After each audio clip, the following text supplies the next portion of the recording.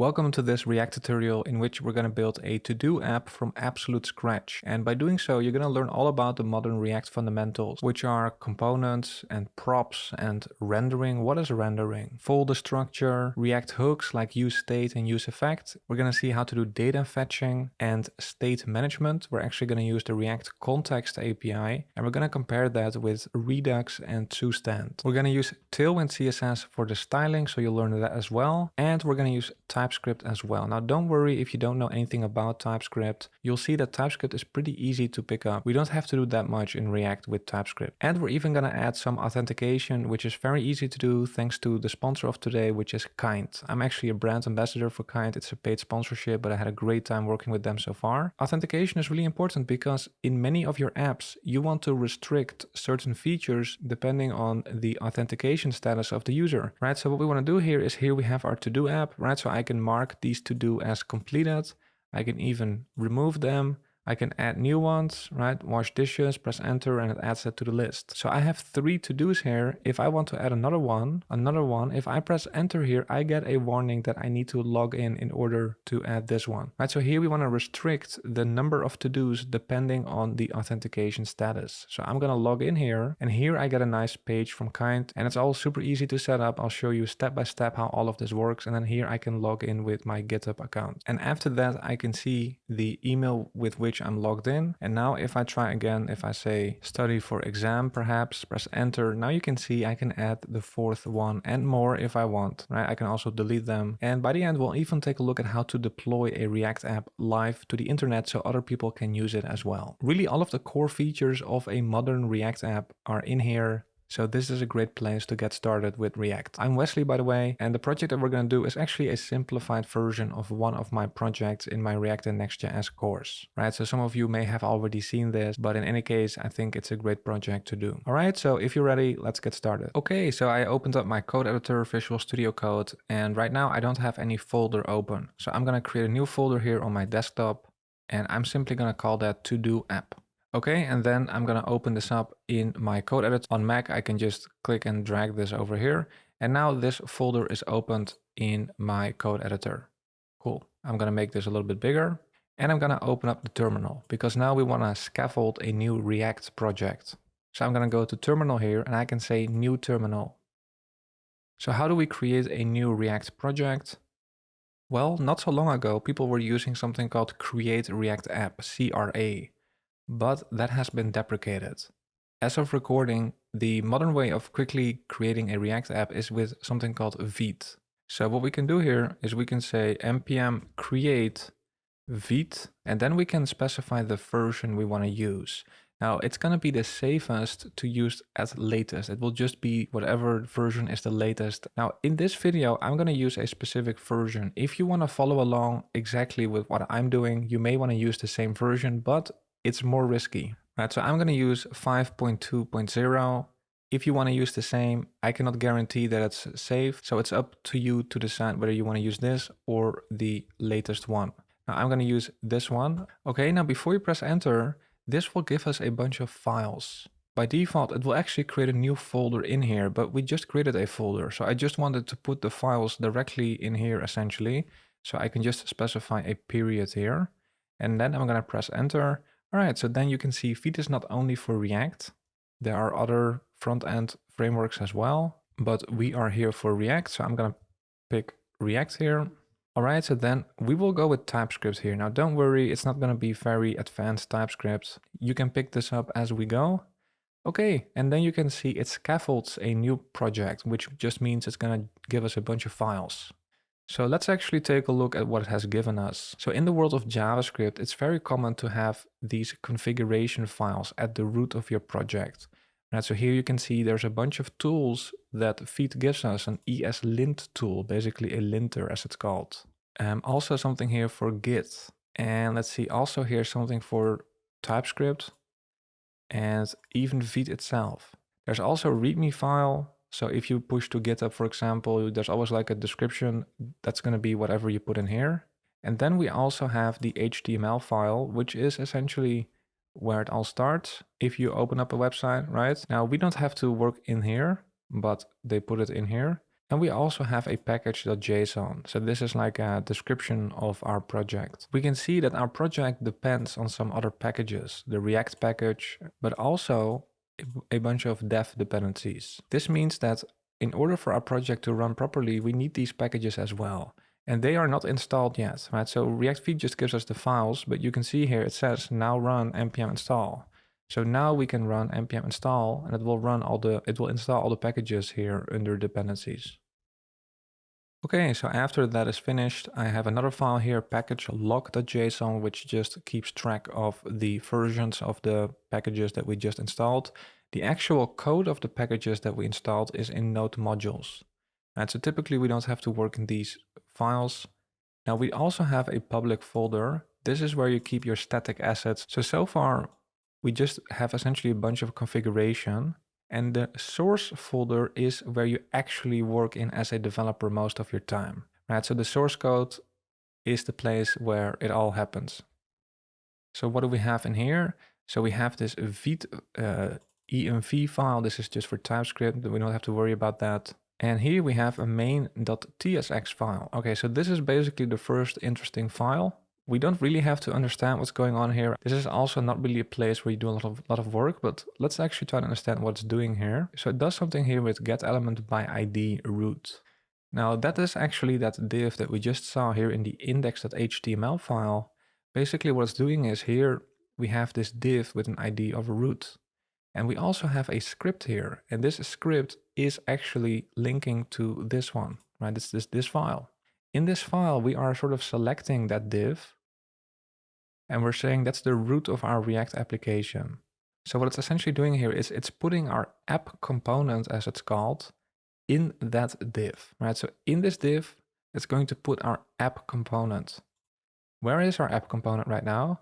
Well, it's actually here. This is the app component, right? So that's just basically how it's set up. We don't really have to worry about that.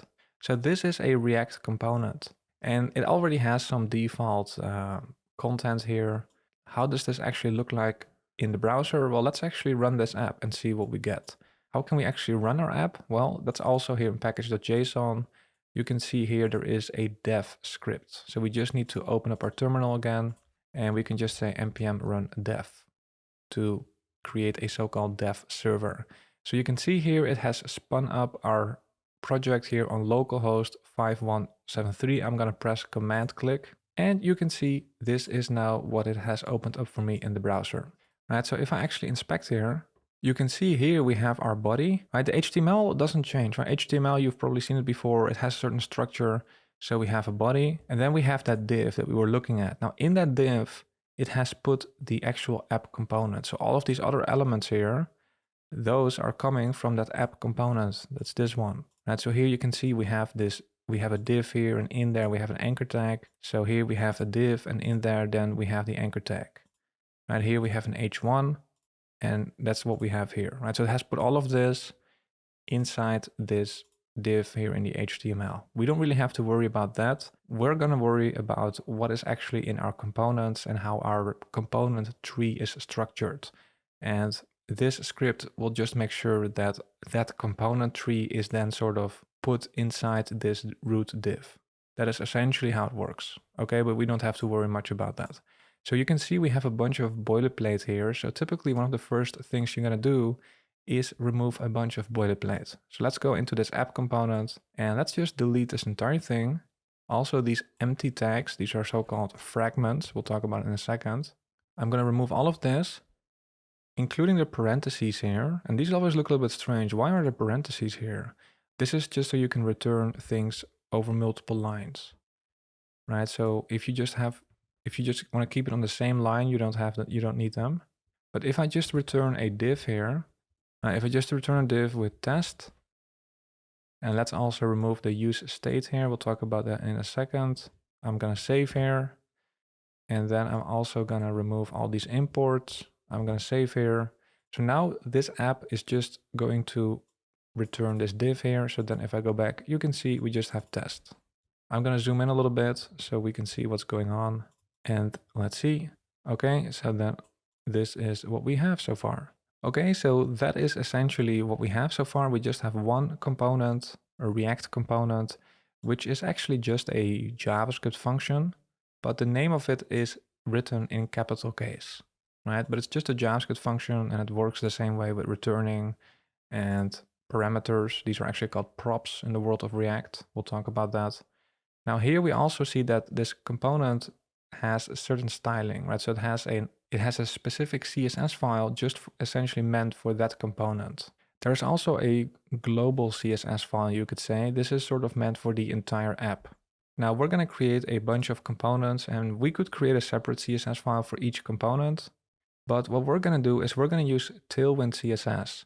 So Tailwind, if you're not familiar with that, is we don't really add styling in a separate file like this. We're actually going to add the styling directly as a class name. Right? For example, a black background color. This is how we would get that. So we're going to remove this app.css file. We're going to delete this one. And I'm also going to delete these things here from the sort of like the global CSS file. I'm just going to save here. We'll keep it around. We'll need it. But for now, we're just going to remove all the styling.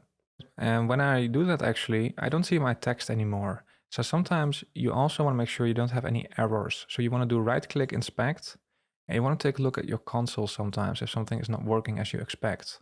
So here, for example, it's giving us an error about the app.css file that we just deleted. This is because we are still importing this, right? So here you can see it's importing that, but it doesn't exist anymore. So let's also remove that. Right, so here is where you'll typically see errors. Now if I save here, and if I now go back and refresh, you can see I have my app here without errors and now completely unstyled. There is actually also an assets folder here, which is a little bit confusing because we also have a public folder here. So what is the difference? Because I could put in an image here, but I could also put an image in here. And it has to do a little bit with how you want to use them in your app.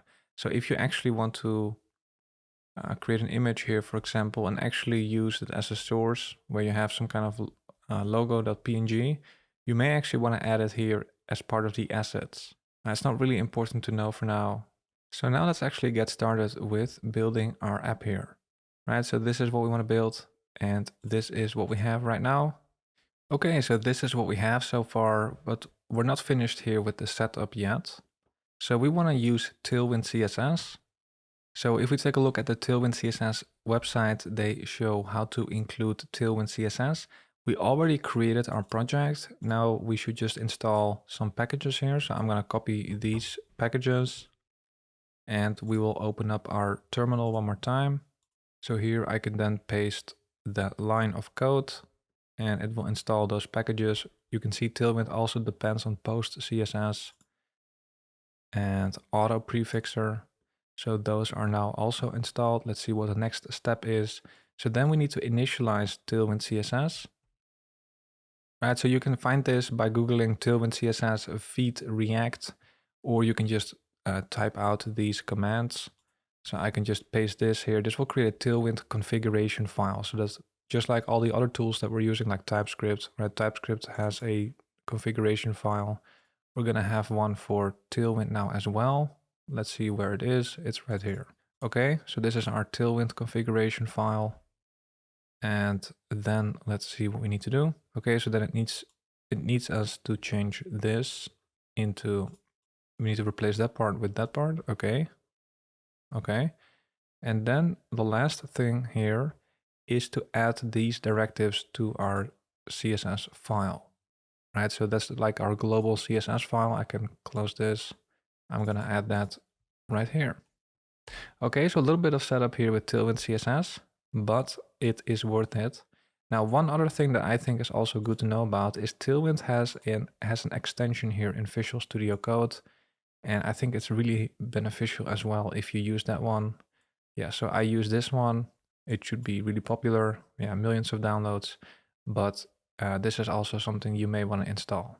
Okay, so that is Tailwind CSS. After you added this, I do find that you need to restart the dev server. So here I'm going to close the dev server and run npm run dev again.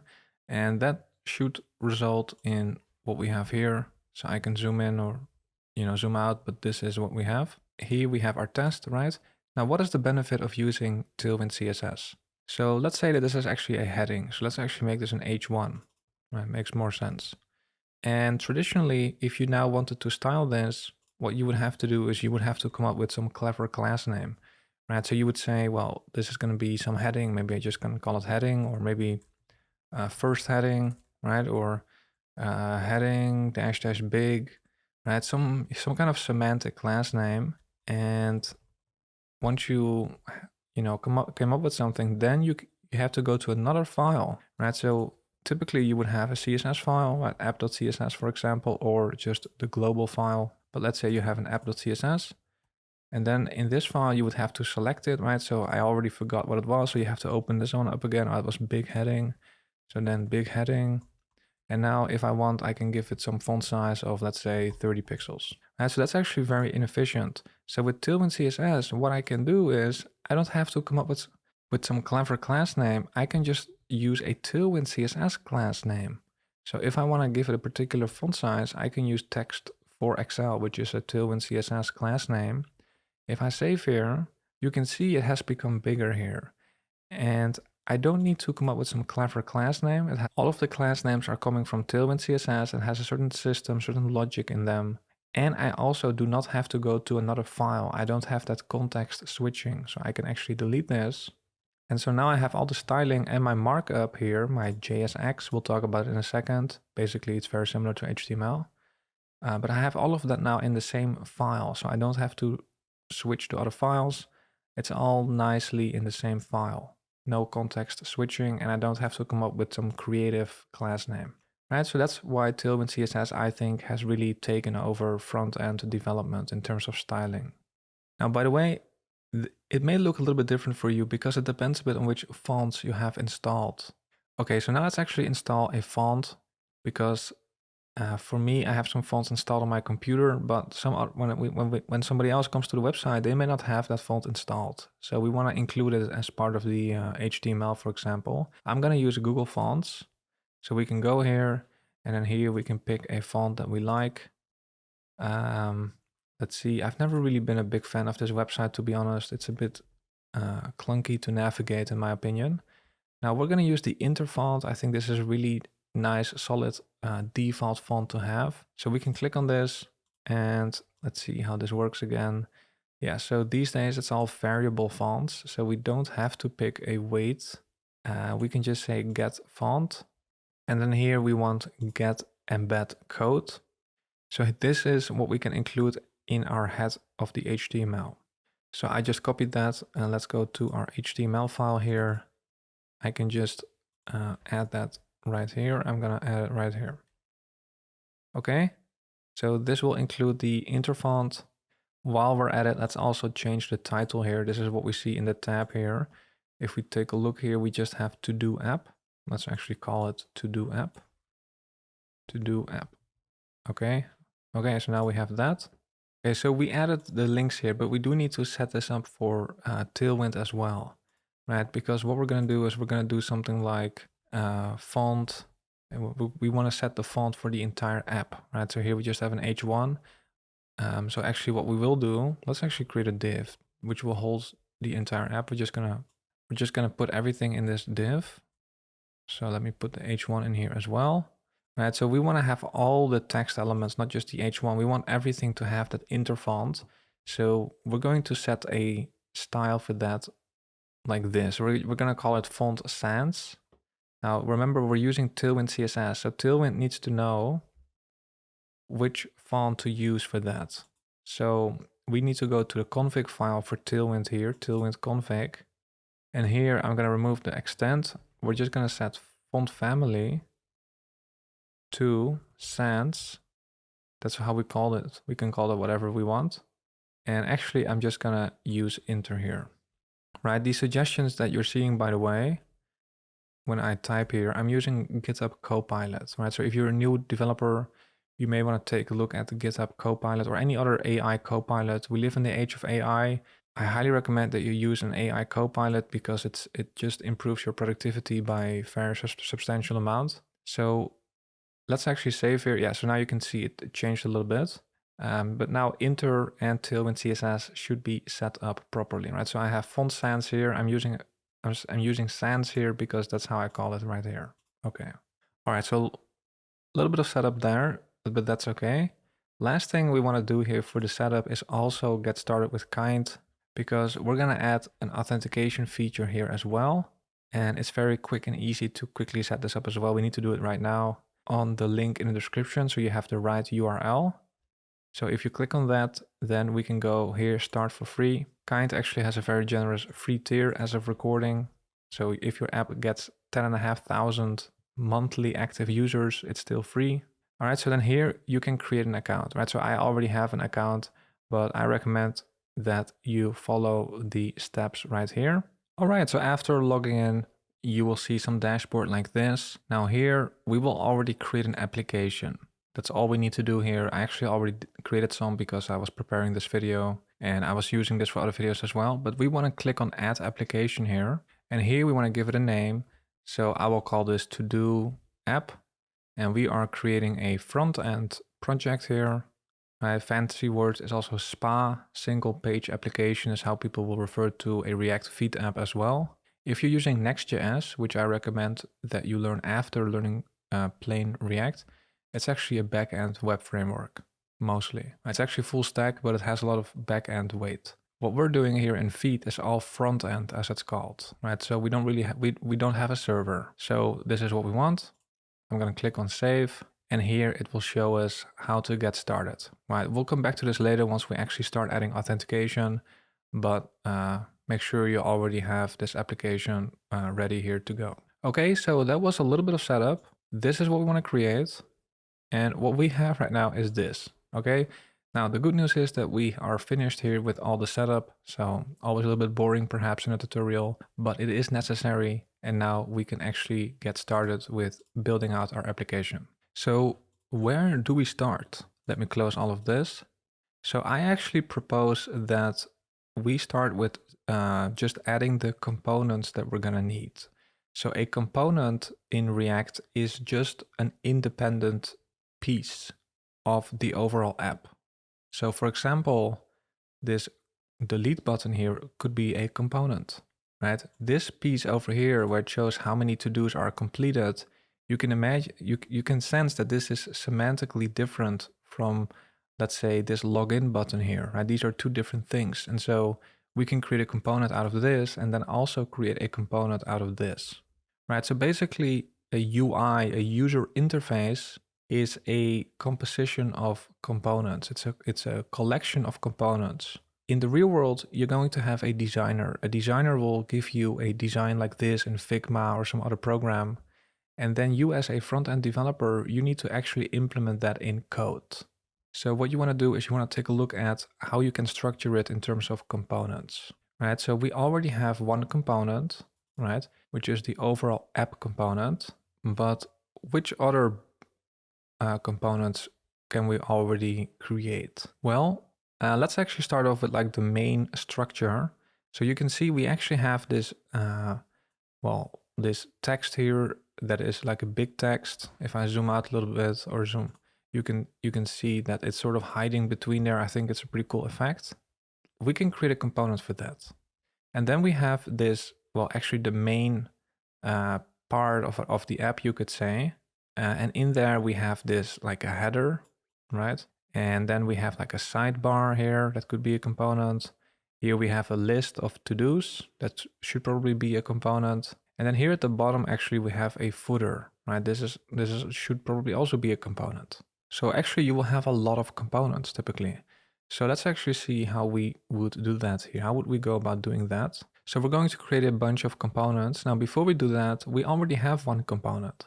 A component is just a JavaScript function essentially, right? So this is a component and we are exporting this component, this function from this file, right? But the actual component is this, okay? And we can already style this a little bit better. Let's actually remove this H1 from here. That's not even what we want. We will keep the font sans, right? So this is more like a global style that we, like other elements, text elements should inherit this. That's why I'm adding it here. But there are some other important like global styles as well, like the background color that we can already add here. So let's actually do that. We can say BG and then we can specify a color with Tailwind here. Now, if you do something like BG black here, and if I save here, we don't see it yet. If I refresh, nothing happens because this div is empty. It's not taking up any space. So we do want to make sure that the div is actually taking up the entire height, right? Div always takes up the entire width because it's a block level element, but we also want to make sure it takes up the entire height. So then if you do that, it actually takes up everything and we see completely black color right now. Right, I'm just using Tailwind CSS classes here. If you hover this and you have that extension installed, you can see the actual CSS declarations that it applies. I can't discuss every Tailwind CSS class in depth because it would take hours. So I have to go over the CSS pretty fast here. I'll have other videos on that, but we just have to go through it a little bit in a higher tempo. So we don't want to have black color. We want to have a custom color. So you have square brackets, and then we can specify our colors. It's going to be F1, D4, B3. Okay, so if you save there, we have our color. Cool. So now let's actually try adding that text actually. So it just is some big text, and we're going to create a separate component for that, but let's actually just try typing it right here. So this is actually an H1 and it will just say to do app. Okay, and then this is what it gives us. I'm zoomed in here, so it may look a little bit big. If I zoom out, it's going to be something like this, right? So pretty small. So let's add some Tailwind CSS classes here. So we're going to say text, and it's going to be custom, a custom size. So we're going to say 120 pixels. I'm using font bold. Okay, and we actually want to have the color, we can say text black, and then you can have / to specify the opacity. So we can say text black 5. We want to make it uppercase. You can just write uppercase. Okay, so that just gives us this big text here. Now we want it to be centered on the page horizontally, and it should not push any other elements aside. So we can actually use absolute positioning for that. And then we can say left should be 50%. Okay, and then that's too far, right? If you have mastered CSS, you know that the trick, what we can do here is then pull it back again by 50% to the left side. So we can say negative translate X by 1/2 again, and then it's perfectly in the center. Okay. Okay, so that's the H1. It's not a React component yet. This is actually just an element here. Right, this H1 is a so-called JSX element, right? So JSX is what you see here. It's actually very similar to HTML, right? So in HTML, of course, we also have div and H1, and it's pretty much the same. There are some very subtle differences. So you may have already seen that we're using class name here. In plain HTML, you can just use class, right? But class is like a reserved keyword in JavaScript, right? You can have you can have a class, right? So that's why we cannot use it here, right? So the idea of JSX is that you can keep your standard HTML for all the markup that we're used to, but here we can also use JavaScript features. So it makes it easier to combine JavaScript with the markup essentially, right? So we can use JavaScript with these curly braces. We'll see that very soon. For now, we're just going to have a bunch of markup. Okay, so what do we have below the H1? We have this, well, shell essentially. This is the dominant content on the page. Let's actually use the main tag for that. And below there, what do we have? We have the footer, right? That's what we have here. Okay. So let's add the footer here as well. We'll create components out of this in a second. Let's just actually add everything in this one app component for now, or at least most of it. What do we have in this main? So in the main, we have like a header on the top, and then we have a sidebar, and then on the left side, we have like a list of to-dos. So we will have a header, then we have like a to-do list. Let's say that's going to be a UL. And then on the right side, we have a sidebar. We may want to use an aside for that, but it actually contains pretty important information. So it's not just like an aside.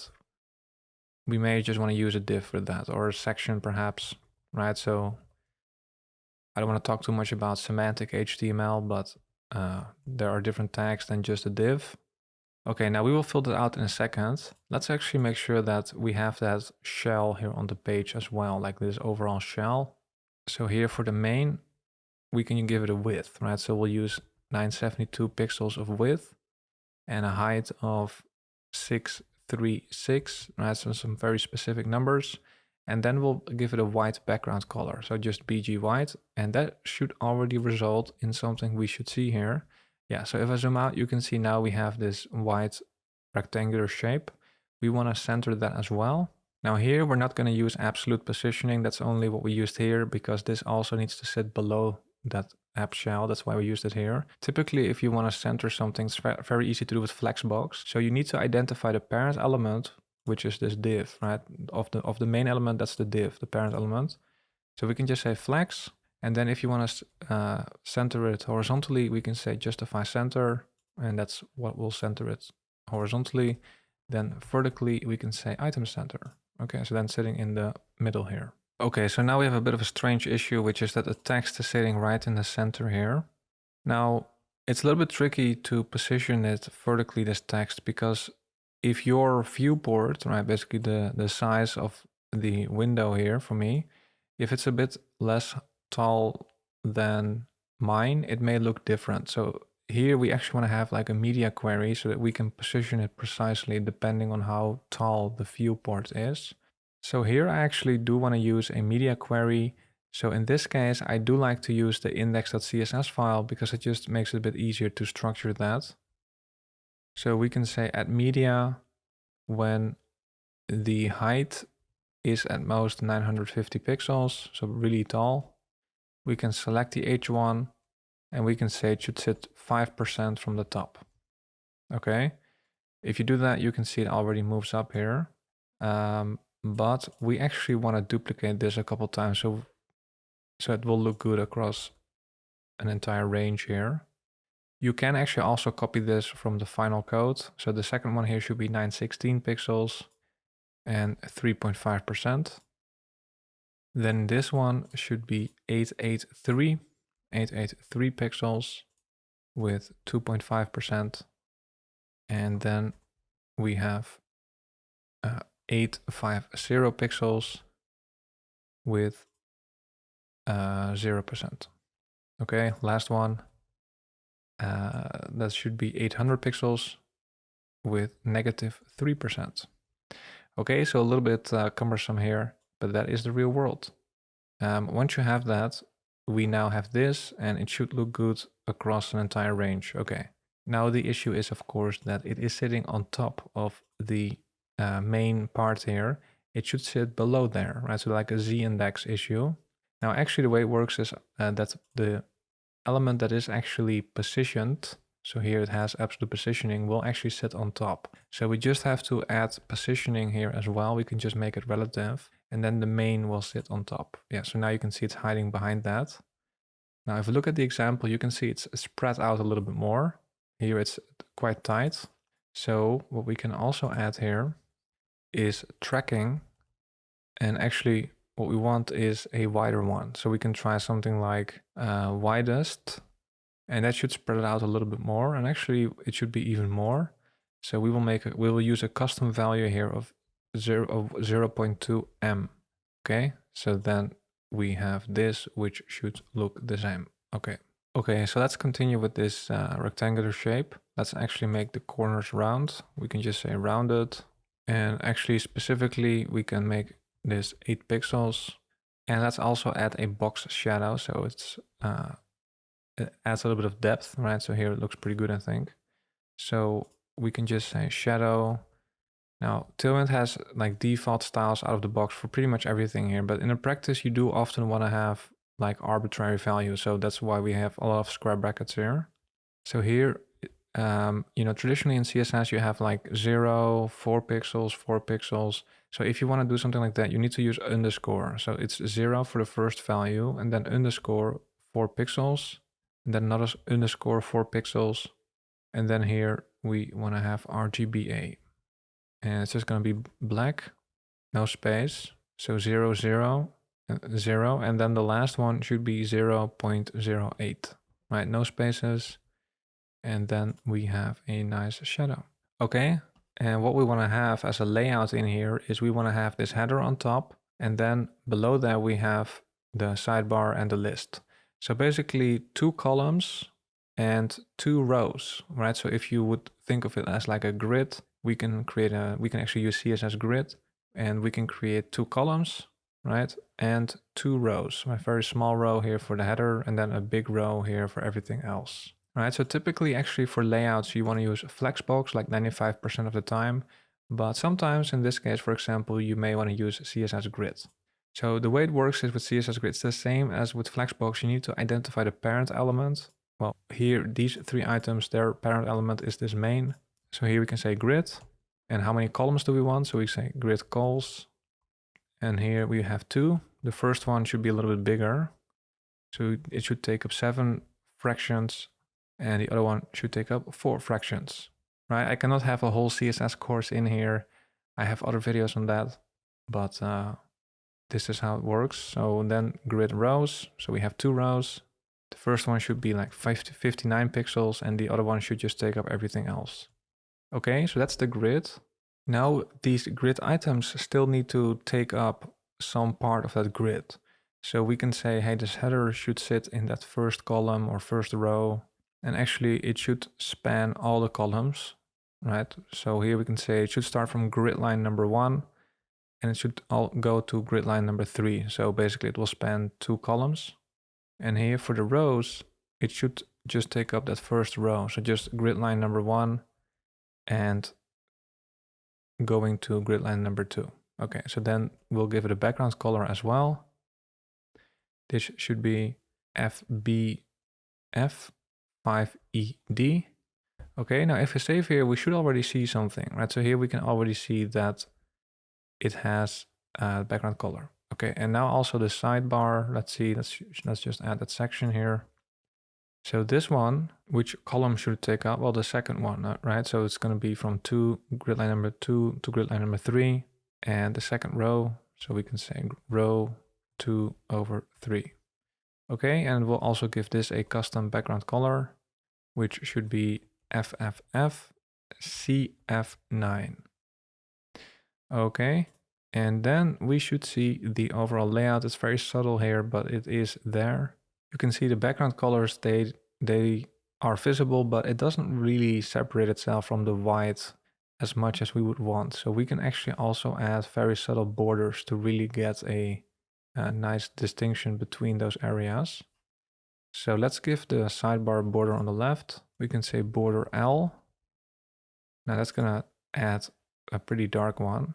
So if we want to give it a certain color, we can say border black, and then some opacity, right? So in this case, actually we want to have a custom opacity, so square brackets and of 8%, right? So then here we have a border, and I think it separates itself a little bit better. We want to do the same for the header part here.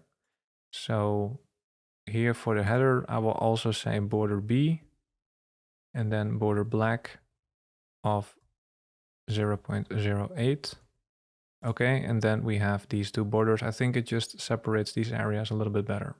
Now I just noticed that the rounded corners of the overall rectangular shape here, they look pointy again, even though we have the rounded set here. And that's simply because that these elements, they have a background color, which is sort of like overlapping, like growing outside of here and basically hiding the rounded corner, right? So we want to make sure that whatever overflows there is actually hidden. So here we can say overflow hidden. Okay, so then we should see our round borders there.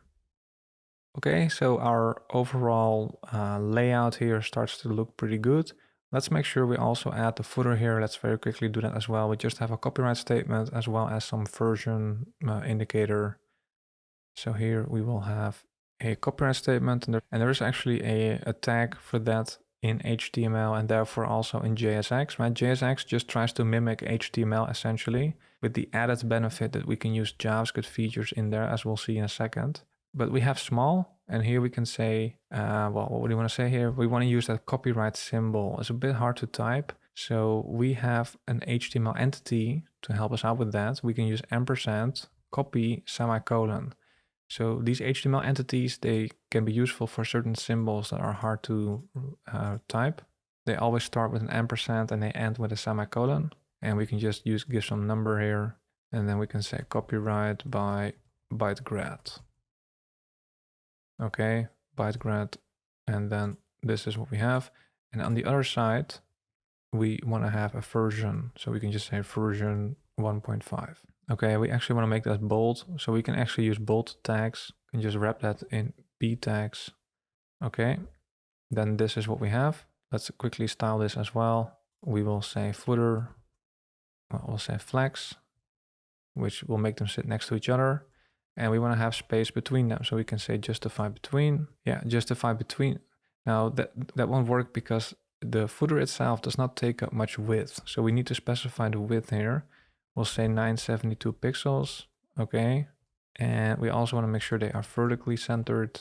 The text in there should just be 11 pixels, right? It should be very de-emphasized because the footer should not be a prominent part. We'll reduce the opacity as well to really de-emphasize it. And then we'll also add some margin on the top. Okay. And yeah, so small here is the small tag has some not strange, but has some specific text sizing. And so we need to manually set it here as well, that 11 pixels. So if we do that, then yeah, so that's what we want. Okay, so this is all just a bunch of styling and markup, so bear with me here. We have not really created any other components so far, right? So we just have one React component still. And this is technically how we could continue. Technically, it is possible to just have one React component for your entire app, but it's actually really beneficial to split it up in separate components, React components. It has a lot of organizational benefits, as we'll see. So let's actually start doing that now. Let's create some separate React components out of some of this markup here. So let's actually start with this h1 here. How do we create a separate component for this? Well, it's just a function. And technically, we can actually just write it here in the same file. It's just a function. We can call that background heading or something like that, right? So React components, they're written with capital Ks and then the name of them, but they are technically just a JavaScript function here. And then we can just copy this and I can just paste it right here. If I save, I get the formatting here with the parentheses, so I can return something over multiple lines. And then I don't want to use this h1 markup here. Now I just want to use this component. So how do we do that? Well, I can just use the name of that, just like I would use div or a paragraph like an HTML element or a JSX element. Now I can use my component, right? So the name is with capital K, so I write background heading, and I can write it like this. Now, since I don't want to add anything in between here in the opening and closing tags, I can use like a self-closing tag like this. Okay, so if I do this, and if I go back, you can see it's still here, right? So nothing has changed. I have just made it, well, made a difference here in how I wrote it down, but it technically works the same. Now we could have all of these components in the same file, but it's a bit better for organization to also create a separate file for each component, right? So here we have an app.tsx file in which we have the app component. Let's now also create a background heading.tsx file, right? So I'm going to create a new file here, background heading.tsx, and then this is the file where we want to add this. Okay, I'm going to add it right here. Okay, so that means I can remove it from here. So this one's just for the app component. Now it doesn't know what this background heading is. I can put my cursor here and say Option Escape on my Mac, and I don't get any suggestions here because I'm not exporting it from here, right? So here in app.tsx, you can see I'm actually exporting the component as a default. We want to do the same here, export default background heading. We can do that here as like a separate statement at the end of the file. I actually like doing it here in the same line. So I can actually also do it like this. And this is actually one of the benefits of using like a traditional function syntax for the React component, because I can write it just like this. Now in JavaScript, we also have arrow functions. So I could also write the component here as an arrow function, right? So it would be something like it would be something like export default const background heading is, and then it would be an arrow function like this. The downside of this is that you cannot write export default in the same line. So if I remove this, it will work like this. This way it will work, right? So this is the alternative way of writing a React component. I personally prefer the traditional syntax because we will have other functions inside of here a bit later. And I think it's better for contrast to have the inner functions than be actual arrow functions. Okay, so this is what we have now. Now I want to import it here. So now I should be able to use auto suggestions here. And I can see that now we have our import right here. Right, so if I save here, everything is still working. We're just cleaning things up a little bit. So now let's actually create some other components as well. But you can see it starts to become messy here, because if we have, let's say, 10 more components and we're going to add all of that here, you can see it starts to become messy here because we have a bunch of other files here as well, like index.css. So I actually like to create another folder in here that we can just simply call components, right? This is where we're going to have all of our components. So let's actually move these two in there. So I can just select these two and just click and drag these into here. And it's going to ask me, yes, I want to move, yes. Now, these import statements, they depend on the path to them, right? So if you move files around, those import statements may not have the correct path anymore. So it's asking me if it want to update them. Yes, I want to update them. So here in main.tsx, it has now updated something. Here it's now importing the app from the components folder. So that's correct. I'm going to save here. Okay, so then we have that. So now let's actually create some other components. So which ones do we want to have a separate component for as well? Well, let's do the footer. Right, let's create a new file here, footer.tsx. And here we can just create a function and we can actually export it as a default as well. Right, footer. And then here we can just copy and paste that markup here. We just need to return that from here. Okay, now I can replace all of this with the footer. So now if we go back, you can see everything still works, but now this is starting to look much cleaner. Okay, so next we could actually create a component for the entire main here. We can call that something like, well, shell perhaps. And then in that shell, we could create a component for header. We could do that, but we can also just leave the main in here. The benefit of that is that now if I want to see how the entire app is structured, I only have to open up this one app file here, and I can see this div here for the overall page. And then I can see the main here, which has a certain layout for some other components. So I think it's a bit more convenient to keep the main just like it is, because it has some like general layout styles. But all of these other ones like header and the list and the sidebar, let's create components for those. Right? There are not really hard and fast rules about components. It's a bit subjective sometimes. So here, the header, let's create a component for that, header.tsx. And here, now I could keep typing out the name like this, right? But there are also some shortcuts. So actually I installed an extension. Let's see which one I have. There are a bunch of them. Let's see, I have I have this one. It's a popular one and it helps you write certain things like components much faster. So if you want that as well, you can install that. As a side note, I also have Prettier installed, which is what allows me to format this automatically, right? So if I have some strange formatting, if I save, it automatically formats it for me. So if you're a beginner, I think this may also be something that you're interested in. You do need to change something in your settings for VS Code as well, in case you install this, right? So make sure you also follow the instruction here. Okay, so I have that extension, so I can write RFC, React Functional Component. And if I press tab here, you can see it gives me the entire component here. Now it also has this import statement. This is a bit it's like a relic from the past.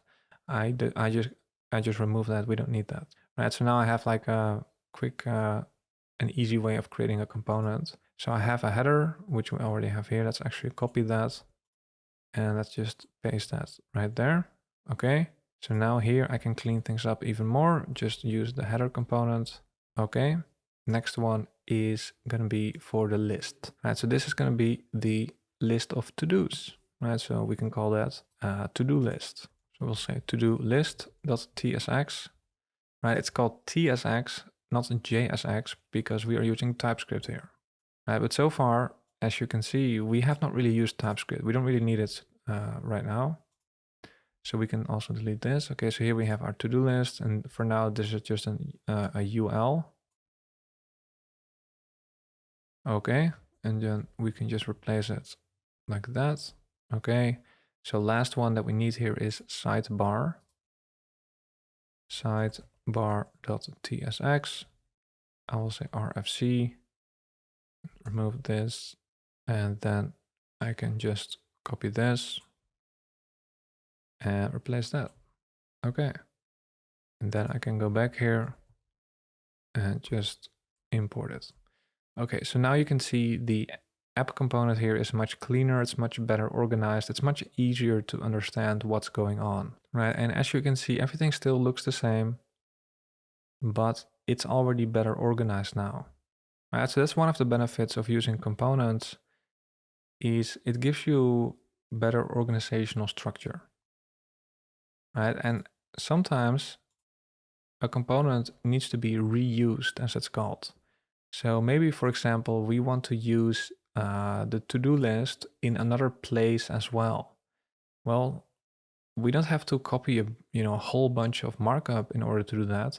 We only have to, well, copy this component like this. We can just say, well, I also want it here, let's say, right? So it makes reusing your markup and also logic, because so far we haven't added any logic yet. It makes reusing that much easier. But we'll see that in a bit as well, because we're not going to duplicate the to-do list, but we will actually need these buttons here. They are quite similar, as you can see, right? So here we would like to create one component, one button component, and we would like to reuse it in different places. Okay, but this is what we have so far, and this already looks pretty good. All right, let's continue filling out this part here. Let's actually continue with the header here. So we just have, well, basically like a logo or some kind of artistic vector shape. And then we have basically a counter, right? So as I complete to-dos, it will show me how many I have left and how many I've completed.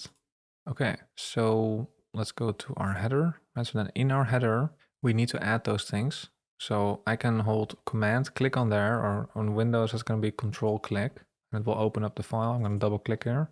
I'm going to close this. So in the header, we will have, let's actually just call it a logo. So we can use the image tag, and here we will link to an external image. So we can say source. It's actually on my bytegrad domain. We can type it out here, or you can just copy it from the final code. So we can say bytegrad, and it's going to be course-assets, react-next.js, and then it's dots.png, right? Just dots. That's what will give us this. That's one part. The other part is going to be that counter. That's actually just a paragraph, and we will just hardcode 0 out of 0 to-dos completed. Now we want the first one to be bold. So let's actually wrap it in B tags. We can actually also wrap it in span tags and just style it to be bold with Tailwind. But let's pick the easier option here. So we'll say this. Okay, and then this is what we have. Now we just need to get the layout right. So let's see. This is another good use case for Flexbox, right? So the parent element is the header here. So we can just say flex. And then they should sit pretty far away from each other, space between them. So we just define between. They should sit vertically in the center. So we say item center. They shouldn't sit against the edge. So we're going to add some horizontal padding of 28 pixels. And that is what we have now. Okay, so looks good. What we did here is actually just put the markup here in this header component. Now, what you may want to do is, since something like this, like a logo, this is something that's also like semantically different from the rest of the app. So this could also be something that you create a component for. And same for the counter or this part here. This is really semantically its own thing. It's separate from other parts. And potentially we could also want to use this in other places as well. So we may want to create separate components for these as well. Let's quickly do that just to get into the habit of it. Let's create a new component here for the logo. We can just call it logo.tsx. I'm gonna use my shortcut here, and then I will quickly copy and paste this image into here, okay? Then I can use my logo component like this. Okay, and then we have this counter. Let's call it counter.tsx, and let's just paste that here, and we have a counter. We do need to import these from the right location, right? So we do // or actually my auto import does it, but // means dot, and in the current directory, right? So in header, the header is in this components directory. In that directory, we have a file called logo, right? So here we have indeed a file called logo.tsx. We don't have to specify the extension. Okay, so now we have the same result, but again, it looks a bit cleaner now. Let me close those. So that is the header. We're almost finished here with all the markup. Bear with me here. After that, we can actually start adding some logic and all the fun stuff with React. It's really beneficial if we just code all the markup up front. So where should we continue? Should we continue with the sidebar? Yeah, let's do the sidebar now. So we have this add to do here, which is actually a form. So we're going to have an input and also a submit button. So let's continue there. So that's going to be in the sidebar, right? So here I'm going to open up the sidebar. So what we want to have in here is that form. Now, this could also be its own component, right? So instead of writing it first here and then create a component, we might as well just do it immediately up front.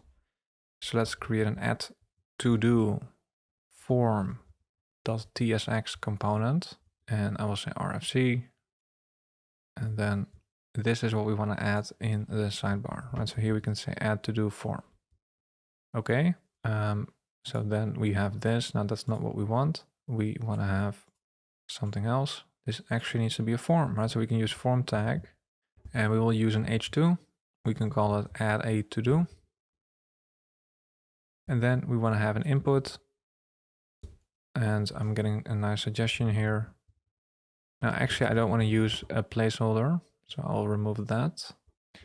And below there, we'll have a button. And it will say add to list. Okay, so we do need to style this. So let's start with the h2. And let me actually zoom in a little bit here.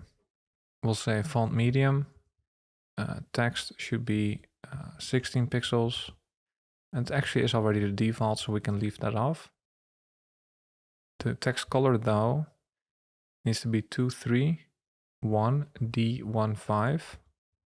Okay, so then the input, we actually don't even see it. We'll give it a height of 45 pixels and a border. So now we actually see it. We'll give the border a black color with 12% opacity. So we can just say 12%. We'll make it rounded by 5 pixels. We'll add some margin, vertical margin of 9 pixels. And the text in there should be 14 pixels. Okay, so the input right now is sitting next to the button. We don't want it. We want the input to just take up the entire width here. So we can just make it a block level element, which will take up the space here, which will push this one on its own line. So we do want it to then stretch essentially the entire width. Okay. Now we do want to have some space here for the sidebar and the other elements in there. So let's go to the sidebar and add some padding of 25 pixels on the horizontal sides. And then also for the top, it should be 18 pixels. And we'll also add something to the bottom, padding bottom of 28. Okay, let's style this button. Let's give it a height of 45 pixels and a background color of 473 A2B, and it should take up the entire width. The text should be white. We want to make it rounded as well, 5 pixels. When we hover it, the cursor should be a pointer, so we can just say cursor pointer. Now when we hover it, we would also like it to change the color. So here we can also say in the hover state, we can say BG 322618. Okay, so then we have that. All right, so here I can type, but it's sitting against the edge. So let's also add some padding here. Let's add some padding of 16 pixels. Okay, so this is starting to come along pretty nicely. Let's compare with what we have here. Yeah, so this looks about the same. Now we have two other buttons here in the sidebar. So now we actually get to talk a little bit about reusing React components. Because if you look here, you can see these buttons are almost the same. Right? They just have slightly different colors because, well, these are like secondary buttons or they should be a little bit de-emphasized. This is the primary action that we want the user to take here. Right? So this one is a little bit more emphasized, but it's pretty much the same as, these buttons are pretty much the same. They have the same size. They just have slightly different color. So if you have elements or things that are very similar, you do want to try to have one component for them. The benefit of that is that now if you do change something, you want it to affect all of them, right? So if I do, for example, change the text color in the button, I probably want to do it for all the other instances as well. So if I have one component, then for every one change I make, it will affect all the other instances as well. So let me show you what I mean. So we want to add these two buttons to the bottom of the sidebar.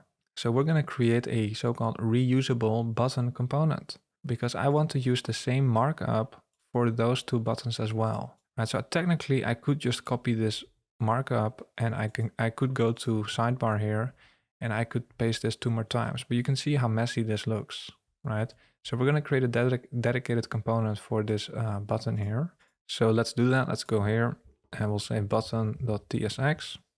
Okay, and I will just copy this and paste that right here. Okay, now here it has type of submit. So that's for submitting a form, but these two are not in a form, right? So here, I don't want to make this part of this button here. Actually, by default, if you have a button in a form, it will actually already be submitting it. So we don't even need to specify that, but let me add this one back here. Okay. So now we have this button. So now we want to reuse this for those other two buttons here, right? So here now, I can just very easily do that. I can say button, I can just write it again, right? So if I do that, you can see I have another button on the page. And if I want another one, I can just write button again.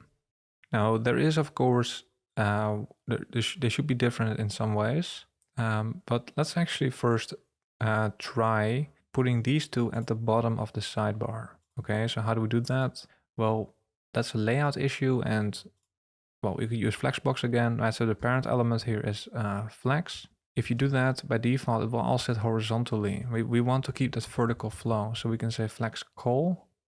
And the benefit is that now if you do that, well, it looks the same, but the benefit is we can wrap this in a div. We can wrap these two in a div, now in a div, and then this div can say margin top auto, which will essentially add as much margin as possible, which will push itself down essentially, right? So then that's one way of pushing something all the way to one side with Flexbox, right? And pro tip, this is a better way of doing it than trying to change the markup of the button, right? If you would do something like this, margin top auto, now you make it a part of the button, which means that if you use this button in some other place, like for example here, add to list, this would now also have margin top auto, even though we don't need it for this one. We just need it for these two essentially. So you want to be careful with adding like layout styling to something that you're going to reuse. So typically, if you need to have some layout, you can just create like a one-off div for that. Right, that's what we do here. Right, but it's a bit of an advanced tip. I also want to have some space between them. So that's another something that you want to add to the div here. We can say there should be some space vertically between them. Yeah. Okay, now we have an issue, of course, which is that all of them, they say add to list. Right, so here it says add to list. That's correct. But here it should say login and register. So we are using this component, this button component, in 3 spots. Here we have 1 and here we have 2 instances, but we would like to customize the text that it shows, right? So if I open up the button, we have sort of hard-coded the text inside the button here. So wherever you use it, well, it will indeed show add to list, right? I'm using it here, and here it's correct. But here, I don't want to show add to list, I want to show log in. Now, traditionally, if you have a button in HTML or JSX, you would have button with opening and closing tags, and then you would say something like login, right? And with React components, we are often trying to mimic that as well. So it would be nice if we could do something similar like this, right? And then for the other one, you could say, well, what do we have again? We have register, right? So then you could say register. So basically, when you use the component on the spot, you decide what text it should actually display, right? That's what we would like to do. And then for this one, you would say button add to list, right? So something like this is what we would like to do. Is that possible? Well, yeah, it actually is. So here what we will get, whatever you put in between the opening and closing tags of a component like this is what you will get here, right? So here we have the component. You will get that as so-called children. So what I can write here is curly braces. We'll talk about why we have curly braces there. Okay, so now we have, well, 3 instances of that button, right? Let me actually open up this button. So I have one component and we are instantiating it essentially in three spots, right? So in that form and then here twice in the sidebar. Now they are looking the exact same, but if you look at the example here, the text is different, but also the color is different, right? So how do you customize a component like that, where you're using it in multiple places? How can you customize it? Because the button here, yeah, button here is correct, but here the sidebar, in the sidebar, these 2 buttons now are being instantiated with the wrong color. So I would like to, well, how do I customize that? Well, we can customize it with so-called props. So what I would like to do is I would like to specify that the type of this particular button is like a secondary button, right? And the other one as well, right? So this is like the primary button, and then these 2 are actually kind of like secondary actions that the user can take. So we can say something like this, right? This is a so-called prop, right? So in HTML, in plain HTML, you would have like attributes, right? So you have class, right? And style, right? These are like attributes. So in React, you can also write something like that, but it's not called an attribute, it's called a prop, right? Basically a property of the component. So here I would like to specify that these are secondary. So here, based on what we're passing there, I would like to customize the style a little bit.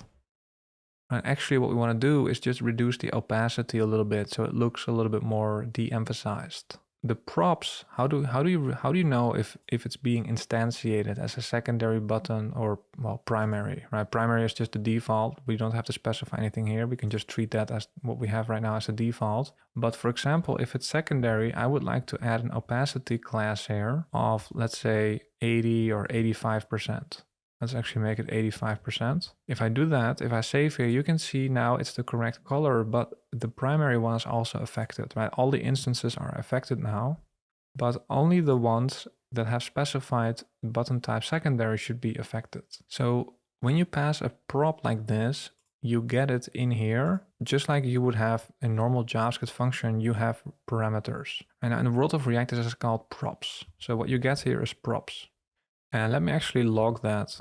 I can just use console log here to see what we get. So I'm just going to log this and let me actually inspect here and open up the console. And you can see this is just an object. So it has object, and in there we see button type secondary, right? So wherever you use this button and you pass a prop like that, if I just say test is, if you just say test is test, very common actually that you have the same name and value for prop.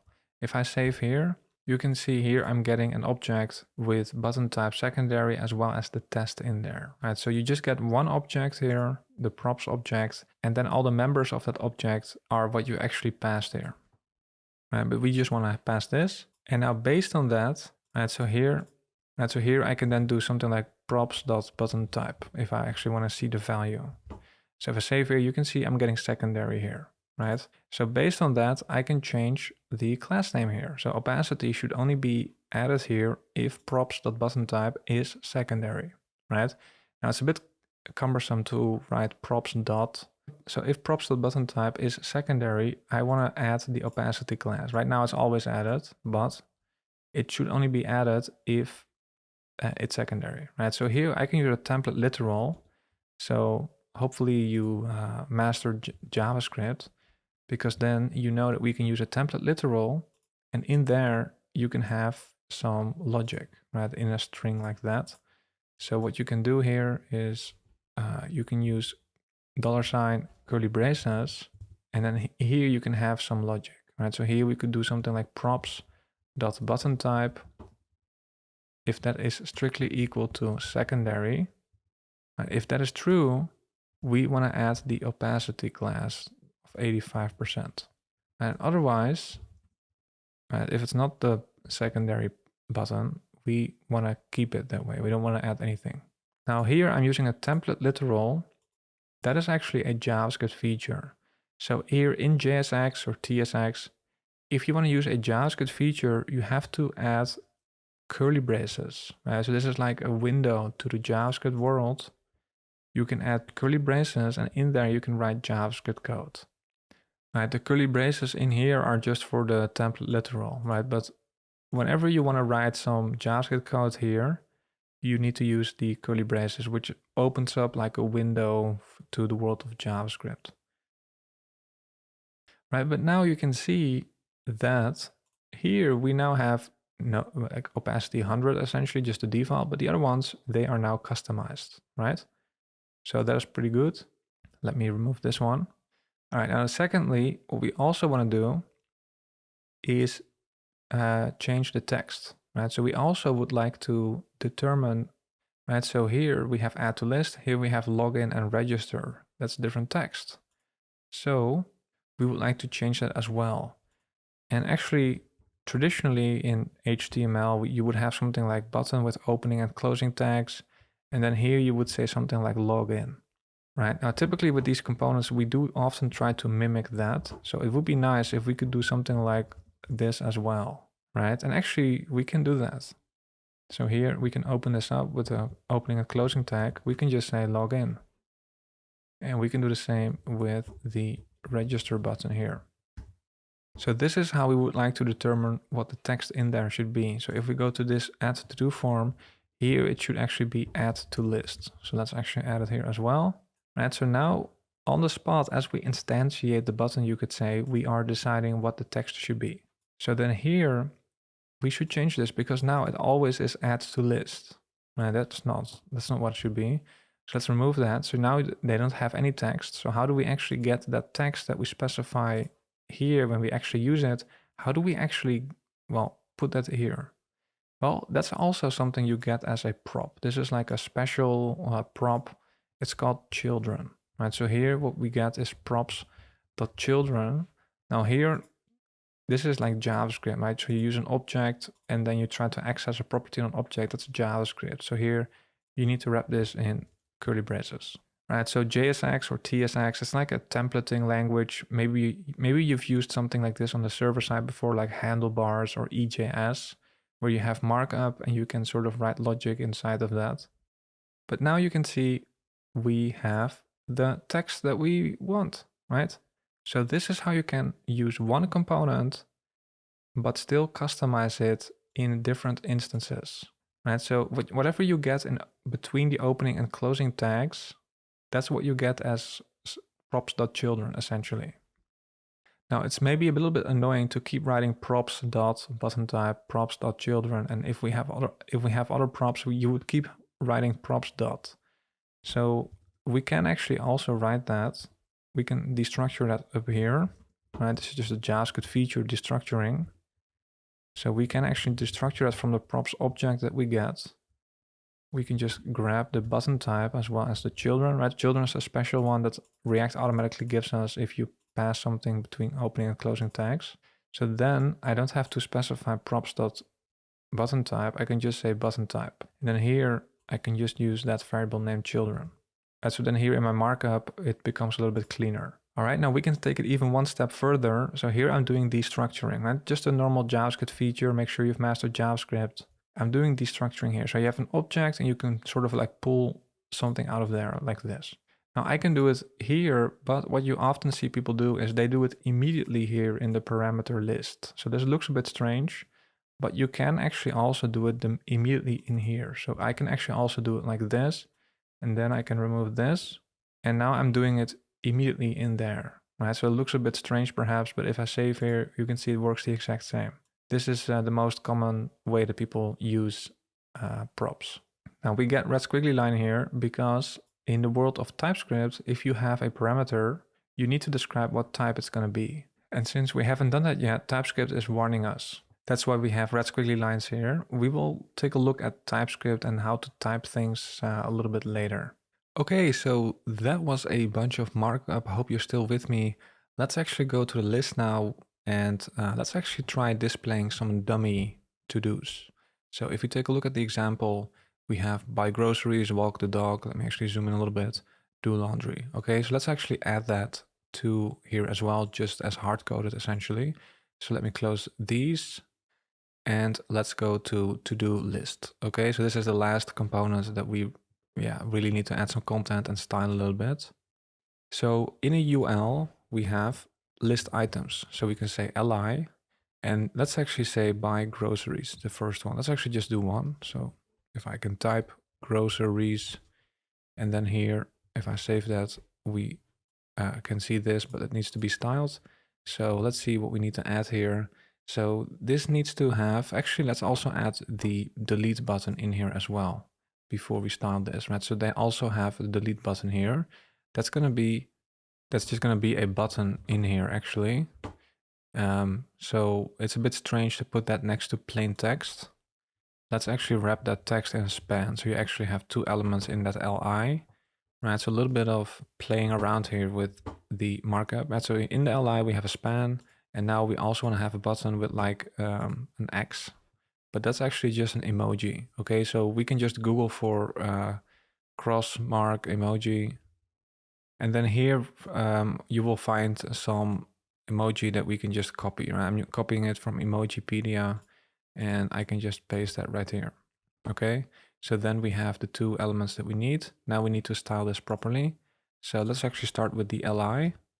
Let's make it flexbox, justify between, so there's space between them, right? Each on their sides. And let me actually make this a little bit wider. So next, we also want them to be vertically centered, and they should not sit against the edges. So we add some padding on the horizontal sides. And then we also want to give them a specific height of 50 pixels. The text should be 14 pixels. And we also want to have cursor pointer so it looks like you can actually click on them. We'll also add a border to the bottom. And then we also will set the color for that border at 8%. Okay, so we can actually just write 8%. So if I save here, then this is what we have. Is that the same as what we have here? Yeah, it looks about right. Okay. Now in the example, we have two more. We have walk the dog and do laundry as well. So if you hard code things, when hard coding, I mean just literally writing it out here. So there's not really any logic here. We're just sort of duplicating it manually. So then we would do something like walk the dog.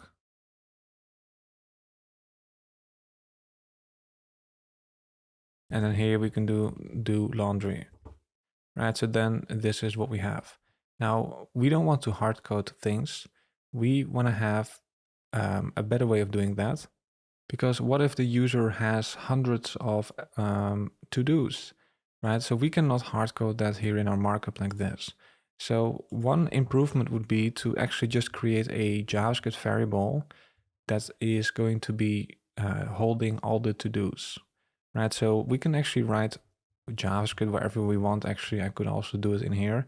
But typically, if you have like a variable that doesn't change, you would define it outside. So here we can say something like initial to-dos. We can call it initial to-dos, just a JavaScript variable.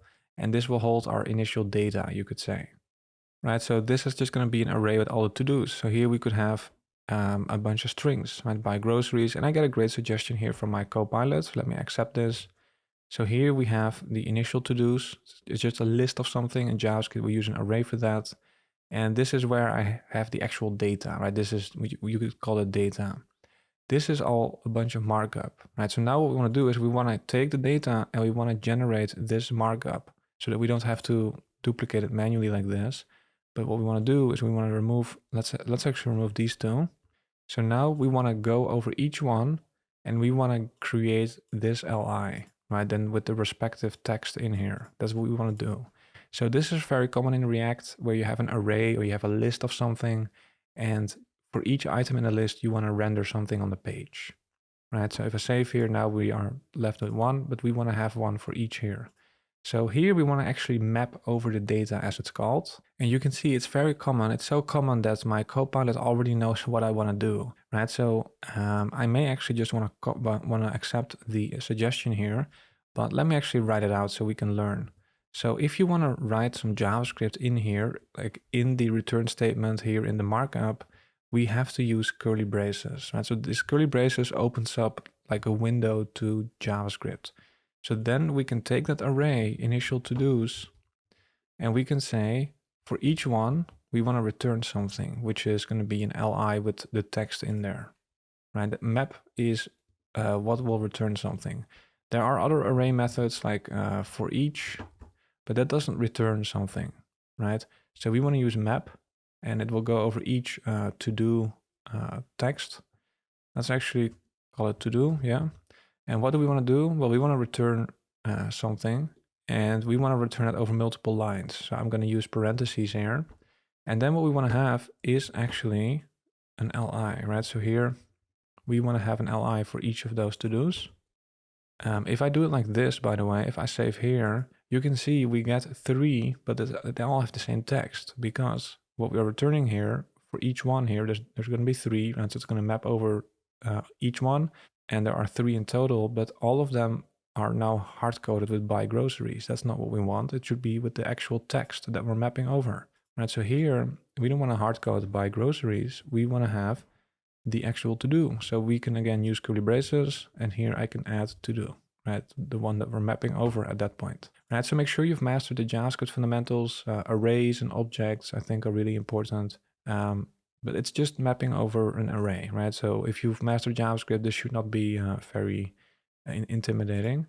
But now you can see when I go back, I can see the list just like what we had before. But now it's much cleaner because we have separated out the actual data into one variable here. And for actually displaying that, we are just mapping over that, right? So this is very common in React. You have a list and you map over each item, and you render some element on the page for each item, right? So this is very common. Now there's one thing that we should also add here, and if I inspect my console here, we may see an error. Let's see. Yeah, so here when you map over an item, React wants you to pass in a key prop. So the outer element here is going to be the li. So you need to specify a key to React. And React wants you to do this because this is how React can keep track of what is unique, right? So it's something that React needs internally to keep track of which one is separate from the other. Right? This is mostly important if you are going to, for example, change the order here. So if the user can sort them in a particular way, React can get confused. And so during rendering, we'll talk about what rendering is, it needs to keep track of which one is which, and it does it with a key prop.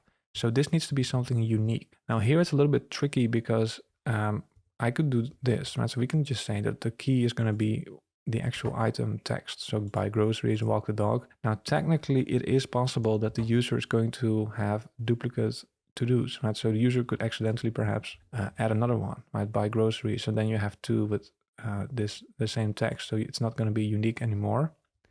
But sometimes, like here, it's not really easy to find something unique. You can also perhaps use the index, right? So when you map over, you also get an index, so 0, 1, 2. That is something that you will see sometimes. It's not really recommended. It's recommended that you actually use some combination perhaps to get something unique. Here we are just going to assume that it's going to be unique. So I will leave it like this, but it's not really a huge deal here. Because it's just an example app. In the real world, you often have some additional data that you can use to actually create something unique. So for now, we will just leave this and the error should be gone. So now what we have is the following. Right, so now all our data is in one array here. The benefit of organizing it this way is now if you change it, you can just focus on this piece here. Right, so if if we want to add an additional one to the list here, well, we only have to add one here. If I just add, let's say, study for exam, if I just add it here, if I save now, you can see we have another entry here, right? Another item here. Right, so I don't have to, fiddle with all the markup and make, create like a whole big mess here with all sorts of items. It's nicely separated out into a separate variable. I created a variable up here outside the component. You can actually also do it inside the component, right? Just like here. Now, typically what people do is if it's something that if it's something like this where you have like initial data or like dummy data, people do tend to do it outside. The only downside is if you do it inside the component, whenever the component re-renders, and don't worry, we'll talk about what that means, it will be recreated. So this array will be recreated over and over again. It's technically not the best for performance, but it's not a huge problem.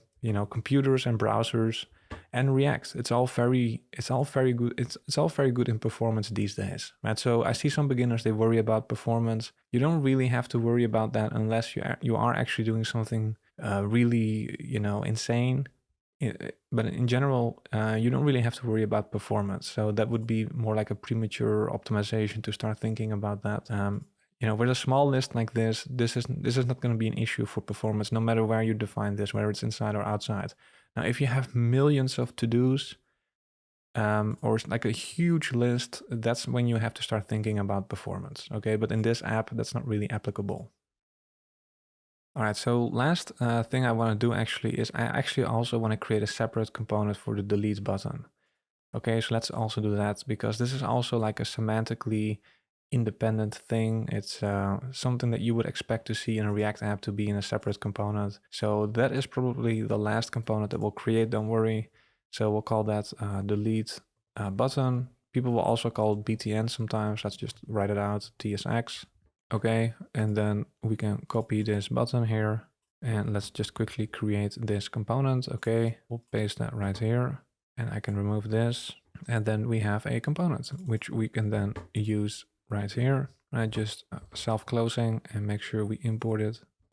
And then if I save here, we can see everything works the exact same. And now we have finished creating all of these components. So well done for making it this far. Now we can really focus more on a lot of the React logic and how to manipulate the markup, right? Okay, so let's actually start thinking about what should happen if I click on one of these items here. Right, so in the example, if I click on the first one, you can see that it has a line through as well as the text becomes like a lighter gray. Right, so that's how we can see that a particular to-do item has been completed. So how do we do that? So if I click here, nothing happens right now. Well, let's actually think about how we can do that. So we actually would like to change the style essentially when the item has been completed. Right, so let's actually take a look here. So this span, we can also style that. Let's actually take a look. So to get a line through, we can actually just write a line through. And for the color, we can make that text. And then the color is CCC. So if I save here, now they are all marked as completed, or that's how they look right now. But that's how we can style it, right? So that's how we can do that. Now, of course, we don't want to do it like this. We only want to style it like that if the to-do is actually completed. Right, so that's actually a piece of data that we also need to keep track of. Right, so here we are only keeping track of the actual to-do text, you could say, but not if it's actually completed. Right, so here we have buy groceries. Okay, but is it already completed or not? Right, so now we need to start to keep track of more data related to one particular to-do. So we want to associate multiple pieces of data together to represent a to-do. In the world of JavaScript, we can do that with an object, right? So instead of having strings here, a list of strings, let's actually create an object, and each object represents one to-do, right? Just like what we have now, where we have each string being one to-do, we need more data than just one string, so you use an object for that. So here, for an actual to-do, we can say the text should still be buy groceries, but the actual, whether it's completed or not, we can keep track of that with another property here, is completed, right? And let's actually do that for all of them. Let's see if Copilot is smart enough to complete this series here. I'm just going to type a little bit. And I don't get any suggestion. Maybe I should wait. Yeah, so I get some suggestions here. And actually these are slightly different, but I can just accept here. And let me actually just stick to 3 here. So we'll just have 3 objects. Each object is representing one to-do.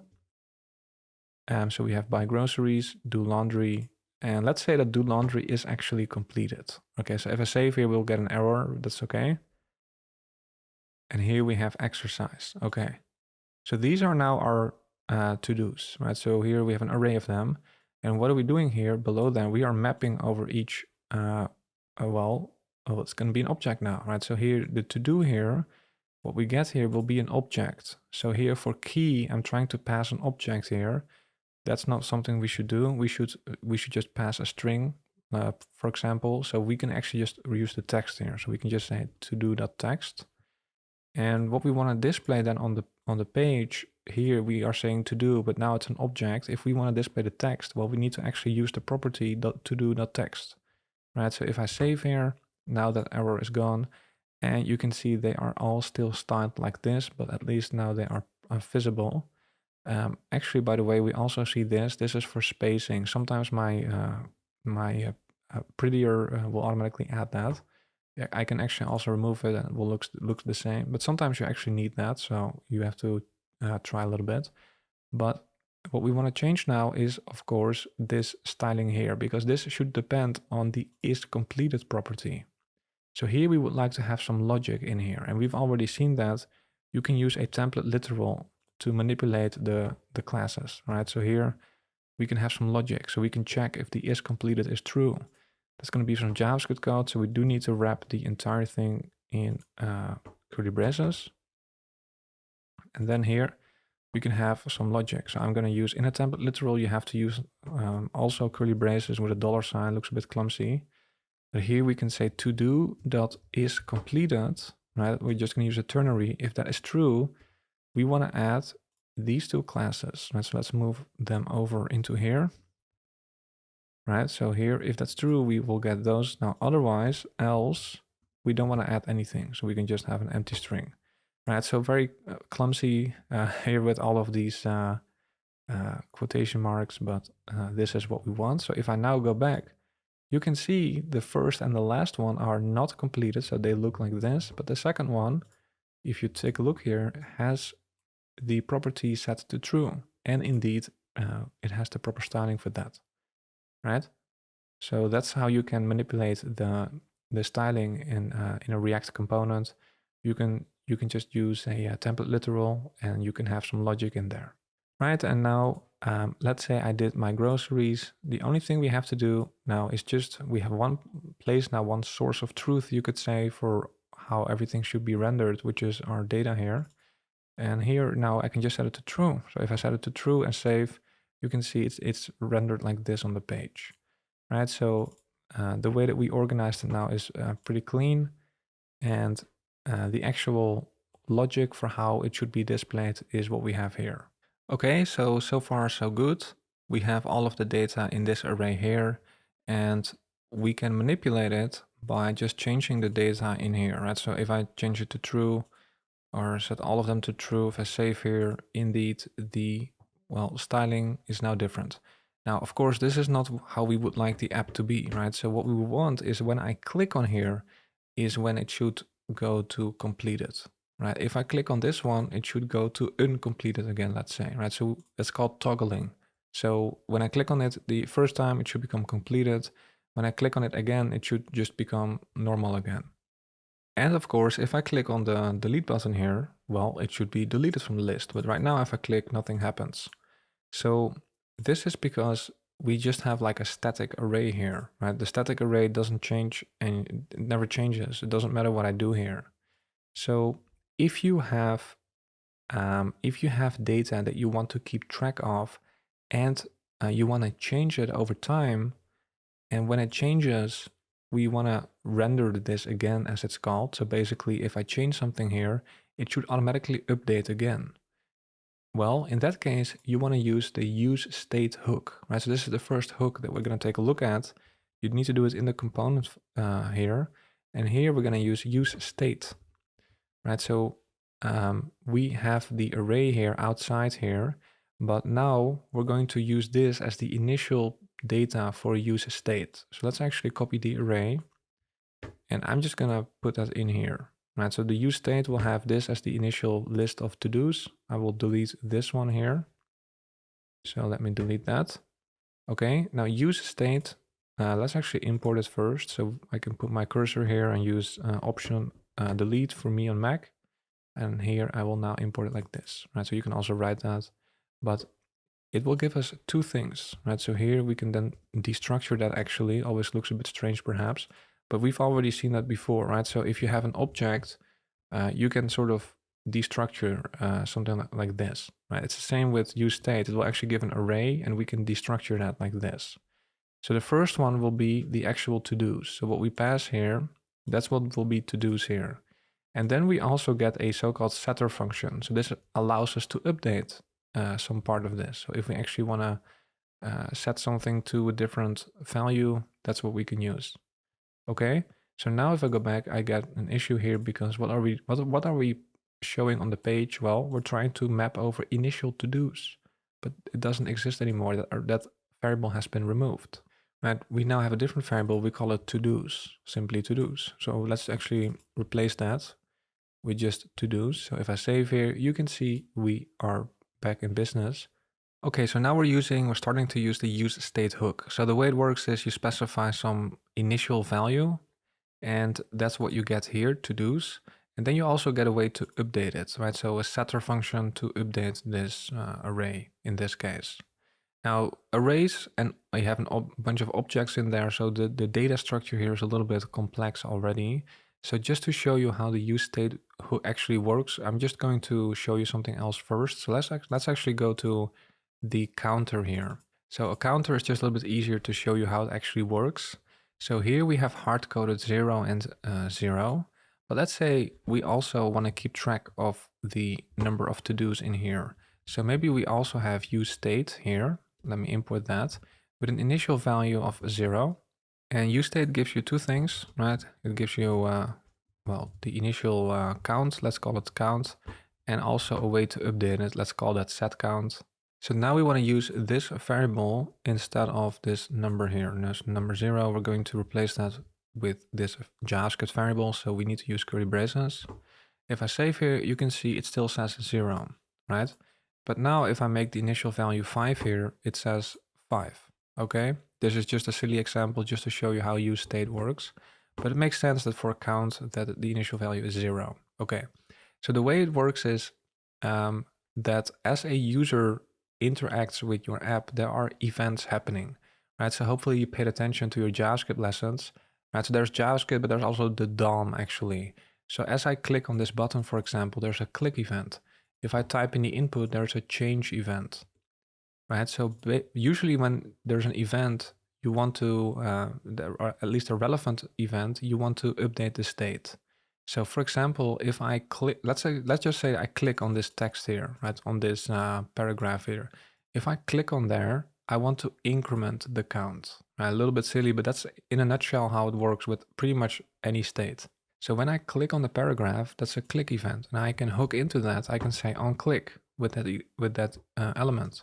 And then the way it works is you need to specify a JavaScript function. So I have curly braces. You want to run some code, you do that with a JavaScript function, right? So here I like to use the arrow function. So then in the body we can run certain statements.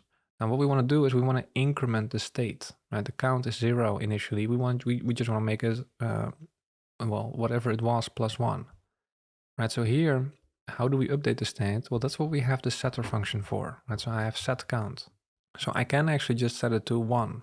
If I save here, and now I click on the paragraph here. If I now click, you can see it actually becomes 1. So what happened here, let me actually make it a little bit less wide. So what happens is initially this component is rendered, as it's called. So initially, it just means that all of the statements inside the function body are run. So initially here for this line, React will set count here to 0. And so all of this markup here is rendered with count as 0. So initially when I load the page, we will see count, well that will be 0 initially, right? So we see indeed 0 here. But now when I click here, something happens here, because here what we are doing, there's a click event and we are running this function here, and in there we are using set count, and we are actually changing that to another value. So in React with useState, if you call the setter function, you update the state, a component is re-rendered as it's called, which just means that all of the statements inside are run again, right? So the function is just called again, essentially. It's just all the statements, all the things in here run again. But this time with the updated value, right? So this time count will be the updated value 1. And so everything here will run again, but this time this number here will actually be 1, right? So that is in a nutshell how useState works, and actually a big part of React works actually. So you have you have state. Based on that state, you render markup essentially, right? So this markup, how it actually looks like, well, it depends on the data that you have, right? So it depends on the count data here. And so when that count changes, well, we need to recalculate what the view should be. That makes sense. The data on which this depends has changed. So we need to run it again. Right? That's how it works. Right? So here, now when I click again, it stays at 1, because now we're always setting it to 1. We just want to increment it to 2 the second time I click. So how do we do that? Well, we can just say count plus 1. Right? Count initially is 0, so here initially it will be 0 plus 1. But the second time it will already be 1, so then it will be 1 plus 1 is 2. Right, so if I save here, and if I just refresh here, now you can see when I click, it always increments, right? So that is the useState hook in a nutshell. Now, one other thing is we can set, when we use a setter function, we can actually set this as we can just use a number like this, 5 or 1, or make a calculation, right? Count plus 1. Basically, we're setting it to a value like this. So here we are using the count variable. Well, initially it's going to be 0, right? So then here you get 1, right? And then later let's see, after you clicked, the count will be 1, and so you get 1 plus 1, and so you get 2, right? That's how it works. So this is the first way of using the setter function. You can actually just specify what the new value should be. The alternative way is with a function here. So you can actually also specify a function in here. So what you get in that case is the previous value, or what will be the previous value. So this is something you will also see sometimes. So if we want to make it work the same, it would look like this, right? So if I do this, if I refresh here, you can see it works the same. So the way that this works is initially count is 0. So here I'm not using the count variable, but when I click, it will just give us the current value essentially, or what will be the previous one. So typically called previous.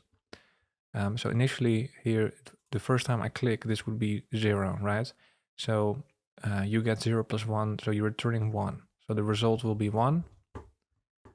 And so that's why if I click, you can see I'm getting 1. Now I'm changing the state, so now the count will be 1, right? So now when you click again, it will be 1 plus 1 is 2, right? So that's why it works the exact same, right? So you can update state with a function like this, or a little bit easier perhaps what we were doing with just using the count variable like this. So those are the two ways that you can update state. Okay, so this was just a silly example to show you how useState works. Let me undo all of this and clean up a little bit here. We will keep 0 here for now. We'll come back to this later. So now it's just 0 out of 0 again. And let's go back. But what we want to do, of course, is when I click on the first one, let's say, what we actually want to do is set the is completed to true. That's what we want to do essentially. So when I click on here, we want to change this set of data essentially. So it starts with an event, right? So this is typically how React apps work. They don't do much until there's an event, right? So if you've learned about JavaScript and the DOM as it's called, you know that when I click on a button, let's say there's a click event. And when I move my mouse, there is an event. There are all sorts of events happening. If I type, there's a change event. So we want to hook into those events so that we can then change the state, right? So this is called state. So when I click on any of these LIs, so if I click here, we want to do something. So what you can do in JSX here, we can say on click. So when there's a click, we want to specify a function here that will run when that event occurs. Right, so here there's going to be a function. Now we can write it with the traditional syntax, but here you will often see people use the arrow function syntax.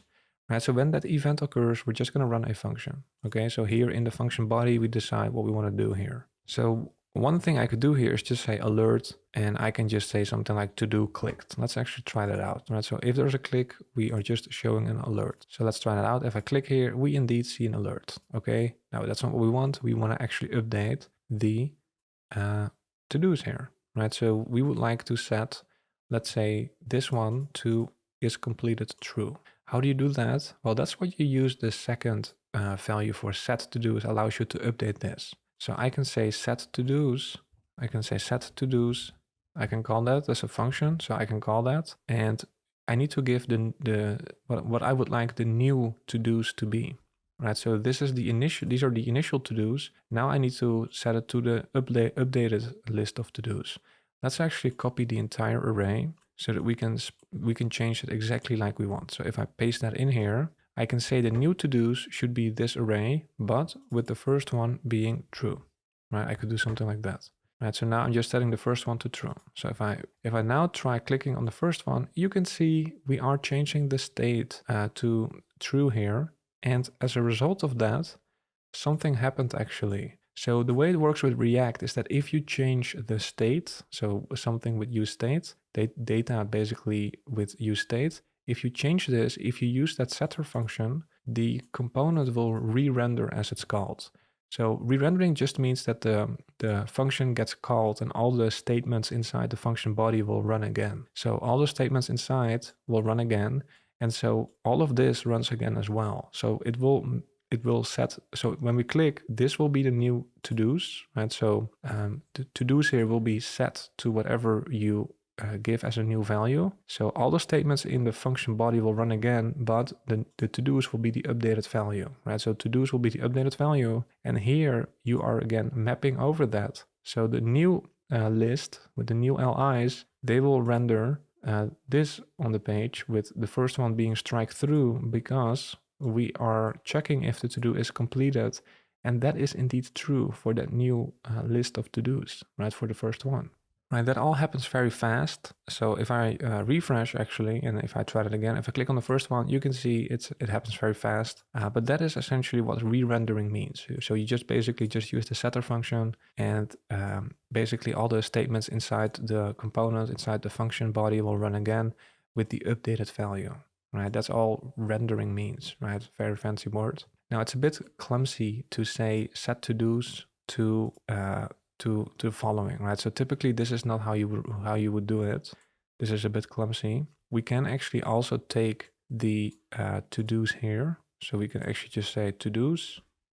Right, now if I leave it like this, it will just set it to the initial to-dos again. So that won't change anything. We want to give it a new array. So if you want to return a new array, we can simply use map, right? So map will give you a new array. So with map, we will go over each item again. So here we will go over each to-do, and we can say for each to-do, what we could do is return let's say an object. For each to-do should be an object, and we want to keep everything of that object, but we're going to set the is completed to true, right? So all of them now, we're going to get all of those to-dos again, but with each one now having the is completed property set to true, right? So if we do this, if I refresh here, if I now click, you can see they are all set to is completed true.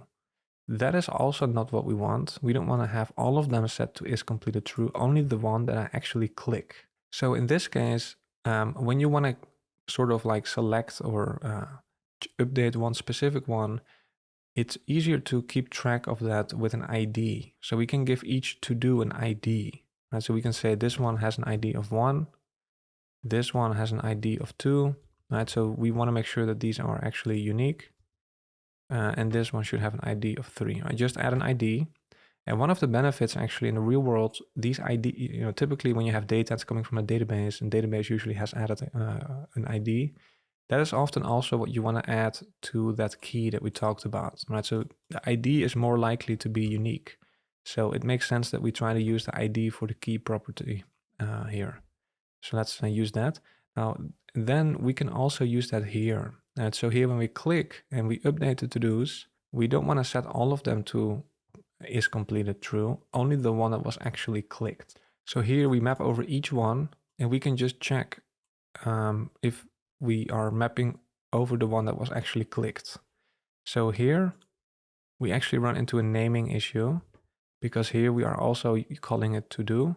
Okay, so this is what we have right now. And what we would like to do, of course, is when I click here that it actually is becoming like this, right? So we want to make sure it actually looks like it's completed or not. And also when I click on the delete button, it should be removed from that list.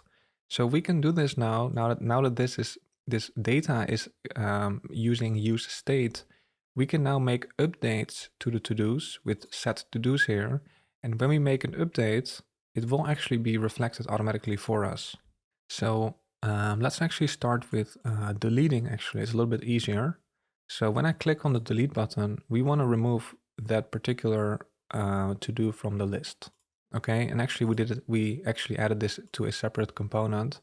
Let's actually just quickly do that.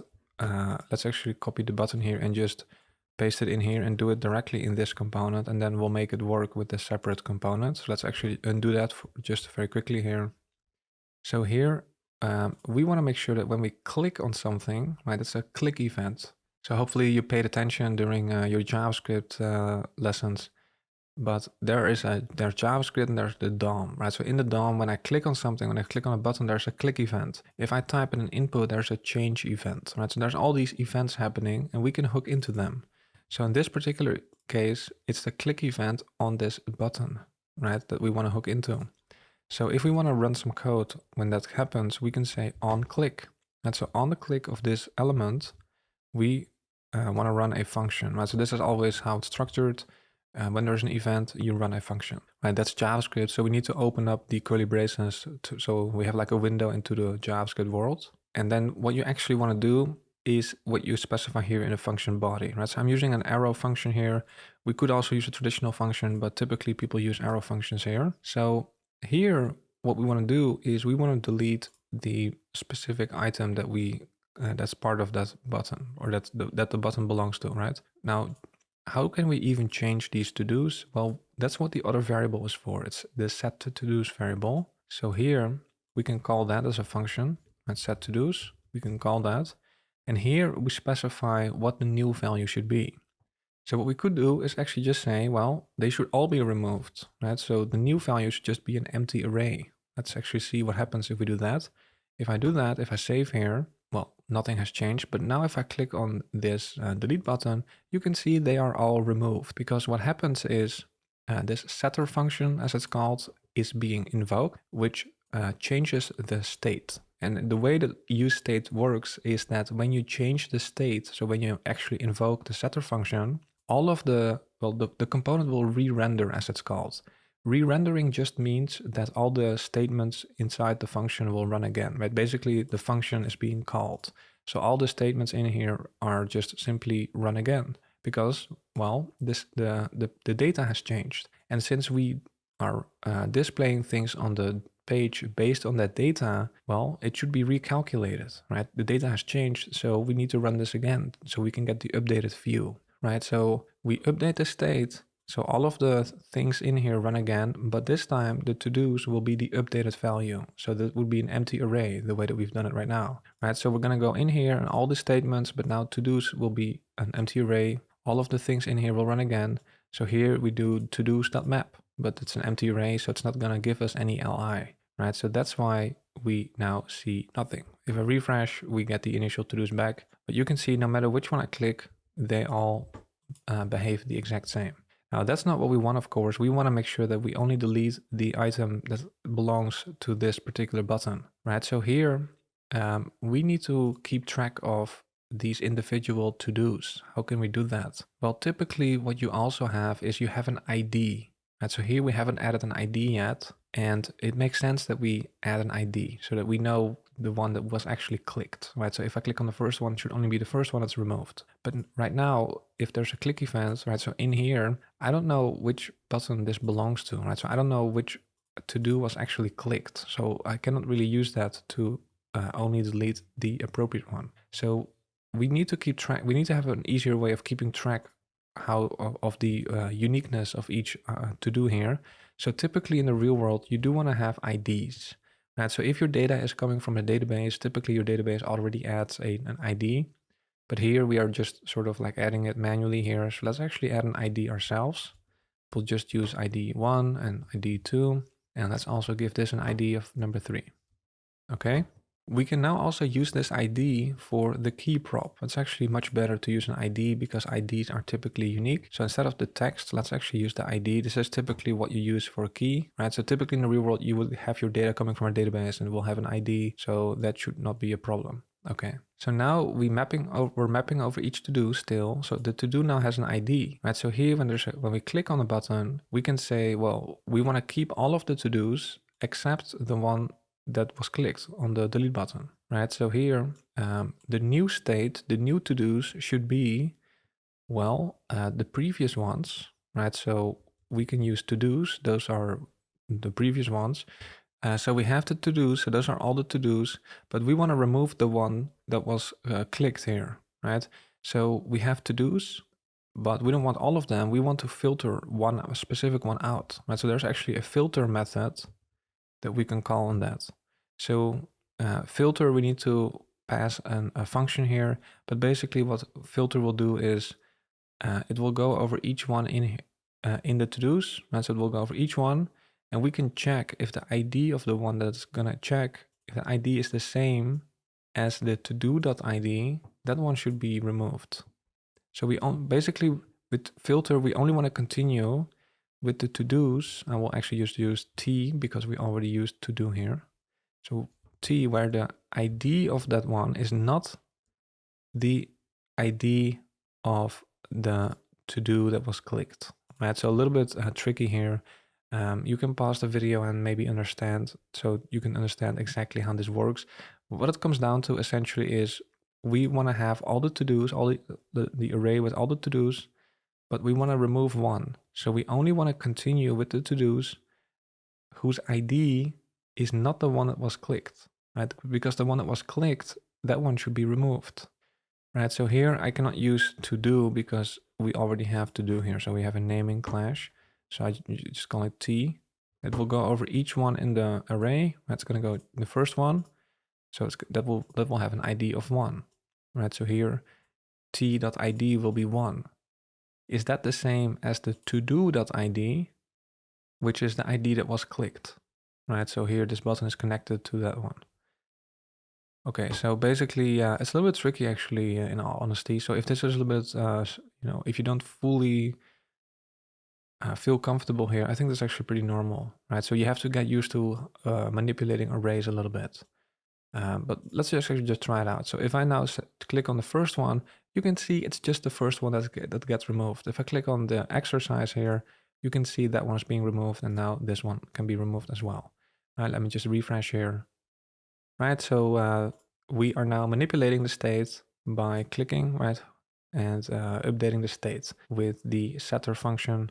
When you call the setter function, the component will re-render, and so the new value will be the to-dos will be the new value, and based on the new value, we are again creating an LI and everything. So that's why the view here actually updates, right? And we want the component to re-render, as it's called, right? Because if we change the state and we show things based on how that state is put together, when that state changes, well, we want to make sure that it's rendered again. It's recomputed, you could say, so that we can have the updated view connected to that data that was just changed. Right? That's basically how React works in a nutshell. You have some data, right? This is a list of to-dos, and based on that data, you have some markup, right? And when you change the data, when the data gets changed, that markup needs to be recalculated, right? Which makes sense because the data has changed. So if I click on the first one, the data has changed, and so we need to update the list so we can see the new appropriate view. So this is deleting one specific item, and we'll add it back to the component in a second. And actually, let's do that right now. So let's actually copy this. I will copy this back into its own component again, so we can also see how that works. It doesn't really change anything. So now I pasted it right here. Now we can just use that component again instead of that markup. So here we have delete button. Now we do have an issue now, which is that in this component, we are trying to use set to-dos, but that doesn't exist here. And also to-do.id, this to-do doesn't exist. So it will complain, right? And in fact, if I refresh here, you can see when I click here, it doesn't work, right? So the set to-dos here is here, right? It's not in this component, right? It's here. So we need to make that available in this component. How do we do that? Well, we can just pass it as a prop, right? So we can just copy this and I can just paste that right here, set to-dos, right? We can call the prop set to-dos and the value is going to be set to-dos, right? Then here we can access a prop. We can immediately destructure it like this, set to-dos. And now when I do that, you can see the red squiggly line here is gone, right? We're just passing down a value here. There's no trickery. There's no anything crazy going on here. Just passing down something as a prop, as it's called. The prop is also called set to dos, although we could name it whatever we want. It makes sense to just call it set to dos here. So the other issue is that here it does not have the variable to-dos, right? The variable to-dos is defined here, right? Now we could pass down the variable to-dos here. We could pass it down as a prop as well, but this setter function gives you another way to update the state. So it also, basically there's two ways. You can just give it a new array, which is what we're doing here, right? So this filter will just result in a new array, right? So we could do that, or we can use the function format. So you can actually also pass a function here, and then React will give you the original or the current data. Like actually, what will be the previous one because we're updating it, right? So typically people also call this previous or previous, prev. So here we can then just check, and we can just return the array like this. Okay, so here it looks a bit complicated, so don't worry if you're a little bit confused. So here set to-dos, we're updating the to-dos is an array, right? So here we get that whole array of what will be the previous array. So we get the whole array. We want to return the whole array except for one, which is the one that we clicked, or whose delete button we clicked. So we go over each one. We want to filter out the one. We're going to go over each one, each to-do. We're going to check if that to-do's ID is the same as the ID of the one that was clicked. So here this is not going to work. This is what my copilot gave me. So this delete button, right? We have three and they're connected to one particular to-do. That's what we're mapping over here. So we need to pass that as an ID, right? So here we can give it an ID and that will just be the to-do.id. Okay. So then here we can accept one more prop ID, and that's what we can check here then, right? So then here we can specify the ID. It's a little bit tricky in all honesty. So if you're a little bit confused here, that's totally normal. But the gist of it is essentially that we're updating state. That's what we're doing with the set to-dos. And we can use that alternative way of updating the state with a function, right? And we're just using a filter method on an array, right? So make sure you master JavaScript, including all those array methods, right? It's like filter and map. Those are really important in React. We have some red squiggly lines here. That's mostly because of TypeScript. So we'll talk a little bit more about TypeScript in a second. For now, let's actually see if this still works. I'm going to just refresh here for a clean slate. And I'm going to click on the first one and it still works perfectly fine. Okay, so let me refresh here. Okay, so that is deleting items, right? Now what we want is if I click here, somewhere here, I want to make it complete. And let's do that as well. I'm going to close the delete button here. So when I just click on the LI itself, right, there's a click event. We can hook into that. Let's actually do that. So we can say on click. And when that event occurs, we want to run a function and the actual statements will be in that function body. So when I click here, what do we want to do? Well, we want to set the is completed to the opposite, right? So if it's false, it should become true. So we want to update state, so we have set to-dos for that. We can update state in two ways. We can just specify like a new value, or we can just use the previous function like that. So let's actually take the to-dos, and we want to return a new array with all the to-dos. We can use map, right? Map gives you a new array. We can go over each to-do here. Now we already used the name to-do here, so let's actually just call it T. So we go over each one, and what we want to say is, well, what we want to return for each one is just the same actually, right? So when we're mapping over each one and we get this object as the T here, I want to give back this. I want to return the same object. So I can do that. I can just say return T.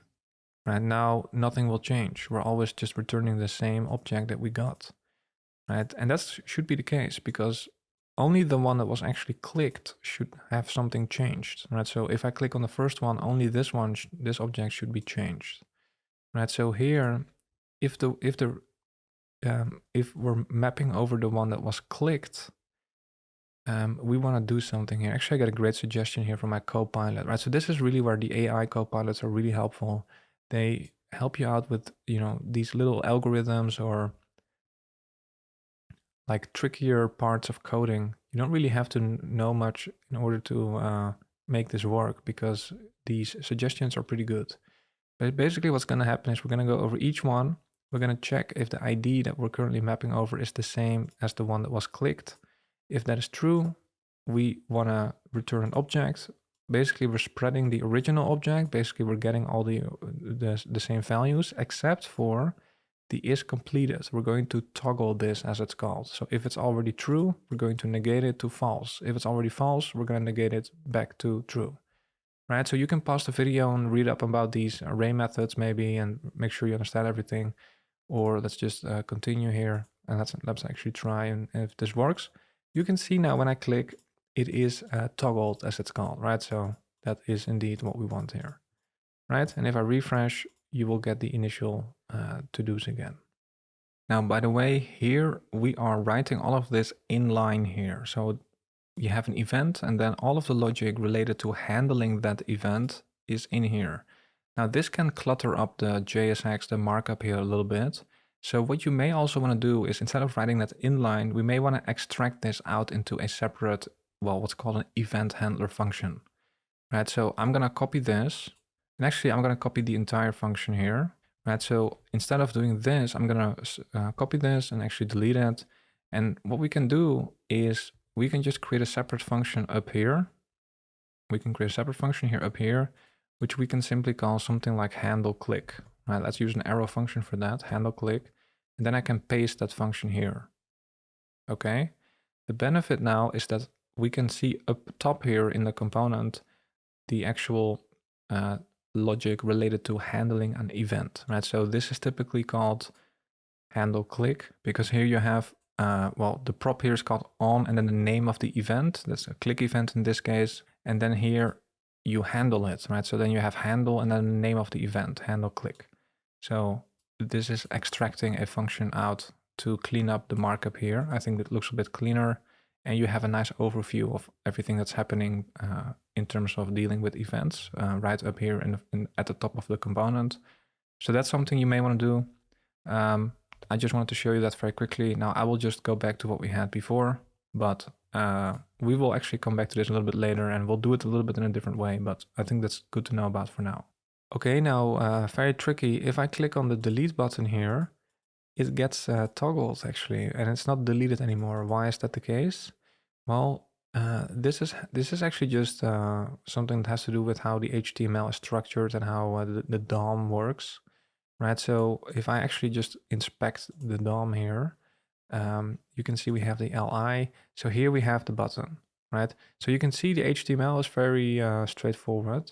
Right, so even though here in the JSX or TSX we're using TypeScript, we actually have a separate component here, the delete button, but the button that we're returning here is still just going to be like this, right? So This is just for React purposes that we have a component like that.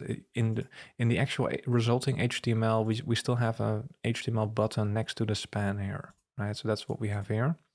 Now, if I click on this button here, on this delete button, there is a click event. And the way that the DOM works is that these events, they bubble upwards. So it originates on this button, but then the click event is also going to the LI and then also to UL and higher up. But importantly, it will also pass by the LI here. And here on the LI, we are also listening for a click event, right? So here we are running this when there's a click event. So what happens actually is that you're going to have a conflict like that, right? So here, if there's a click event specifically on the button, we don't want to allow it to propagate further, right? We don't want it to bubble upwards. So if we go to the delete button here, when there's a click, we don't want to allow it to bubble upwards. So what you get here when there's an event, you get the event object. People will call it event or just E. And what we can do here is we can say e.stop propagation, right? So then if you save and now try, you can see it works as before, right? And also I can still toggle this if I'm not clicking on the delete button, right?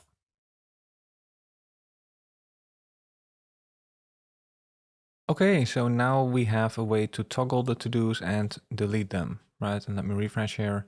So there are some other things we want to do with this as well. We want to keep track of how many are completed. And of course, we also want to make sure that we can add new to-dos. So these are the two things that we still have to do. Let's actually continue with this, like the counter, right? So we want to know how many to-dos are completed. So if I refresh here, you can see we already have one completed. So this should say 1 out of 3 to-dos completed, right? So let's actually go to that component. Where do we have that again? It's the counter component. So this component now should not be like this. We shouldn't hard code these numbers. These numbers should now be based on, well, the actual data, which is this to-dos here, right? This, well, we can derive that information from this to-dos variable. Right, so if we want to know how many to-dos are completed or how many to-dos there are in total, let's start there, right? So it's going to be some number out of the total amount of to-dos. How do we know the total amount of to-dos? Well, I can just calculate that, right? So here we can say total number of to-dos perhaps, and we can just take that array of to-dos and just take its length, right? So that's something you can do in an array. And let me actually log that so we can see the actual number. So I'm going to log this and then I'm going to go inspect console. And you can see here we have 3 in total, right? So here indeed we have 3. Now what happens if I remove the first one? Remember when I click on that button, we are changing the state, right? So we call that setter function, right? So then the state is changed, and so everything will run again, right? So in the world of React, it's called a re-rendering. So all the statements inside the function body will run again, but the to-dos will then be the updated value. So that will be without that first one, right? So then it will only have 2. So it's going to run all of the statements in here again. And here then we are calculating the new total number and logging it again, right? That's what should happen. So if I click here, you can see now we see total number of to-dos is actually 2. If I click on the first one, it becomes 1. And actually it's logging this twice. React renders more often than you think actually. It's not a big deal because like I mentioned before, performance is very strong in browsers, computers, and React itself. So it's not really something that you should be paying attention to in a simple app, I think. I mean, it's good to be aware of potential performance issues, but for a simple app like this, unless you have millions or maybe thousands or tens of thousands of to-dos, it's not really a big problem. So it's not a huge issue if it renders more often than you think. Okay, so now we have the total number of to-dos here, which is based on that to-dos variable, right? The state, right? Let me close this. So now we would like to use this number in here. Let me close this. I would like to use this number here in this component, not in this component. This is the to-do list. And that's the list component here. Let me actually refresh. Where we have the total number now in the list, but it should be in this component right here, which is actually sitting in the header here. So what should we do here? How do we fix that? Well, this is actually a pretty common issue where you have a piece of state in one component, but you need access to it in some other component. In fact, we're also going to have it here with this form. Right? This form is sitting in the sidebar, and that's another component. And here we want to add a to-do. So we would like to add something to this list of to-dos. So we also need access to this piece of state, the to-dos state, in this component here, right? Actually very common in a React app. So let's actually see how our app is structured. So the root component is the app component here. This is the, well, you could say the app, the component where it all starts. And here we have some components. So we have the background heading, we have the header, right? So in the header, if I open up that one, here we have the counter, right? So this is where the counter is, okay? And then here we have the to-do list. Okay, this is where we have the piece of state, right? From which we can then calculate the total number, okay? And in here we have the sidebar, right? Let me move this here. So in the sidebar, I have the add to-do form, which also needs access to that piece of state because we're going to add a to-do, okay? So a bunch of components here. Let me open up the app component here. Yeah, so here we have the footer, but we don't really need to do anything here. But you can see this is how our app is structured, and this is, you know, it's pretty common in the real world where you have some piece of state and it needs to be accessed in multiple different components, right? So a React app is essentially just a tree of components, essentially, right? So here you can see that in our app started with an app component, and child components in there are a header component, we have a to-do list component, and we have a sidebar component. So the way that our app is structured right now is that we keep that piece of state, the actual to-dos, we keep that in the to-do list component here. Right, so let me actually write that here. So the actual state here, we have one piece of state in our app. It's a simple app, just a list of to-dos. We keep it in this component here. But we need access to this in some other components, the counter component. And for adding something new to the to-do, we need access to it in the form. Right, so this is very common in a React app. You have a piece of state, and now the question essentially becomes, where should we put this? Where should we keep track of this? Should we keep it in the to-do list component, or should we put it somewhere else? And the answer is you need to put it somewhere else. So if you want to access this in other components like the counter component, what we can do here is something called lifting state up. So we need to find a common ancestor so that we can then use props to access it from other components deeper in the tree, right? Because the to-do list here does not have components, right? This form and the counter, they are child components of some other component, right? So what we want to do is we want to lift state up. We can move it up one level higher into the app component itself, and then we can use props to pass it to the header, and then again, in turn, through props, pass it to the counter. And also we can use props to pass it to the sidebar, which can then in turn, with props, pass the to-dos to the form. Right? So that's a way of spreading around the state so that we can access it from other places as well. Right? So that's what people will refer to as lifting state up. So let's actually do that. So let me actually just delete this for now. We'll just have this piece of state and we're going to lift it up, as it's called. So let's actually do that. I'm going to copy this entire thing. Okay. And remember, we need to lift it up, right? So here we have the to-do list. So this app component is the parent component and is a common ancestor for all of those other components that need access to it. So I'm going to put it here in the app component. In that case, I do need to add useState to this file. So I'm importing that now here as well. Okay, and then here we can remove that useState import. And let me actually close all these other components files for now. Okay, now when we do that, we of course get an error here because here we are using a variable called todos, but in this file there is no variable right now that is actually called that. Same with set todos. There is no setter function. What is this variable? It doesn't know what this is because now it's actually sitting here, right? And my linter is warning me, hey, you're not using these yet. That's why I have red squiggly line here. So let's actually use them, right? So now we want to make sure these should still be available in the to-do list component, right?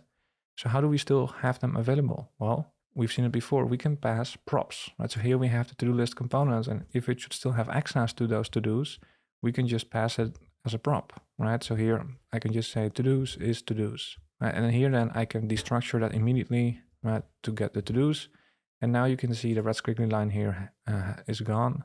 Now it still expects a set to-dos function as well, which we also have here, and we can just pass that down as well, right? So that's how you can pass down data throughout your React components. So let me do that for this one as well. And then here we can also grab it like this.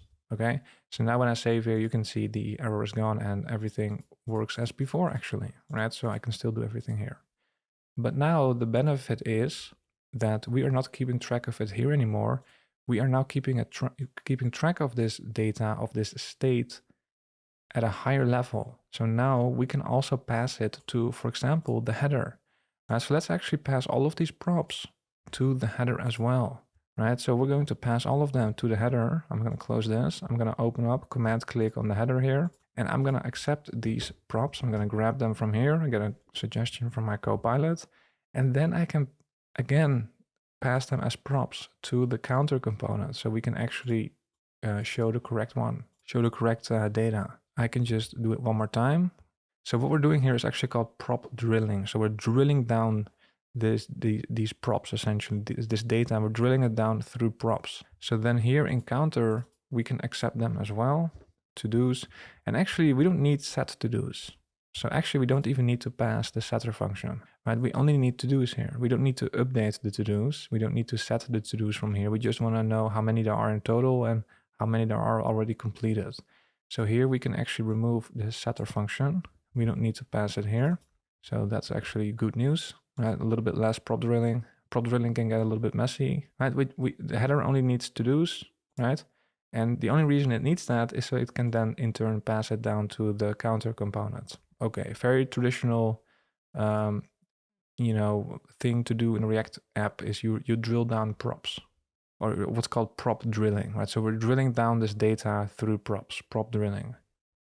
So now we have the to-dos here. What can we do with this? Well, we want to do two things. We want to know how many in total there are, which is this 0 here. Well, it's very easy. We can remove that, and we can now use the to-dos, right? So now we can say we can say to-dos at length, which will give us the total amount of to-dos, right? So now you can see when I save here, we actually see 3 here, and that's correct.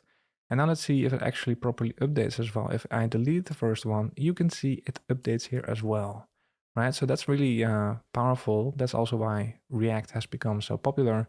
It makes it very easy to deal with states and automatically updating the view when you change the state, right? So the way that works is when I click on the delete button, here I'm using the setter function, right? That's what we're doing here. We're updating the state, right?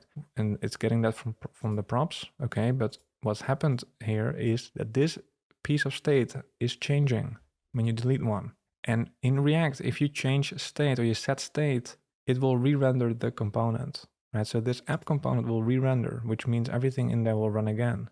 But now with the updated value for to-do. So if you deleted one, well, in this case, you're going to have 2 left, right?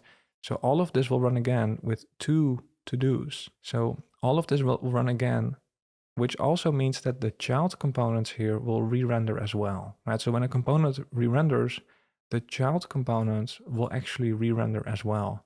So that means the header here re-renders as well with the new to-dos, right? The 2 to-dos that are left. And here we have child components as well. They also re-render, including the counter. So the counter will re-render with those 2 to-dos. So that's why we see to-dos at length is 2. And that's why indeed we see the correct amount. It happens very fast, but that is how it works, right? So if I delete another one, that's why we now see 1. And if I delete the last one, we see 0. Okay, if I refresh, we see 3. Okay, so now we want to know how many are actually completed. You can see there should be 1 right now, right? So how do we calculate that? Well, how is this to-do structured again? It's an array of objects. So this is going to be a little bit tricky, but probably our AI Copilot can already do this for us. Right, let's see what Copilot can come up with. it can probably, yeah. So here, what it does is it takes all the to-dos and it filters them. So we're going to be left with only the to-dos that are completed. So it's going to be a new array. And then we just take the length of that new array, right? Makes sense. That's one way of doing it. You can probably also use reduce, for example. But I think filter is a little bit easier to understand. Okay, so now actually I deleted this space here, but I do need a space, right? So here, otherwise I don't have a space. So if I now save it, you can see we have 1 out of 3 completed. And here, if I click this one, it's updated, right? So now that counter is working properly, all right? So well done if you made it this far, because this is how React works in a nutshell. You have a piece of state and multiple components need access to that in some way. So well done for making it this far. This is React in a nutshell, right? So it's a little bit tricky here with an array of objects. I could have picked an easier data structure, but if you want something useful, this is realistically something that you're gonna need. For it to do, it's still straightforward, I think, but you may have become a little bit confused with the ways that we updated it here in the to-do list, where you have set to-dos and then mapping here. This is, in all honesty, a little bit tricky, but hopefully you can follow along with the logic here, or the overall logic, which is we have some data, right? In an app, we have some data. In this case, it's a simple app. We just have one piece of data. It happens to be to-dos. We put it in useState so that if it updates, it also re-renders, which is what we want, right? So when you update the data, we actually want to recalculate what it should look like. That's why we see the updated numbers, right? So we want this to re-render. That's one of the reasons why you want to use useState. We want things to re-render when we update the data, okay? And now, of course, we also want to access that to-dos here in the form here so that we can actually add something, right? Let me refresh here. So how do we access that? Let me actually close these two.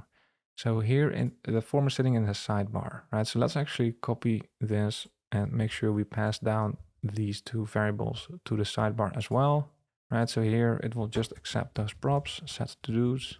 And then here we are going to do prop drilling again. We're just passing it down one more time to add to-do form, okay? And then here we get those props, set to-dos, okay? Okay, so then here we have our form, right? So we have an H2, that's what we see here. We have an input, that's this one.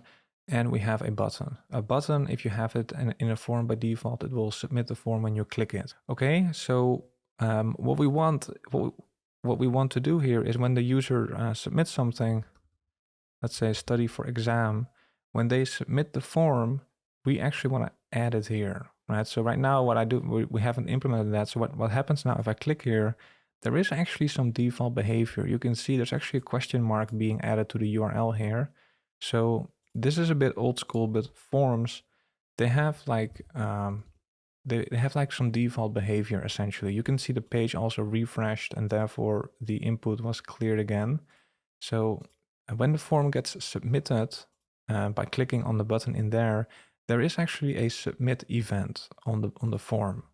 So just like on click and on change and other events, we can hook into that. We can say when the form gets submitted, we can say on submit, we want to run a function, right? So we don't want to have that default behavior. So when you have an event, React also gives you an event object with information about the event that just occurred. So we can say event.prevent default. You can call it E or event.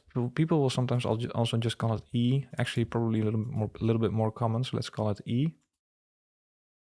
So this will not submit the form like that. So let me actually remove this and try that again. Actually properly remove it. So now if I say study for exam, if I now click on add to list, you can see I just clicked, but nothing is happening, which is actually what we want at this point. We don't want that weird refresh. So far, so good. So now what we want is, of course, when we submit, we want to know what the user actually typed here. Right? So we want to know what is in the input field here, so we can then append it to the list. So here, after we prevented the default, now we need to actually continue. How do we actually get access to what is in the input?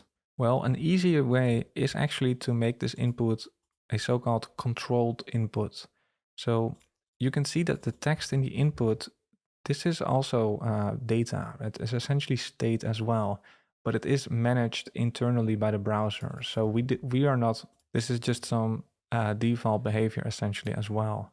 Now we can determine what should be displayed in an input. So if I say value is test, for example, if I do that, let me actually make it a little bit smaller, you can see that the value now is test here. And if I try to type here, I actually can't. I can't even remove it because the value now is always determined by whatever I specified here. Right, so now I, as a developer, am controlling the input. So the way this works is you typically want to do it with state as well. So here we can use useState again. And here we can say, well, what kind of text is this going to be? This is going to be the to-do text, right? So let's actually use destructuring here. So this is going to be to-do text. And also you have a way to update it, right? Set to-do text, okay? And the initial value of that input field, let's just make it an empty string. Or actually, let's make it test here, just to stick to the example here. So then this variable should be the value, right? It looks a bit strange, but now as the value here, we want to use that variable. We need to use curly braces because it's going to be a JavaScript variable. So now if I save here, you can see it still says test, and I can't change it if I type, right? So whatever is now in the state here is going to be displayed in the input, right? So now we have a way of setting the input state. But of course, we also want to update it. So when I type here, there's actually also an event, a change event, and we can hook into that as well. We can say on change, okay? And when that event occurs, we can run a function.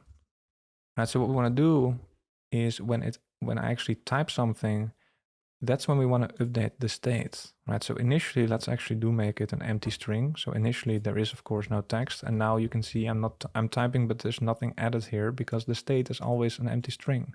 So when I actually type, I do want to update it, right? So here I would like to use the setter function here, set to do text, to update it with whatever I actually pressed on my keyboard. So how do I know what I pressed on my keyboard? Well, that's actually also part of the event object that you get here. So let's actually see if my Copilot can see what I want. Yeah, so here you can take the target, which is going to be the input element, and you can take its value, which is what I'm actually typing. That will update the state, so then it will re-render with the new to-do text, and then therefore we should also see it because the value will be updated here. It looks a bit circular. Why would we want to do this? Well, let's actually see if it works first. So now if I type test, you can see it's working, right? So now we have made this a so-called controlled input, meaning its value is dependent on state here. Why do we even want to do this? This is so circular. This was already working even before making it so complicated. Well, the benefit is now that it becomes easier to control the input, but also it becomes easier to just grab the value from the input. So when we actually submit the form, if I say test, if I click on add to list, now I'm submitting the form here. I need to do something here, but I now have a way to actually get the to-do text that was typed by the user, right? Which is just using this variable here. So here I can say set to-dos, right? We can update all the to-dos. We want to keep all of them actually, right? So we want to keep all the existing ones. So let's actually use the function here. Right, so previous, and what do we want to have? Well, we want to have a new array with all the previous ones, right? So we can say previous, just spread it in here. The spread operator just means we're gonna keep all the ones that are already in the list, but then comma a new one, right? We need to give it an ID. The ID can just be, so here I got a great suggestion. So if this is gonna be number 4, right? This is gonna be the 4th one. So we have 1, 2, 3. We have previous that length is 3 plus 1, so this will have an ID of 4, that's good. The text of the to-do, now we have the way to actually easily access that. That's just this variable, right? To-do text.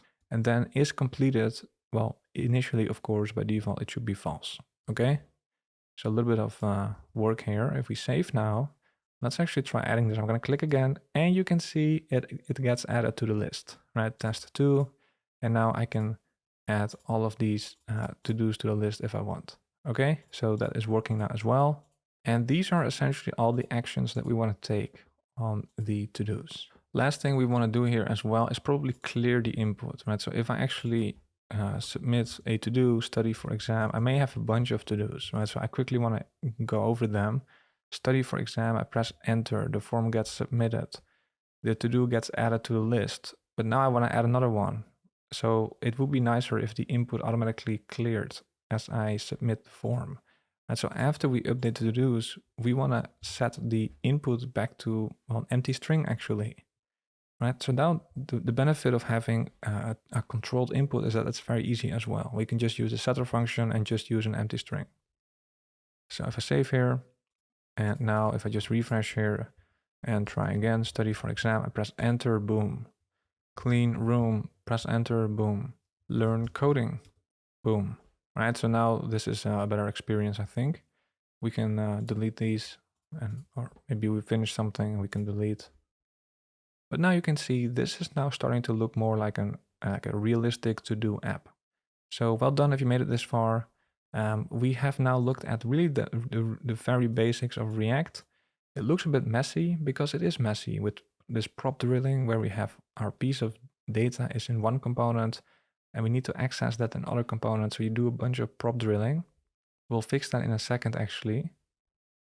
But now at least we got the core functionality of the app working.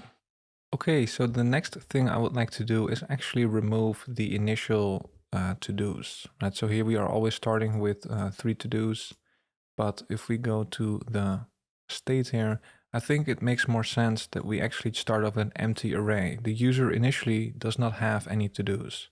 Right, so if I save here, now the initial state, the initial to-dos is going to be an empty array.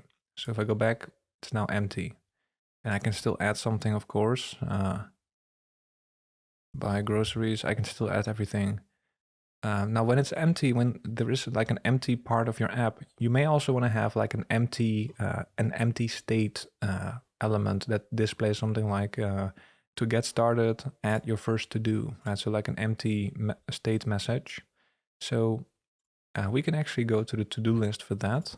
And here we are mapping over all the to-dos, right? So initially it's going to be, well, an empty array. So it's not going to add any li here. Now we can have other things in here as well, right? So we can have some what's called conditional rendering. So here we can have some other logic as well. We can just check if the to-dos.length, if that is 0, right? Using a ternary operator here, if that's 0, we may just want to have an li because we're in a UL, but I actually just want to have like a message. So I could use a paragraph, but I'm in a UL. So an li is more semantically correct. We can say something and start by adding a to-do. Right? And the ternary here, in the else case, we don't want to render anything. So we can just say null. Right, so now if I go back here, you can see it says start by adding a to-do. And then if I do actually add something, study for exam, if I click on add to list, we just see that one, the empty message is gone. Right? If I delete it again, it comes back again. Let's actually style this to look a little bit better.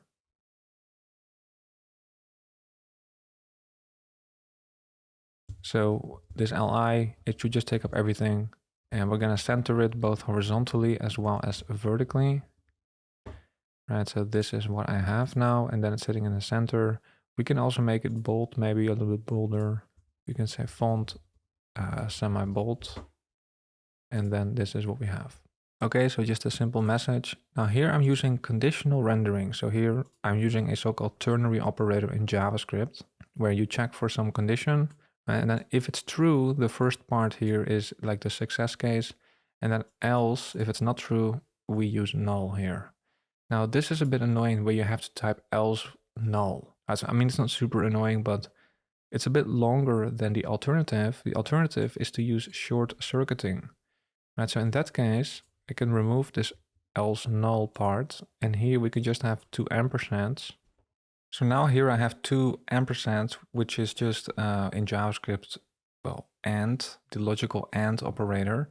But basically what happens is if the first part here is false, it will not continue.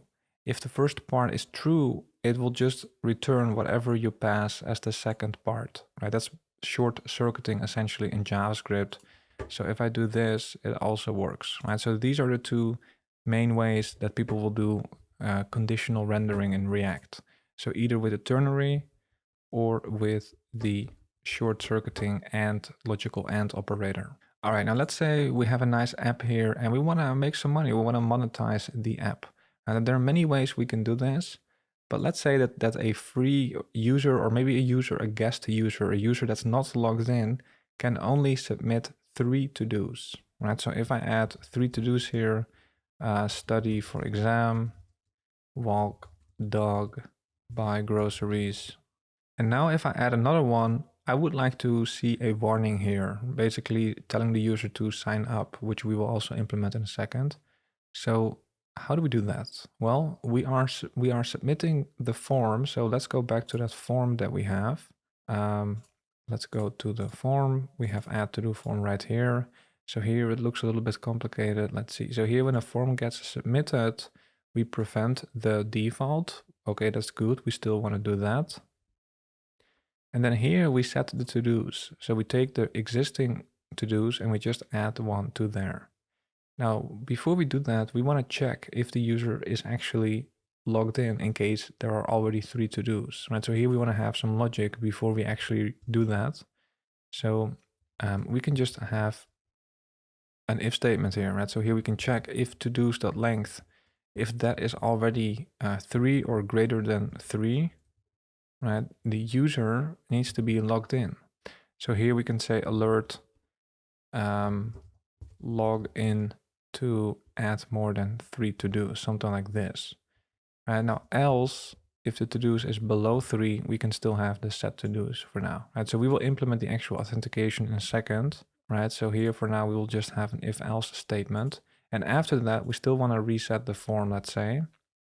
But now what we're going to get is it's not possible for the user to add more than 3. Right, so we will add authentication and then we'll change it a little bit to make it work.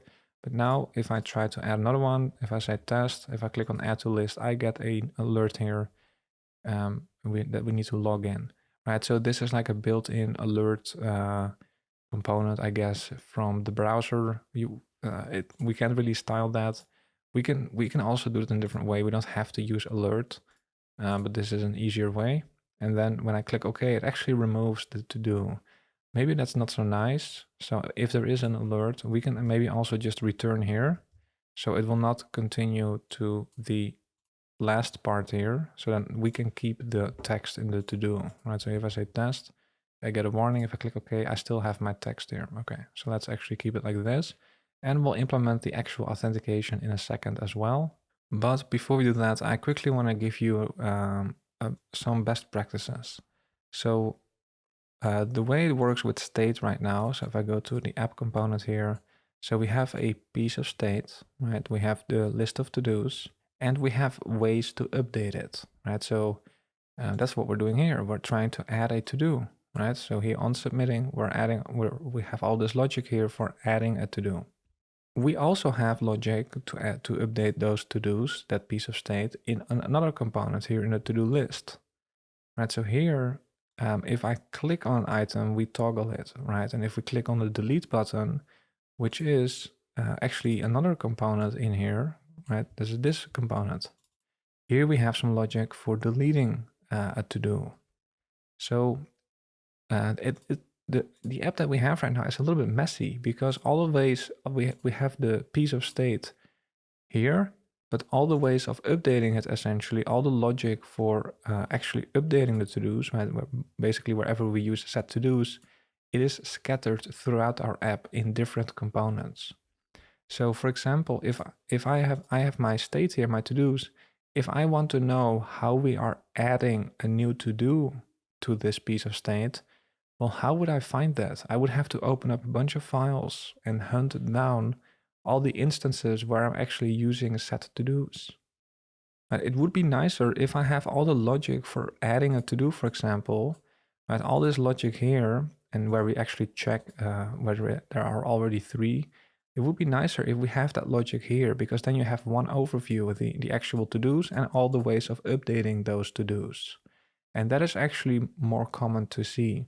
So if you have a piece of state here, we may also want to add all the ways of updating the state right here as well.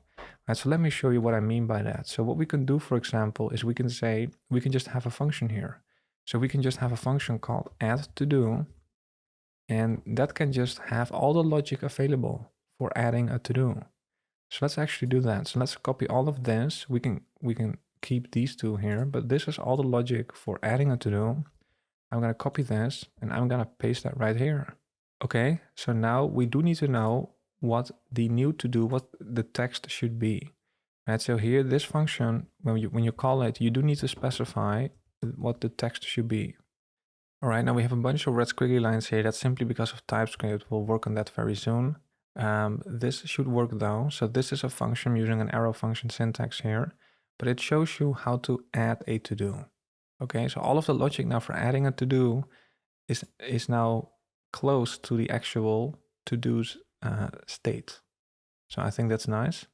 So now if you want to add a to-do, we can remove all of this code here, which it doesn't really make sense that we have this actual logic here for when you actually are allowed to update the to-dos, that we have this in some random component deep inside our component tree. Right? When you think about it, that's kind of a strange structure. That's actually important logic that should be very easy to find and should be well organized. So it makes sense that we have that type of logic very close to the actual state that's being updated. And we want to do the same for the other ways of updating the state. So we actually also have a way of, deleting a to-do, right? That's actually what we're doing here. So we have now one function for adding a to-do. Let's also create a function for deleting a to-do. Right? We can say delete to-do. When you call that function, we do need to know which one you want to delete, right? So it needs to accept an ID of the to-do that you want to delete, right? Makes sense. Okay, and then Copilot will already help me out here. Yeah, so I can just accept this. So then here we are, we only have one statement inside this function where we actually use the setter function, right? So instead of using the raw setter function, randomly scattered throughout your app, it's a nicer structure to create a separate function, and in there you use the actual setter function with all the other potentially related logic. Right? The benefit is now that I know all the ways that my state can be updated just from looking at one place here, right? So we now have add to do, delete to do. What other action are we taking on the to-dos? Well, we are toggling them as well, right? So when you actually click on a to-do, we are actually toggling that, right? So this was actually a little bit of a tricky one. So we also want to have a function. Let's actually make that the second one here. We can call that toggle to do, right? So we need to know which one you want to toggle, right? So this also needs to accept an ID when you call that function. And then here I get a suggestion here from Copilot, so I'm just going to accept this. Again, we get a bunch of red squiggly lines here. It's kind of ugly because of TypeScript. We'll talk about that. But now I have the 3 actions essentially that we can take on our piece of state here centralized in one place. I think that's a nicer structure. So now we need to actually use these, right? So if I want to add a to-do in the form here, we shouldn't have all of this important logic in this particular component. That important logic should already be close to the actual state, which we have now, right? Now we do need to make sure now that we actually invoke the function, right? Now I called it add to do. We could also now, since this is actually in response to some event, right? So here the user is submitting a form. It's more like an event handler, right? So you usually update the state as a result of some event happening. So actually, a better name may simply be to call this handle add to do, because that's what the user is intending to do when they submit a form, right? So here on submit, we need to handle the desire of the user to add a to-do. So it makes more sense perhaps to just call it handle add to-do, right? So with event handlers, typically people use the word handle, right? Actually, if I go here, you can see on click here, you can run a function when the click event occurs on li, right? That's what we do here. Now we specified all of this in line. It's a bit messy perhaps. So you can actually also define whatever you want to do when that event occurs in here, and typically people call that handle click, right? So here we can also define that function, right? So here then we could copy this entire function actually, and that's actually what we want to assign to a variable called handle click, And so then you only have to give this handle click name to that on click, right? So you have on and then the event that occurred, the click event, and then the actual function that deals with that event. People typically call that something like handle, and then the name of the event, handle click. Right, so you can also define that outside here, but what we've done is it's all inline. Let me undo that. Right, so that's something you could do as well. But then you still have all of that logic in this component here, right?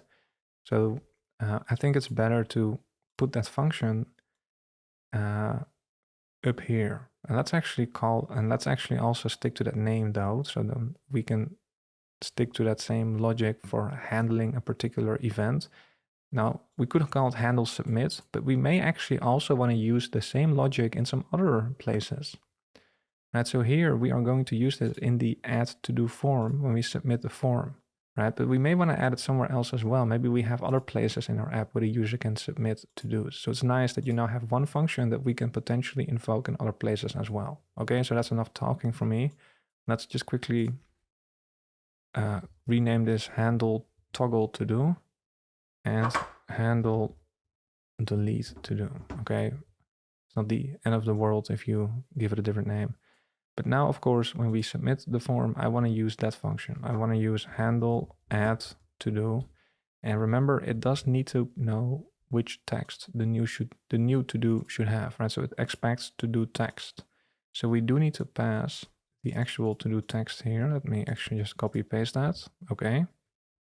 So now we need access to handle add to do in this component. How do we do that? Well, the same as before, we're going to do some prop drilling again, right? So I'm going to go all the way here, and add to do form is in the sidebar. And now we can replace that. The set to do's here, the raw setter function, is being invoked in this handle add to do function, right? So typically you don't want to pass around the actual raw setter function. You want to create like a function that wraps it with all the important other logic related to that as well. So you have one clean function that you can invoke, and all of the logic is embedded in there. It's actually already a little bit more of an advanced best practice, so it's okay if you're a little bit confused, but now we have a different function that we're passing around here. So now instead of set to do's, we have handle add to do, and that's what we get here, right? So now if I submit here, if I actually refresh here, if I refresh the app as I test, if I add to list, actually it doesn't work. So let's see if we made a mistake.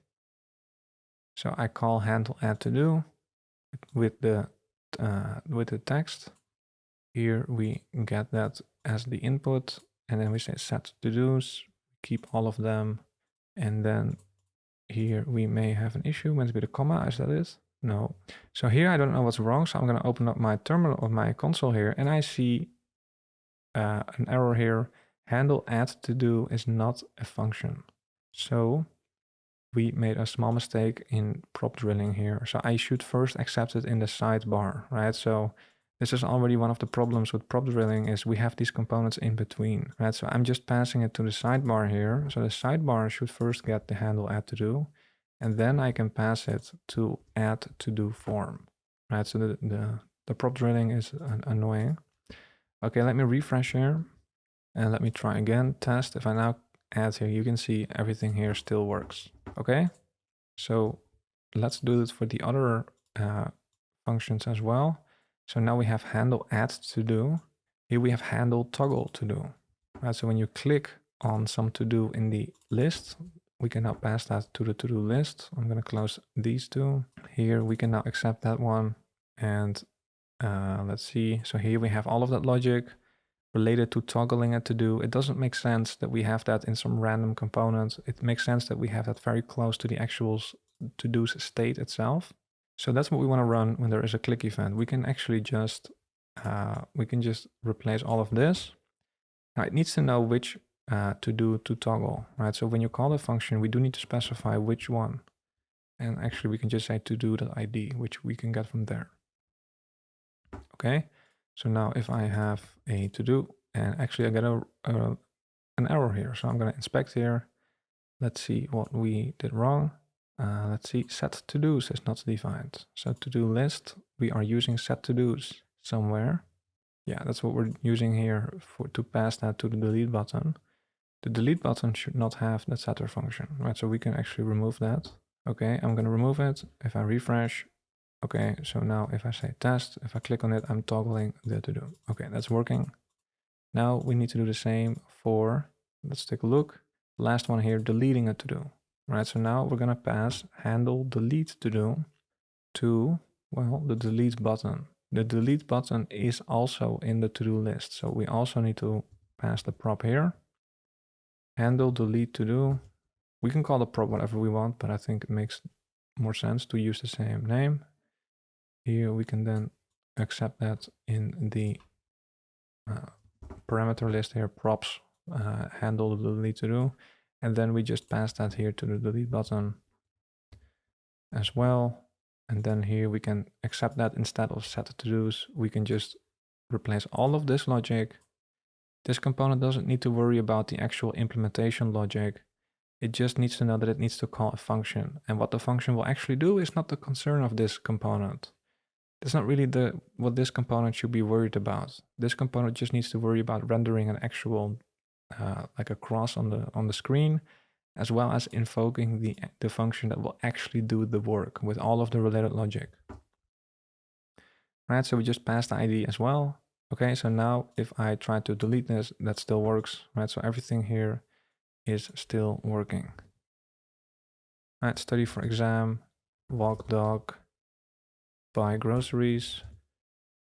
Everything here is still working. So now we have the exact same result as before, but with the benefit now that we have a nicer overview of our state and all the ways of updating that state. Right, all of that logic now is more confined to one place, one nice overview. And so now if you want to change something about how it's updated, maybe we want to change this. Maybe a free user or a guest user can add 10 to-dos. I know where to update it, right? So I don't have to open up a bunch of files like, oh, where do I have that logic again? Where was it in this component or somewhere else? That's very messy. We know where that type of logic is now. It's right here. So here I can now change that to 10, let's say, right? So this is a better structure, I think. Let's talk a little bit about TypeScript in our project. So far we have kind of been ignoring it. And so we have a bunch of red squiggly lines in some places. So here we have a bunch, and here as well. So let me actually open up all the files where we have these red squiggly lines, so then we can go over each one. So I'm just quickly gonna check. We have one here, actually two. We have background heading, nope, this one does not. Button has, okay, counter, delete button, footer does not. Header has them as well. Logo, no. Sidebar and to-do list. Okay, so a bunch of red squiggly lines. So it's mainly because of two reasons actually. So first, they all have props, right? So you can see, or not all of them, but most of them have props. We need to type these props, as it's called. And the other issue is mostly in the app component. Let me open up the app component here. Yeah, so here we have created some separate functions here. And the inputs to those functions also need to be typed. And also here we have an issue with setting state here to do. useState here sometimes also needs we need to add some typing sometimes. All right, now the good news is in general, if you're a React developer, you don't need to completely, master TypeScript in order to be productive with it. A lot of the more advanced TypeScript is necessary for library developers. Right? As an app developer, you don't have to completely become an advanced TypeScript wizard to be productive. So there are some specific places in a React app where you need to use TypeScript, mostly for props, right? For props, sometimes for useState, and sometimes when you have like these functions here. Right? And some other places, but it's pretty basic overall. All right, so why do we even want to use TypeScript? Why even go through the hassle? Well, TypeScript is actually very beneficial. It makes your app more robust, as it's called. Like, we don't want to create crappy apps. We don't want to create buggy amateur apps, right? We want to create professional software, professional apps. And so we want to have guardrails so that we don't make mistakes. So as an example, for example, let's say I'm keeping track of some count. I may use useState here, and the initial value may be 0, right? And now let's say I make a mistake somewhere. I'm updating the count, and I'm going to use a string, hello world. When I do this, you can see actually that I get a red squiggly line here. And it tells me that the argument of a string is not assignable to blah, blah, blah number. So this is actually TypeScript warning me. TypeScript is warning me, hey, careful, because you created useState here and you started off with a number here. And TypeScript has inferred from this that this count state should be a number.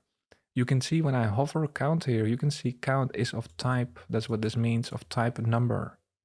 And therefore, later, if you try to update it with something that's not a number, for example, here with a string, you get a warning. And therefore, you can fix your mistake. And you can say, oh yeah, oops, that's a different one. This should be a number, right? So now if I actually try to update it with a number, I don't get any warning. But anything else that a number, a Boolean, or an object, I get a warning. Even an array, I get a warning, right? So TypeScript is more like, it's like a guardrail. It helps you fix and prevent mistakes. And we did not even need to specify this ourselves, right? So here useState, when you pass a number like that, it can already infer that count is going to be of type number. So that's actually very nice. We don't even have to do anything. It's automatically done for us. And the same is true for the other primitive types. So if I pass in false here, which is a Boolean, now if I hover this variable, you can see it has inferred this to be a Boolean, right? If I pass a string here, if I say test, if I hover this, you can see it has correctly been inferred this count variable to be of type string. Right, so for those primitive values, then you don't even need to do much. It's automatically been typed properly for you. And so if you make a mistake and you actually try to specify a number here, let's say, you get a warning, a red squiggly line, right? If I pass in a Boolean, I get a red squiggly line here as well, right? So now I can fix my mistake. And I can see, oh yeah, it needs to be a string, right? I get a red squiggly line here, by the way. That's actually from my linter, ESLint, because I haven't used it. As there's like a lint rule, if you don't use variables, don't create them in the first place. So that's why I get a red squiggly line here. That's nothing to do with wrongly typing something, right? So that's why we want to use TypeScript, because it helps us prevent mistakes. And this is also how it works with TypeScript in React. It can infer a lot of things. So in many cases, you don't need to do much because TypeScript is already sort of working for you behind the scenes, already inferring the type of variables for you, right? So in this case, it has already done that. Now it is a little bit trickier for TypeScript to know what it should be if you don't have a primitive value, right? So this all works very easily if you have Boolean, number, string. But what if you have an array, like what we actually have here? So if I actually add an array here, an empty array, if I now hover here, you can see it doesn't really know, okay, it can see that it's going to be an array, but it doesn't know what's going to be in there. So it uses something called never, so which is like a nothing type, which is not really what we want here, right? So if we're going to have an array of numbers, let's say, if you start off like this and you hover it, you can see it knows, oh yeah, this is going to be an array of numbers. So now it's properly typed. If you have an array of strings like this, it can see it's going to be an array of strings. Okay, so it's easier if you actually have something in the array. But very often you want to start off with an empty array, what we have here. Right, so if you have an empty array, then the type for that is not really what we want. Right, so we know it's going to be an array of objects actually, right? Each to-do here is going to be an object. Right, so let me actually remove this and let's actually work with the to-dos here. So we know that each to-do is an object, right? So we know that the to-dos eventually will be, well, there will be some object in there with an ID, And yeah, let's actually say a bunch of objects like this, right? We could actually start off like this. If you now hover it, you can see it has inverted to be an array of objects, right? So there's going to be a bunch of objects in an array. And each object has an ID of number, some text of type string, and is completed of type Boolean, right? So you can see it can perfectly infer this if you actually start off with the data format that it's going to be. So in this case, we don't need to type useState. It can already infer this. And that's nice because now if we make a mistake with set to-dos, for example, if I now try to set to-dos, maybe I try to set a number here, I get a warning, right?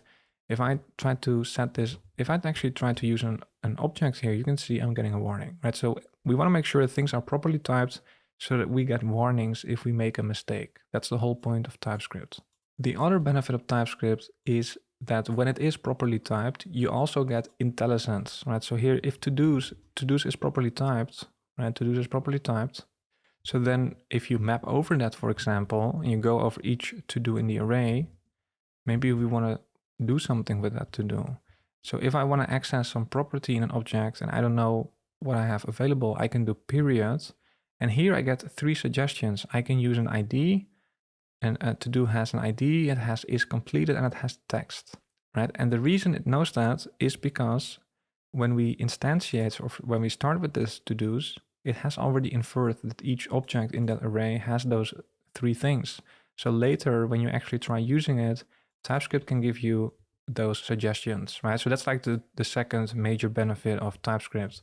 The first one is it gives you warnings when you make a mistake. The second one is that it gives you IntelliSense when you actually try to use it. Okay, so that's all a quick introduction to TypeScript. We can talk much more about it, but I don't want to make this a very long tutorial. Right, so if we have it like this, and now we try to use to-dos here, let's actually see. So let's actually see here. Yeah, so here I'm using todos.map, right? And we don't get a warning here because map is a method that we can do on an array. And TypeScript knows that it's going to be an array. So indeed map, that's perfectly fine. We don't see the red squiggly line. So here we go over each to-do, and I can also hover it to get information about each to-do, right? So TypeScript knows what each to-do looks like, so it can tell me this. And here I'm doing to-do.id, and I don't get a warning here because TypeScript knows, yeah, an ID is indeed part of to-do, right? So that is all nice. Now, what happens in our case when we actually have an empty array, right? So very often you actually want to start off with an empty array. Now, if I hover to-dos, it doesn't know, I mean, it thinks that it's going to be an empty array essentially, but we know that's just the initial state. We know later when you actually add something here that there's going to be other things in this to-do, actual objects, just like what we had before. But how would TypeScript know that? TypeScript doesn't know that. It just sees an empty array and tries to infer from that. It doesn't know later what other things you're going to put in there. Right, so now I'm getting a warning here from TypeScript because I'm trying to use ID, but it doesn't know that we're going to have an ID on there, right? It just thinks it's going to be some empty array. So here it says property ID does not exist on some never type. Right, so we want to make sure that even when we specify an empty array, that it's also properly typed. So how can we specify the type ourselves? Right? Because that's what we need to do here. This is an example of where TypeScript cannot infer the proper type. So we need to tell TypeScript what it's going to be. So if we can do that with angled brackets, it always looks a little bit strange, but that's okay.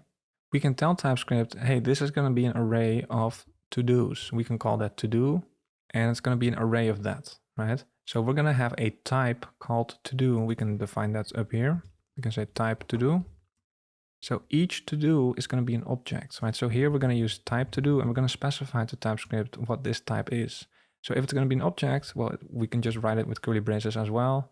And we can say that each to-do is going to have an ID of type number, right? We've seen it before. The text is going to be of type string, and is completed is going to be of type Boolean.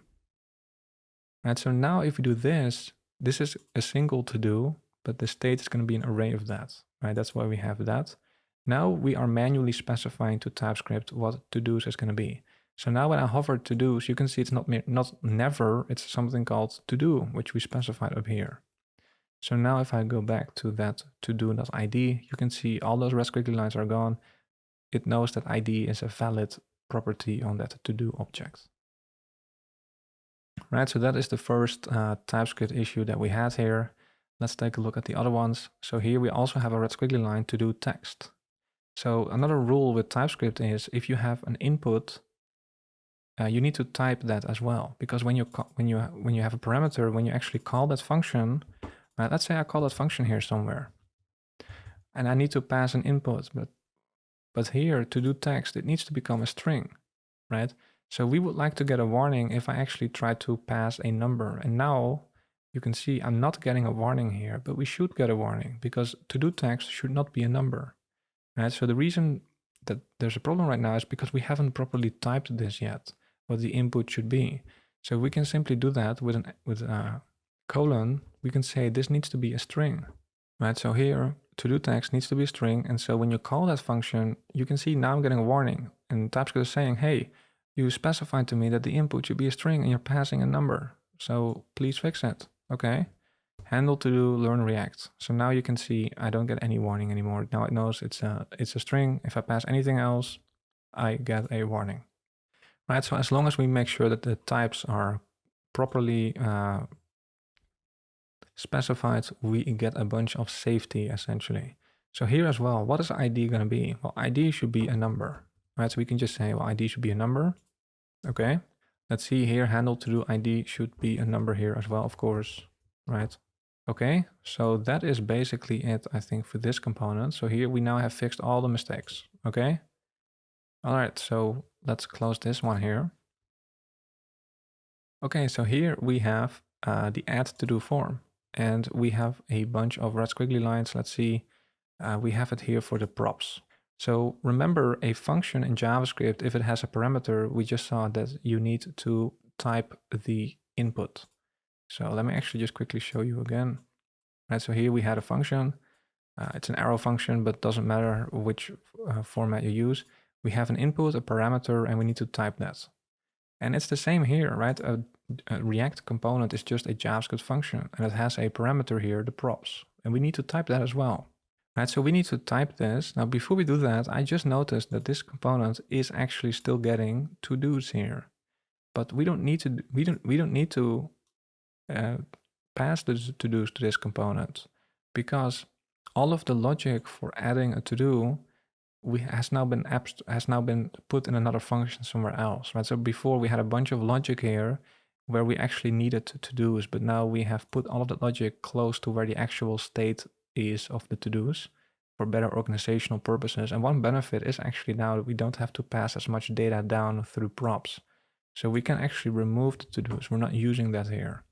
The only thing that we need here is actually that handle add to do function.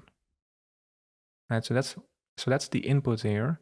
Now remember, props, we are destructuring that here, but actually what we get here is props. Right, so then we can actually also do this.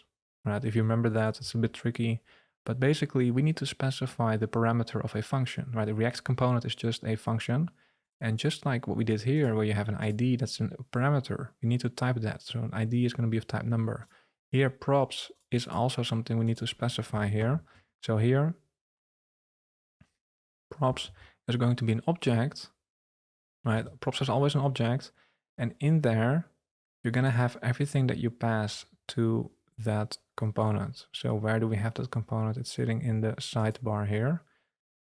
It's a bit messy here. Let me see if I can clean things up a little bit. I'm actually just going to remove everything here that we're not using. Yeah, so here we have the sidebar, and here we have the add to do form, and we're passing down still the to-dos here as well, actually. We don't need the to-dos here. Remember, we already have all of the logic somewhere else. So we don't need to pass this down actually anymore. So if we go to the app component, we can actually clean it up even more. We don't need to pass the to-dos to the sidebar. So we can actually remove that. We don't need it anymore. So sidebar is getting that handle add to do, which also needs to be typed. But let's do it here first. So we're passing handle add to do to this component. So the way it works with props, it's going to be one object with all the props that you're passing here, right? In this case, it's going to be only one with the name handle add to do. So the way it works is you get an object here that's called handle add to do. Now, what type is that going to be? It's a function. How do you type a function, right? We're passing a function here, right? And actually, it's easy because handle add to do. Well, if you hover it, TypeScript has already inferred this what it should be. You can see handle add to do is a function that takes in something of type string and it returns void, as it's called. Basically, it doesn't return anything, right? So here, actually, we have the return statement here, but we don't actually return some value, right? So it's just void. But that is how this function is typed, right? So we can actually just copy this and we can go here and we can say, yeah, this handle add to do function, well, that is of this type. It's just a function that takes in something of type string, right? It takes in a parameter called to do text of type string, and it doesn't return anything, right? That's how you type a function. Right, that's props. Props is an object with just one member, essentially one property called handle add to do. So now if I use props.handle add to do, we don't get a warning because it's properly typed, right? If I try to access something else on the props object that is not typed here, you can see I get a warning and I can fix my mistake. Now, here we are using props dot. Now, it would be nice if we can just keep destructuring like before, and we can actually just do that. Right, so this was just to show you how the types work here, but we can still destructure it immediately here if we want. So we can actually still get that prop or handle add to do right here. And then we don't have to write props dot everywhere. We can just use the name like this. Okay, so now this looks very strange and maybe a little bit intimidating and strange, but remember this is the parameter of the function, basically the input of the function. It's an object that we are immediately destructuring here. And after the colon here, we have basically the type for that. So we say props is an object, which is still true, right? So this is just a quick way of destructuring, but it's still an object that you get as a parameter of the function. So we are still saying the parameter is going to be of type object, and in there you have that one function. Now, I always think this looks a bit clumsy. So what I like to do for props in React is I like to create a separate type. So I like to say type for add to do form. So you can call that add to do form props. And then here I would extract this type to that type like that. Right? So you can write types in line, or you can create a separate type for them. Right? So then here we can just specify it like this. I think this looks a bit cleaner. So you have the actual value, the actual parameter, and then the actual type is specified up here. Right, so now we have gotten rid of that particular red squiggly line. Now remember where this component is getting this input from. It's actually getting it from the sidebar here. And the sidebar in turn is getting it from the app component all the way up here. Right, so we're passing this to the sidebar. So the sidebar has these props as well. Right, so let's also quickly type this. Let's call that sidebar props. And let's create that type up here, sidebar props as an object with handle add to do, and that's of this particular type. Okay, a little bit, maybe if it's the first time that you're working with TypeScript, it takes some time to get used to, but you know, if you really take your time a little bit, you can sense that it's logical, right? So there is logic to this. Okay, I'm using a type here, by the way. There is also something called interface in TypeScript, which technically works very similarly actually. And there is a bit of a debate on what to use, type or interface. Now, I like to use type. I think it's a bit easier to learn as well. But sometimes you'll see people use interface. Okay, so now we have gotten rid of all the red squiggly lines here. And let's see here, I think we had another one. Yeah, so here for button actually. So if we open up this component, we see that we haven't typed the props here, and therefore we actually get a warning here, right? So the benefit now of having typed the props is, as well as, for example, for the sidebar now, we have typed the sidebar. So if I pass a prop here that shouldn't be there, right? So now I get a warning from TypeScript, so I can fix my mistake, right? So you can see how TypeScript helps you prevent a lot of mistakes. So here we get a warning now for button because well, property button type is missing, right? There's another benefit, because here we're saying it should have button type, but we're not passing that here, right? So let's actually first type it properly here. We're gonna extract that out into separate type. Type button props is gonna be an object with button type. So we can make button type, we can make that optional when you do it with a question mark. So then you don't have to specify it. So if you, that actually makes sense, because if we use a button without specifying anything, let's just assume it's going to be a primary button. But if you actually want to get that secondary look, that's when you need to specify secondary. So basically there are two options for the button type. You pass either primary, the string primary, or secondary. So this is a union type, which means you can only specify these two strings, so not something else, right? So we could say the button type is just going to be something called string, right? But then if you do that way and you have a button type, then I can also say blah blah here as the button type. That's not what we want, right? So if you use the button component, you should only say secondary or primary. Right, so the way to do that is with a union type. So you do it with like the pipe symbol. So we say primary or secondary. Now the button can also have what's called children. That's whatever you pass in between the opening and closing tag. So here it would be this text here. So this is something special in React. That's what you get automatically, children. And it's a so-called React node on the React namespace. We don't really need to know much about that. It's just a React node. So now we have properly typed the props of this component. Now if we go back here, let's see what we need to specify. Actually, we don't need to specify anything because we have made button type optional and we have specified children here. Okay, let's say it's mandatory. If I remove the question mark, now I get a warning from TypeScript, and TypeScript is telling me, hey, you need to specify button type. Right, so but let's make it optional. And then here, yeah, so now all the red squiggly lines are gone and that looks good. Okay, let me close this and let me close this as well. Okay, I can see a red squiggly line here, so let's actually open up to-do list. So let's actually type the to-do list props here. Let's quickly create a separate type, to-do list props. Right, it actually wants to create an interface for that, but let's stick to a type, to-do list props. So the props here are two things, the actual to-dos and the set to-dos function that we are still passing here, but that we are probably, yeah, so here actually I made a mistake. So set to-dos, it should actually be handle toggle to-do, right? So I think I made a mistake here. Yeah, so here this should be handle toggle to-do and passing it. Yeah, I think we actually already had this. I undid this for some reason. Handle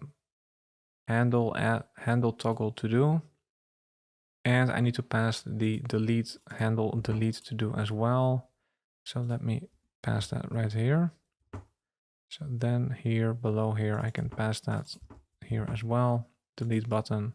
Yeah, so I think I made a mistake, but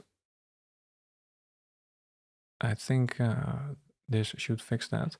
So here now, what we need to do is we need to type the props for to-do list. So let's actually separate it out into a separate type here as well. So type to-do list props. So a props is always an object, and what do we have in that object? We have to-dos, we have handle delete to do, and we have handle toggle to do. Now my Copilot already suggests for me what this is going to be. So these two handler functions, let's take a look, handle delete and handle toggle.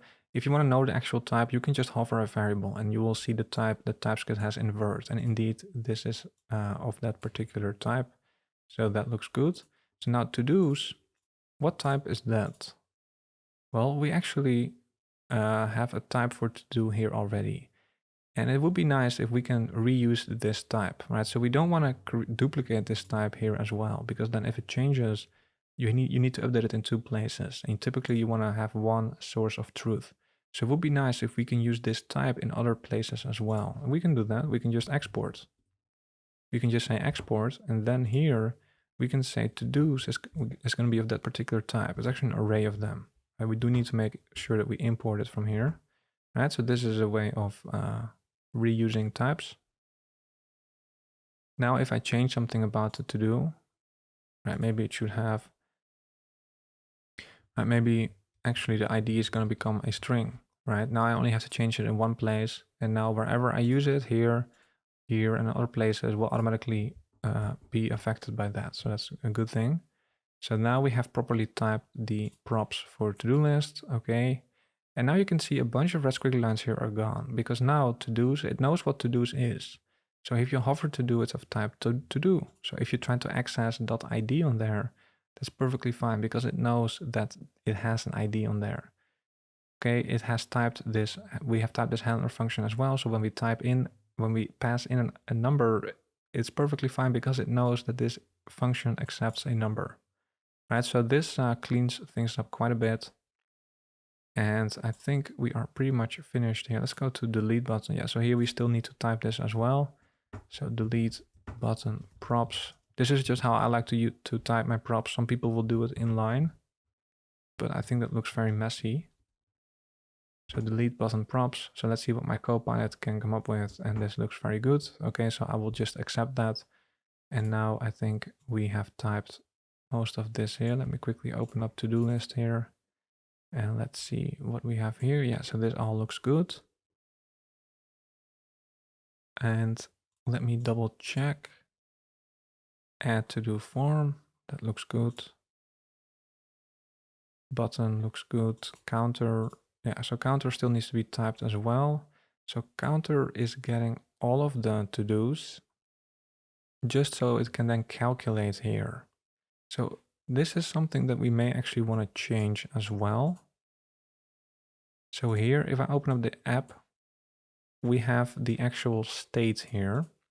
Let's actually add some comments here. So I like to call this state. And then here we have the event handlers, you could say, or the actions that you can take on the state, basically. Right, so here we have all of those functions. Let me actually collapse this so we can see a nice overview of them.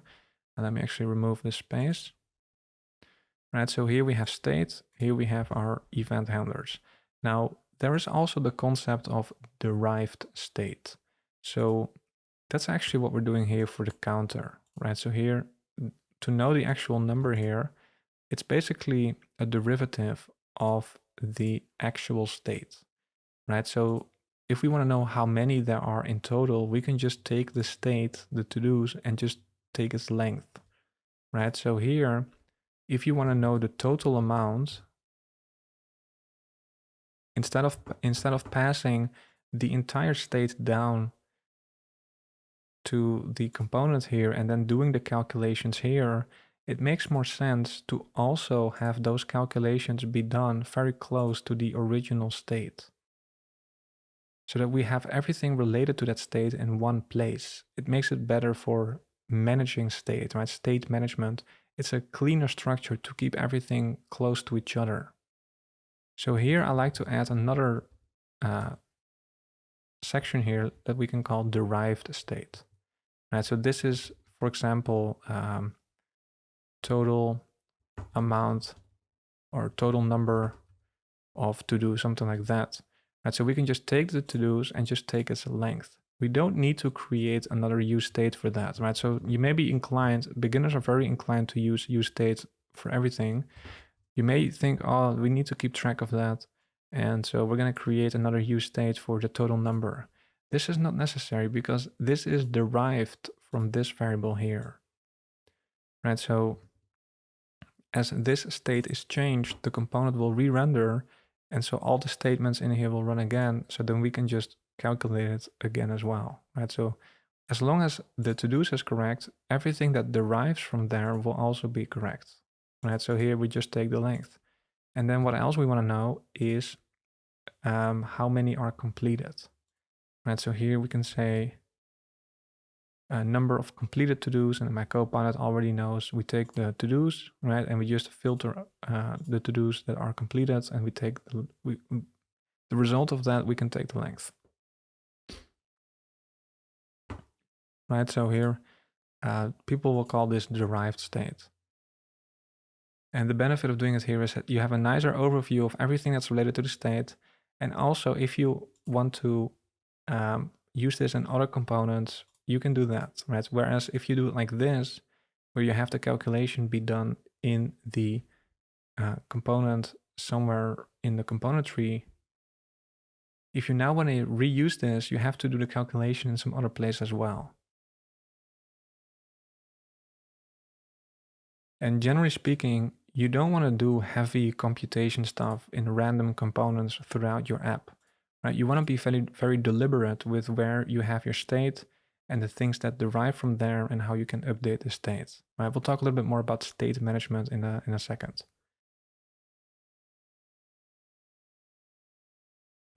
So this is now what we want to get down to the actual counter component, right? So here we need to get it into this component. So let's make sure we copy this and pass that to, well, in the header actually.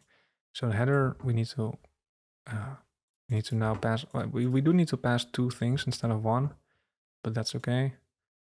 And the number of completed to-dos, let's pass that down here as well. Number of completed to-dos, right? So we're already getting into like best practices and some more advanced topics. So don't worry if it's a bit confusing. This is not total beginner stuff. This is actually already more intermediate. So here, if I now accept these as props, then we need to pass them down one more time, right? Really doing prop drilling here, which is very annoying and typically considered not great to do. We'll talk about that in a second on how we can solve that. But now we can then pass it finally here to counter, and we can accept them here. And the number of completed to do, no, it's, yeah, number of completed to do's. And now we can just use these variables, right? So the total one should be here, and the completed one should be here. All right, so that cleans things up in this component. So now if we go back, we can see that it still works. Right, so everything here still works. Right, so a little bit more intermediate here. So if you're a little bit confused, I think that's totally normal. But we were already thinking at a higher level now, right? So now how we are structuring our state and how we're structuring our app. But this is basically it in React for state. So you have like the original state, the actual state, and you have things that derive from there. So here you have like how many to-dos there are, and how many are completed, right? Really like derived state. But then you also have ways to update the original states, right? So the actual event handlers or the actions. And it's just really nice, and I think that you have everything in one place. And we're not gonna add anything else here actually, right? So don't worry if you're getting overwhelmed. This is basically it for state management in React. And you'll see that all the solutions like Redux and useState and the Context API, they follow a similar structure where you have some original state and you have ways to update it and maybe also some derived state.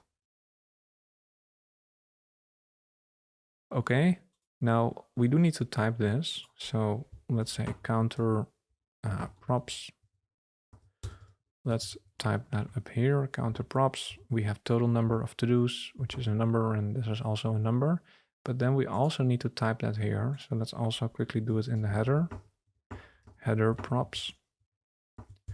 We'll say type header props. Yeah. So yeah, prop drilling is not great because this header is only receiving these props just so it can pass them down. And therefore, it's kind of useless essentially for the header. And it's a bit annoying because you also then have to type them for TypeScript, right? So you kind of want to avoid prop drilling as much as possible. We'll see a solution to that very soon. But at least for now, we have gotten rid of the red squiggly lines. So everything is now properly typed. Let me double check that. So we have header, logo, sidebar. Yeah, so I just checked a bunch of components and everything seems to be properly typed now. Okay, and one thing in terms of folder structure that we can do is we can have one place where we have all the types of our project. So here if you're going to reuse a type like this, you may want to store it not just in the app or component file. You may want to have a dedicated file for types that you intend on reusing. So if we look at the folder structure, we have our source directory and we have components. We may actually also want to create like a library folder, typically abbreviated. And here we can have some like utilities. So for example, we can have one file where we have all the types. So we can say types.ts, just a plain TypeScript file. And that's where we can have all of our reusable types. So I can just copy and paste that right here. And I can delete it from here. Okay, now I do need it in this file. So now I'm gonna do option escape here for me. And then it has imported from that other file. Now we're using that in another file as well. Let's see where we were using that. I think it was somewhere. Was it header? No. Where were we using this? Yeah, we were using it in the to-do list component as well. So here we need to import it from a different file now. So let's do it like this.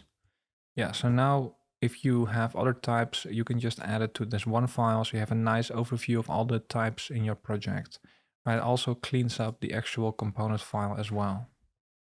Okay, let's talk a little bit more about state management. What we are doing here is actually already pretty advanced, where we are actually already thinking at a higher level on how to manage the state that we have, right? The state is just a bunch of to-dos. We have derived state and we have ways to update it. So that is already pretty well structured what we have right now. There is one problem that we have, which is we need to do a lot of prop drilling, right? So we need these variables in other components throughout our component tree. So the way that we're doing it right now is just by prop drilling, right? So here we pass to-dos to to-do list, and then we can use it here. And that's not the end of the world, because here, this is the component that actually needs it. But for example, the sidebar here gets a prop just so it can then pass it to another component. So it doesn't even need this prop itself. It's just accepting this so it can then pass it to some other component. The form here actually needs it. Now, what is the problem with this? Well, the problem is if we ever change the structure of our application, for example, maybe instead of a sidebar, we may have another component and the sidebar is sitting in that component, right? So then this would be the new structure, but now that link has been broken, right? So now we need to pass the prop to this component as well, so that we can then pass it to the sidebar, right? So with this prop drilling, it's a lot of work in terms of typing all this out, but also it makes your structure quite brittle. Because whenever now you make a change in a structure, you have to think about, oh, am I passing through the props? So it's just a very messy way of spreading around your data or your variables. Right, so this is just very messy. We have header here. This header is just receiving two props, not for itself, but just so it can then pass it to this other component. But because it's receiving those props, we also have to type it out, right? Even though it doesn't even need it. So it's just a bunch of messy code, essentially, that we have scattered throughout our code base. So is there a better way? Is there a better way that we can deal with all of this data here, all of these variables, without the prop drilling? And the answer is yes. To prevent prop drilling, we can use something that React actually offers us out of the box, which is the React Context API. We can also use something called useState or Redux, and those have other benefits as well. But what we're going to use here is the Context API. Okay, so if we take a look at our component simplified overview again, so we have our app component, which is the top component of our component tree. And we have all the data related to to-dos in there. Right, so we have everything related to to-dos here. And then if we want to pass it to other components, we use props.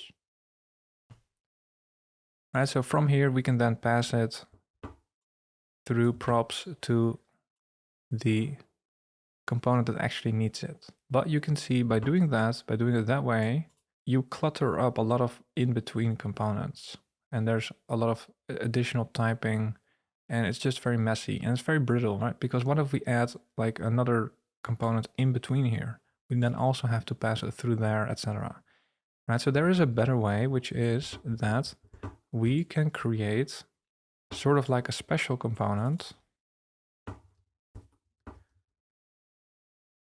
what's called a context provider component. And we're going to add all the state in that component, right? Not an app, but in that context provider component, and it will wrap our entire app, as it's called. So essentially, it's going to sit, it's going to sit one level higher above the app, essentially.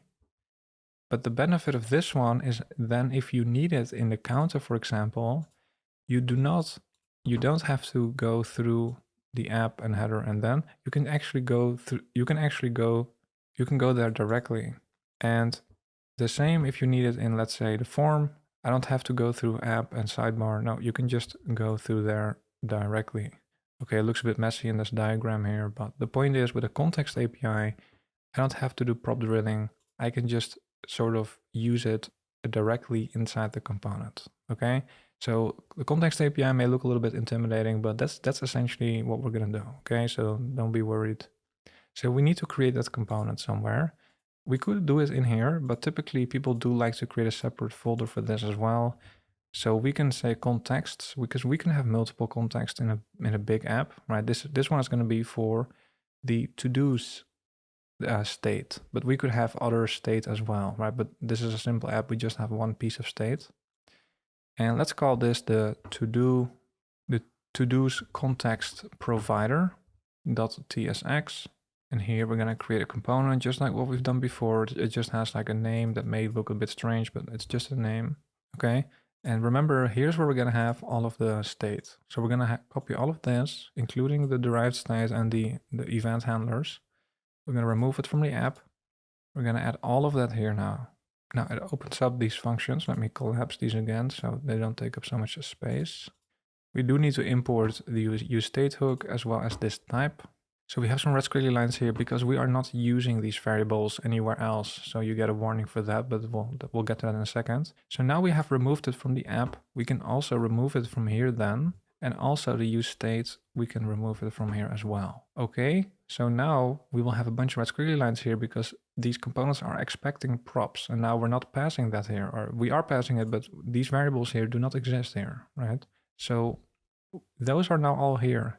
How do we now make sure that these variables, for example, if we go to this form here, let's start there. So we still want to make sure that this form has access to handle add to do, but it is sitting now in this other component here. It's sitting right here. So how do we get it from this component, this context provider component, to here, to this component? Well, we need to use the context API. We haven't done that yet. We have just created a component with just a name like this, but we are not actually using the context API yet. So we need to create a so-called context. We can call that the to-dos context.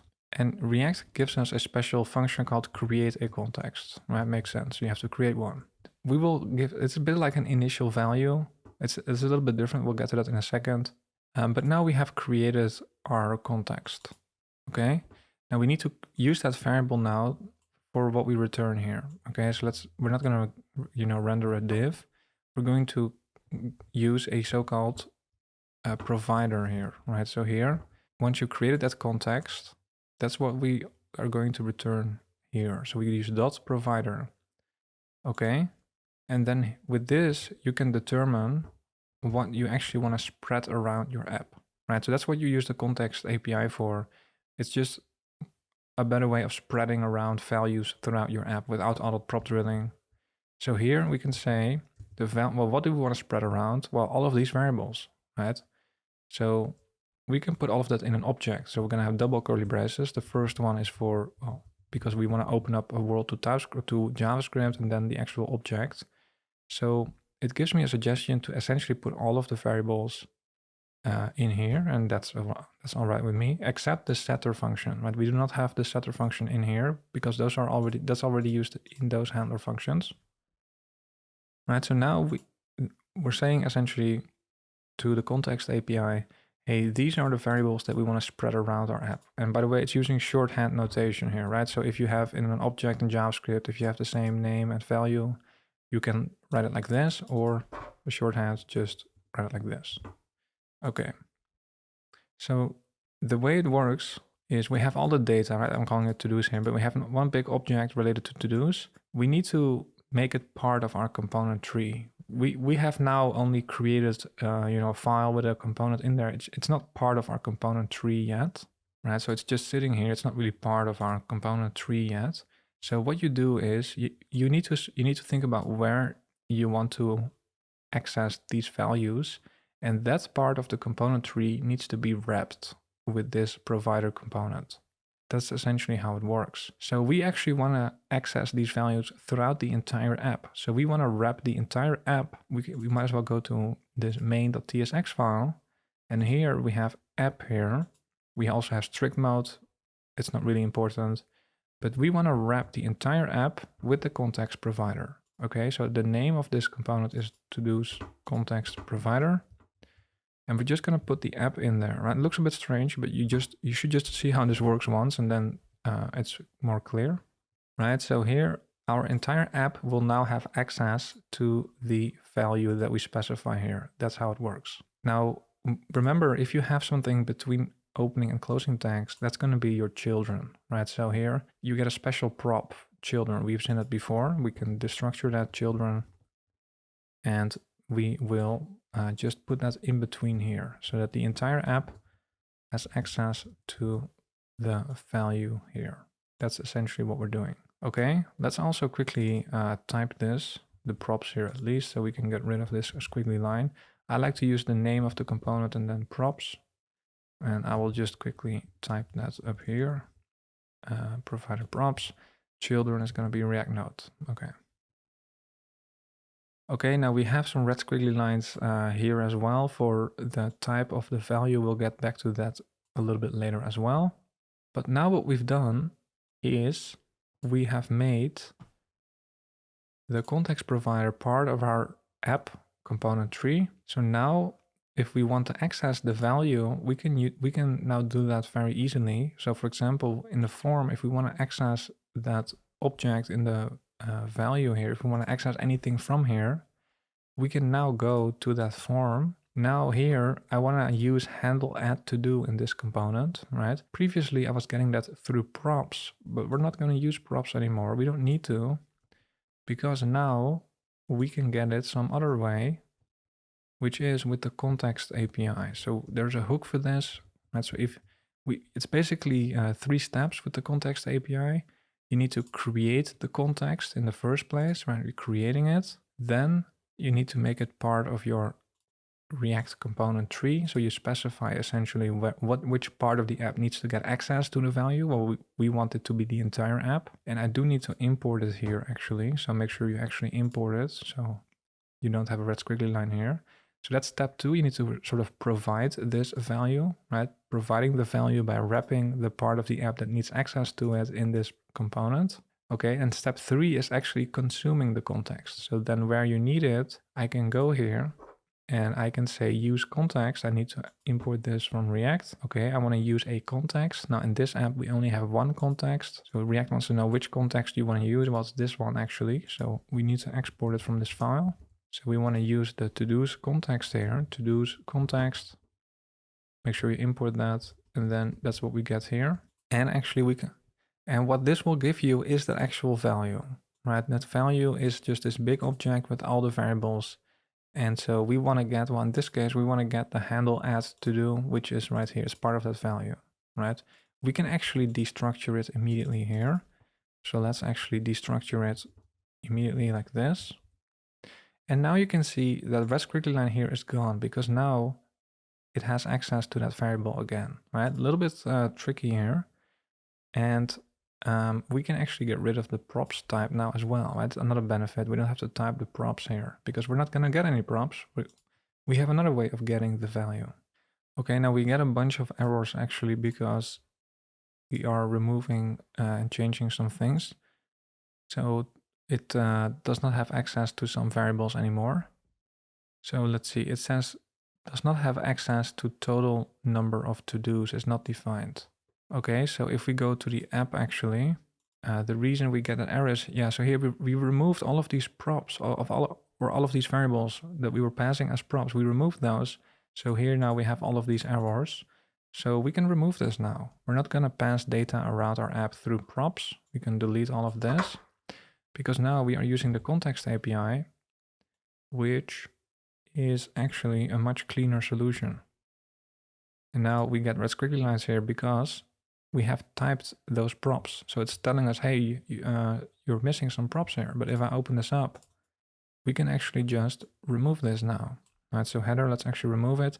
Header doesn't even need these props. It was just getting those props so it could then pass it through. Right, very inefficient actually. Right, so here counter, we're not gonna pass those props anymore like that. Right, let's actually open up counter as well. And let's remove all of these props. Can remove all of the types here. Now counter still needs access to these variables. So how does it get access to there? Well, the same as what we just did. You can use context from React. And which one? Well, there's only one in our example, the Todos context. And then we get the entire value, which is that entire object, but we can destructure it immediately here. The two things we want from that value is the total number of to-dos and the number of completed to-dos. That's what we want, right? And that's also what we are spreading around, right? Total number, and here, these two, the derived state is what we call that, right? That's essentially what we are spreading around here throughout our app with this provider. Okay, if we inspect here, we can see there's still a bunch of errors. Okay, if I refresh, sometimes you need to refresh actually, so because the errors in the console do not automatically update. So to-do list, the to-do list component still has a bunch of errors. Let me actually close everything here. So let's go to to-do list. Let's see. So here we were getting a bunch of props, but now not anymore, right? So let's remove this because we're not passing data around through props anymore. We have a different way, right? So here, if you want to, we need the to-dos variable and also the handle toggle to-do variable. So we can still, well, we can still get those by using the context. So we can say use context, the to-do, actually to-dos context, and import that. Then here we can destructure that. So then here we can destructure those, right? So to-dos, handle toggle to-do, and handle delete to-do. I get a bunch of red squiggly lines here because we haven't typed the context API completely yet. We'll get to that in a second. Okay, so then, well, let's actually see. Actually, everything here seems to be working. Let's actually try it out, test, and you can see I can still toggle and add to-dos. And so everything is still working without the props now, right? Last thing we also need to fix, I think, is the delete button, because here we are still passing props. Now we still need to pass the ID, but we don't have to pass the handle delete to do here. Actually, we are actually doing it like this, where we're actually already getting the handle function from this component and then passing it as a prop to the delete button. We can do it that way, right? So we then still have some props here, or we can use the context in here and get it from there. I think both is fine. We can also leave it like this. It's not the end of the world if you have some props. We need it anyway for the ID, right? You do need to specify the ID here. And actually, if you pass a handler function to a component like this, where you have like a handler function is usually for an event, right? So typically, if you have a button, for example, if you have an event and you want to do something, you usually have like on click, right? And then you have handle click, right? This is typically how people name this. So if you have you have on and then the name of the event, and then the function that deals with that handle and the name of the event. So here we have the handle and then name of the event. Now, so you could also call this on delete to do. So it's a bit mimicking this, sort of like exposing a delete to do event happening in the button. And so then here we can specify a handler function for that event happening, right? So this would maybe semantically make a little bit more sense and would maybe be actually nice to do here. So the name of the prop is on delete to do. So we can then call that on delete to do here. We do need to change the name here everywhere in that case. But this may actually be a bit of a nicer a bit more of an advanced solution here where you sort of mimic the traditional way with the event. I think it's nice. So let's actually keep it like that. I think that looks good. And I think we then have taken care of replacing most of the props with the context. Let me just quickly check everything here. Yeah, so everything here looks pretty good. Our sidebar actually still expects props. Let's remove this from the sidebar. Let's remove that from here. The sidebar didn't even need the props. It was just passing them through. So here we have add to do form. We can remove this prop. Then here we were already using the correct one. Yeah, so a little bit of restructuring the app may be a little bit messy. I'm just trying to show you how this all works so that you have a complete picture. And if something is unclear, I think that's totally normal. This is already pretty like more intermediate territory. Some of those things are already a little bit advanced even.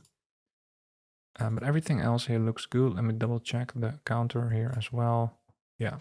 Okay, now it's technically working now, right? So test, everything is working, but we still have a bunch of red squiggly lines. So this is because we haven't properly typed this for TypeScript yet, right? So here it says the to-dos is of type any. And actually you want to avoid any in your TypeScript code because any means you can do anything with it, right? So if I want to call a function on there, blah, blah, right, I should get a warning because this does not exist, of course. To-do should be an array. It shouldn't be an object or a function like that. So I should get a warning here, but I don't get a warning because to-dos has now been typed as any, not by me, it's just automatically because we haven't typed the context API yet. And any means anything goes, so you can do whatever you want. That defeats the purpose of using TypeScript, right? We want to restrict ourselves a little bit with what we can do. And so we want to get a warning if we make a mistake. So we want things to be specific in terms of types. So why is that not properly typed? Let's go to our context provider component here. So here it has to do with the value here. So here you can see we have a red squiggly line. So this is where we need to type that value. So basically we need to tell TypeScript what should be in the value that we are spreading around our app and what type each property in that object is. So we can do that here when we create the context, right? So here we can have those angled brackets again. And here we can have a type for our to-dos context. Let's actually call that to-dos context, but we already have that name here. So just to make it clear, let's use two T's. So it's like type to-dos context. So T for type. Let's just say type to-dos context. Yeah, so here we need to specify what that value is going to be, right? So value here is going to be an object, right? So we say T to-dos context is going to be an object, okay? And what is going to be part of that object? Well, it's going to be to-dos, all of these, right? So I think my Copilot should be pretty good here. So let's see what we get. Should be a nice suggestion here. Yeah, and I get everything in one go. So welcome to the age of AI programming. I think it's going to be very difficult to be competitive as a developer without an AI Copilot. So I highly recommend that you check that out. Right, but if we do this, let's double check actually. So the to-dos should be an array of to-do. That's correct. Should be a number, these two, yeah. Then these handler functions, they look good as well. So now if I scroll down, you can see the value now has been typed. And that means when you use the context, so now if I go back here, you can see the red squiggly lines here are gone. If I hover to-dos, it's now properly typed. It's not any anymore.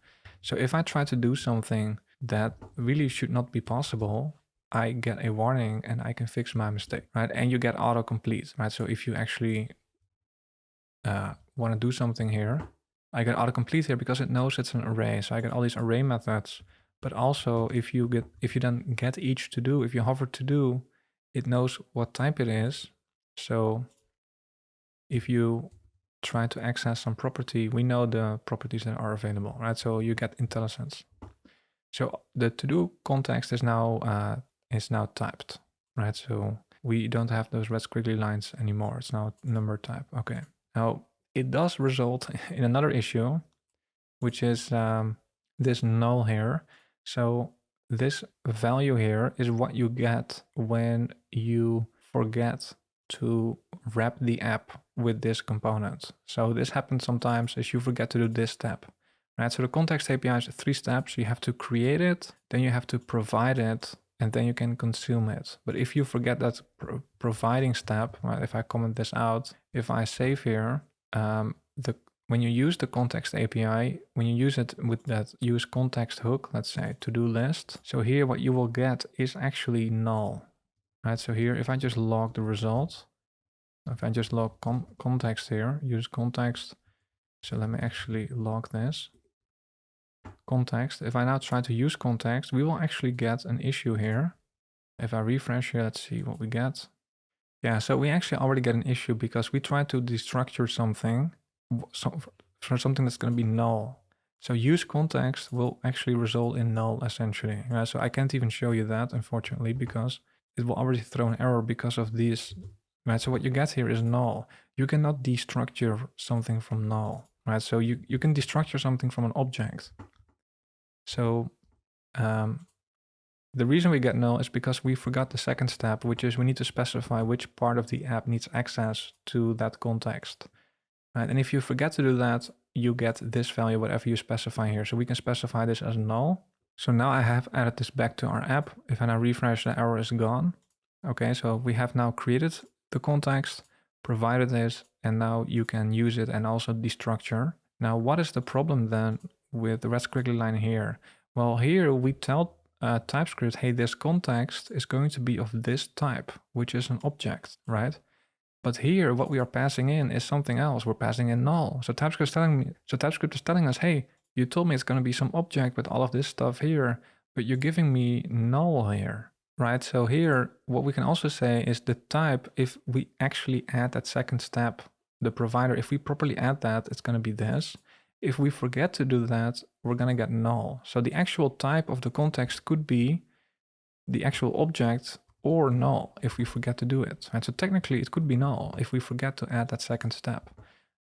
And then we will get a bunch of errors, which is actually not a bad thing because then we probably forgot to add it so we can fix our mistake as a developer.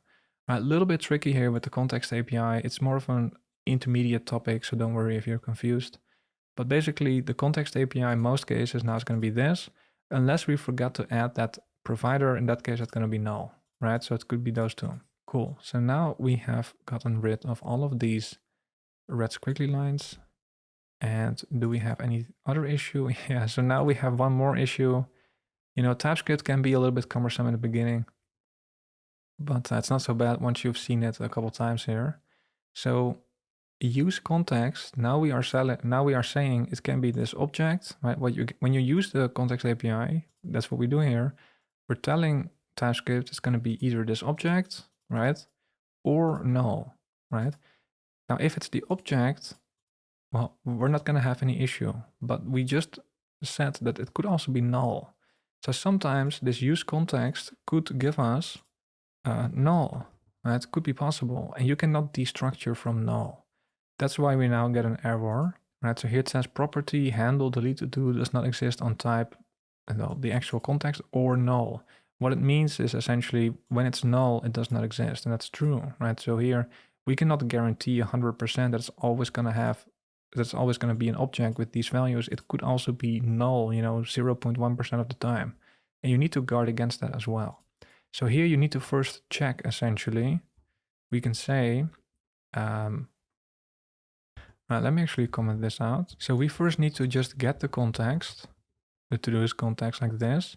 And then we can check if it's null, right? So if it's null, if it's falsy, we can deal with it like this. We can actually throw an error. We actually want to throw an error so we can fix the mistake, which is forgetting to add the provider. That's when we get null. Forgot to add provider or something like that. And then after that check, TypeScript knows that it's not null, right? So here you can see initially it could be to-do's context or null, but after that, throw new error will quit running the code here. So if there's an error, so if we get past that, we know it's an object, and so we can just destructure these things from that context.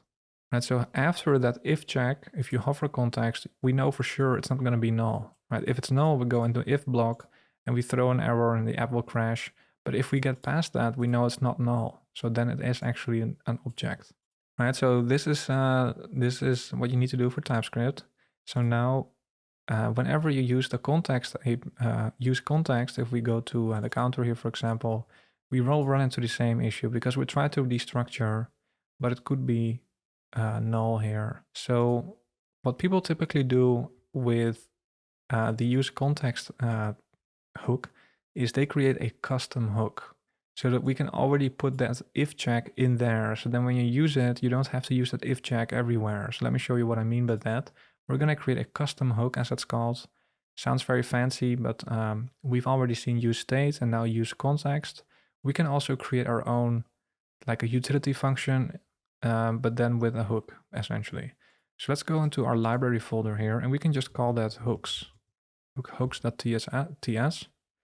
And here we will export one function. We can call that use Todos Context. And here we can already do the check. So here we're just going to copy this.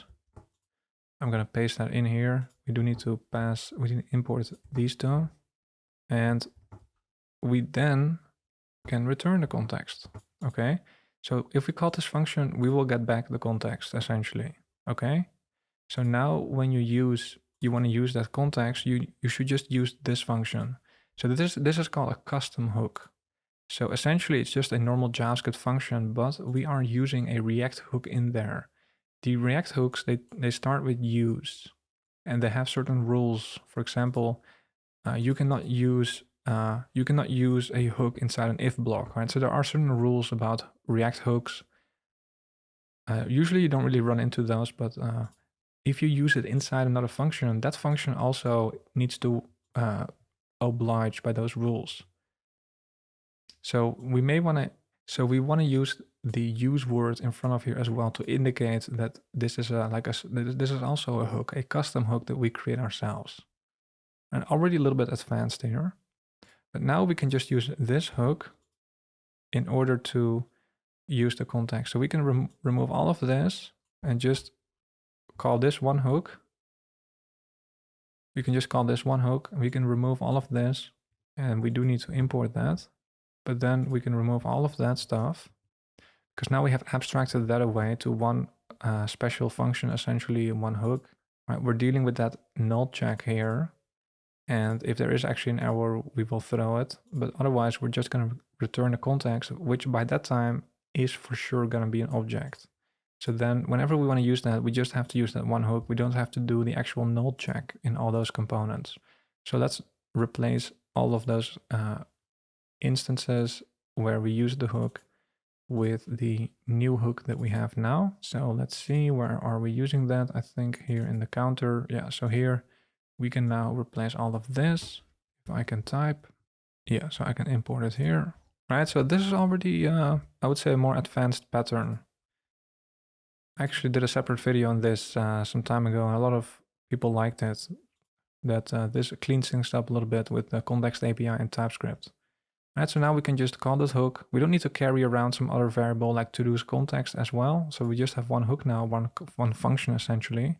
And we can just destructure because it's not going to be null here. We already do that check before you return it.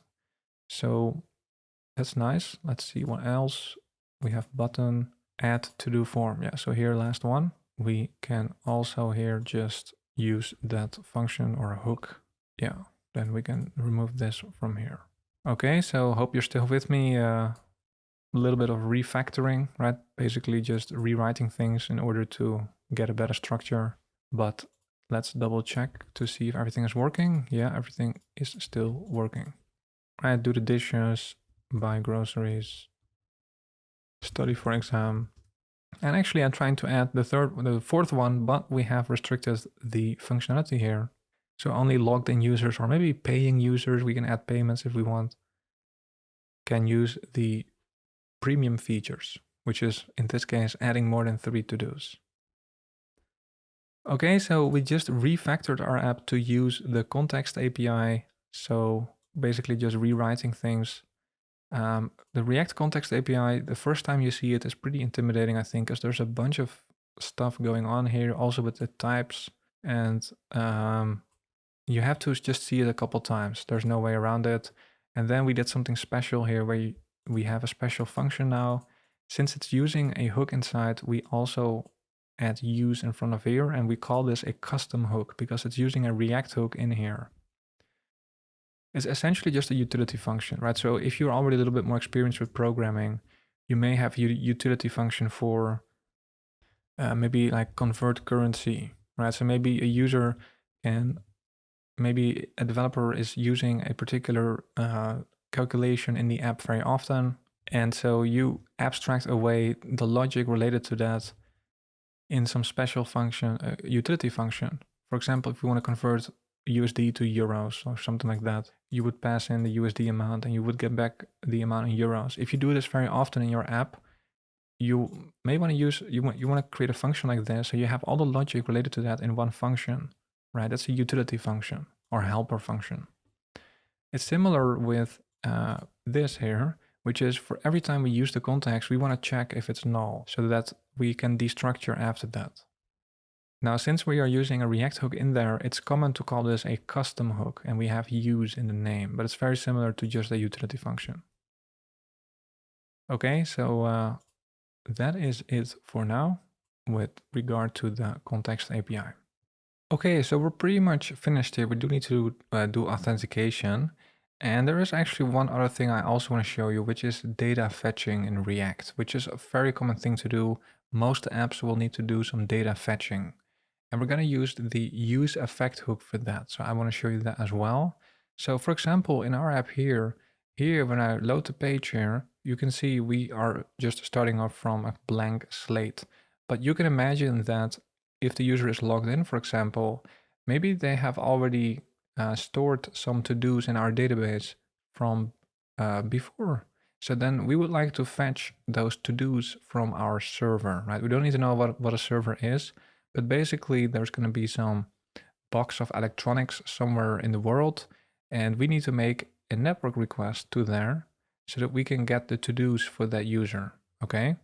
Now I added some example JSON data, as it's called. So typically when you go over the network to fetch some data, it's going to be in a particular format called JSON.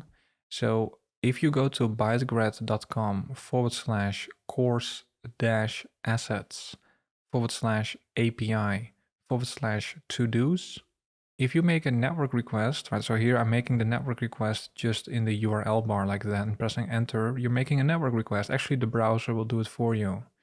And what we get back here, what that server will send back is an array here of to-dos, and in JSON format, which is very similar to just a JavaScript array here, except essentially that the keys of the object they are stringified essentially. Right, but let's say that when you load the app, we want to fetch this data. How do we do that in React? Well, if we go to our context here where we have our to-dos, so here we are starting off with an empty array, okay? But let's say that we want to fetch the to-dos from here actually and start off with that. How do we do that? Well, let's actually add another section here. We can call that side effects, right? So here we sort of want to reach outside our React app, right? So here we have useState, we have derived state, we have ways to update that if we click a button and things like that. That's all within our React app.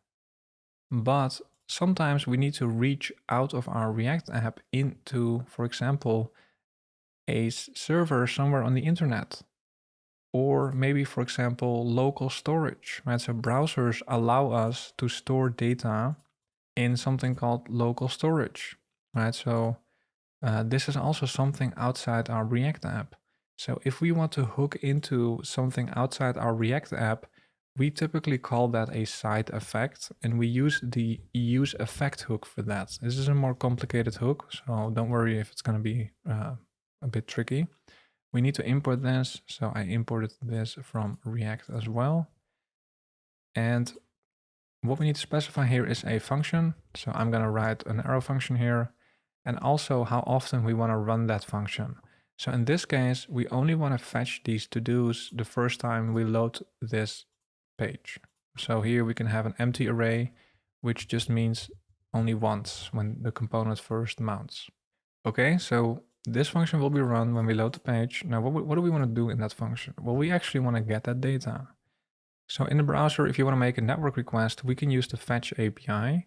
The fetch API will give you a promise. So we can do .then, or more commonly, I would say, is we can say await. So let's actually do await.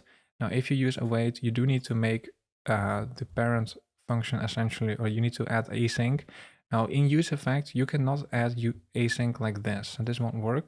So we need to create a separate function here. You can call it fetch to-dos, right? Just a function, bunch of functions here. And we'll do the fetch in there, and then we can make this async. Okay.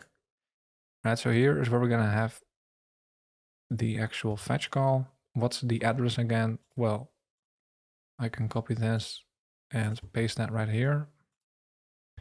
Right, so this is the address. And what will it give us? It will give us a response. Right, so I have other videos on the fetch API. It's actually really important to learn the fetch API. You can also use something like Axios. There are other libraries, but essentially you're making a network call. Now remember, this will give you something in JSON format. So if you want to get the actual to-dos as a normal JavaScript array, we want to parse that as JSON. Essentially, it will convert the JSON to normal JavaScript. So that will be to-dos then. And that's what we then want to put in state, right? So then we can just set to-dos to be whatever we fetched over the internet. Right, so then after here, once we actually get the to-dos, we can set the to-dos to what we just fetched, right? This is the function. We still need to call the function fetch to-dos. And that is how you can fetch data, right? Just a simple example. So let me actually show you what happens if I save here, and if I go back here, if I refresh here. Okay, and then we get the actual to-dos that we previously got like this. Now we actually see that in our app here, right? So what happens is, actually the way it works is the app first renders with the to-dos being an empty array, right? And then after that initial render, useEffect runs. So useEffect actually runs kind of late. It runs after the initial render. So then the first render, there shouldn't be anything in the list, but then this function runs in useEffect, which actually gets the data, may take some time, and then updates the state. And since we're changing the state, everything will render again. And that's basically what's happening here. That's also why if you load the page, initially you will see this, but then after a couple seconds, you will see the actual data here. We could add a loading state so that we don't have this awkward situation here in the beginning, but we're not really going to use data fetching in this app. So this was just a quick example of how to do data fetching in React. Let's actually remove it for now. I have other videos on the useEffect hook and on data fetching, on everything actually. But I want to move on here and actually get this app finished. So I just removed it from here. So now we have this and everything here still works. Okay. Okay, so this is already pretty advanced with the context API and also using TypeScript. So well done for sticking around. Now, if we add to-dos here, right, study for exam, walk, dog. Now, what happens if I refresh? If I refresh, I lose my to-dos. Right, so to really make this app a little bit more sophisticated, we can make sure that when the user maybe accidentally closes or refreshes, that we still have those to-dos. So we can use local storage for that. So here in the browser, browsers give us something called local storage. So here under application, you can see there's local storage here. There are also other things like session storage, but here local storage, we can put things in here. So we can actually add some data in the user's browser so that if they refresh, that we can grab the data from the user's browser again and put it in the app. Right, so this is something that you could say is outside our React app, right? So if you remember, we just talked about it with data fetching. If you need to sort of hook into something outside the React app, you may want to use the useEffect hook. So we can do that here as well. So we can call that side effects, right? So it's just something essentially that happens outside the React app. That's how I think about it. Local storage is outside our React app, right? So the React team does not control local storage. Right? This is managed by the browser, and we can put things in there. So let's actually see what we want to do there. We actually want to do two things. We first want to add to-dos in here, and then if the user comes back, we want to grab the to-dos from local storage, right? So two things in computer science, this is called reading and writing, right? So we want to write some data in local storage, we want to add some data, and then if the user comes back, we want to read that data. We want to grab the data from local storage. So let's start off with writing. So actually adding something to local storage, and actually I already get an interesting suggestion here from my Copilot. Now it's trying to get data from local storage, but let's actually start off with adding something. And actually, let me actually try and see if if Copilot can help me out with this. Add to-dos to local storage. Okay, and actually not really, right? So here it's still trying to get the items. So let's just write it out ourselves. So we're going to use the useEffect hook again. We need to import it. Let's see if I imported this properly. Yes. So useEffect, you need to specify a function that you want to run, right? So this is the function that we're going to run. And then the second part here is how often you want to run that. So if it's an empty array, it's just going to run it once when the component mounts, as it's called. Now, is that what we want? Do we just want to add something, to the local storage once? And actually, no, we want to write something to local storage whenever the to-dos is updated. And so whenever this variable is updated, we want to add that to local storage. So we're actually going to add the to-dos to that array. This means it will run initially, but it will also run whenever this variable changes. Right, so then whenever it changes, we can add it to local storage in here. Right, so here we can say local storage.set item. Right, so here I'm getting a great suggestion. So we're going to set item. We have to give some name in there, so we can call to-dos, and then the actual data that we want to store there. Now remember, to-dos is an array with objects, right? And you can only store strings. So we can convert it into JSON, right? So JSON is a string. So we can say JSON.stringify this array. Right, so now it looks a bit complicated, but what we're doing here is that whenever to-dos is changing, we are setting it again in local storage. Right, so let's actually see if that is working. So I'm going to open up my local storage here, and I'm going to go to application. And here currently, actually, we can already see something, which is to-dos, and then the value is actually an empty array. And that's simply because initially, when I saved here, so it already ran all of this once. Initially, to-dos is actually an empty array, right? So it actually already set that in the local storage here. Now, what we want to do is we want to add a to-do here now, right? So I will quickly type something here. Let me actually make it a little bit bigger. Let's say study for exam. I'm going to press add to list. And now if I look here, it should be added. Now let me actually make this a little bit smaller again. Yeah, so it's added here in the list.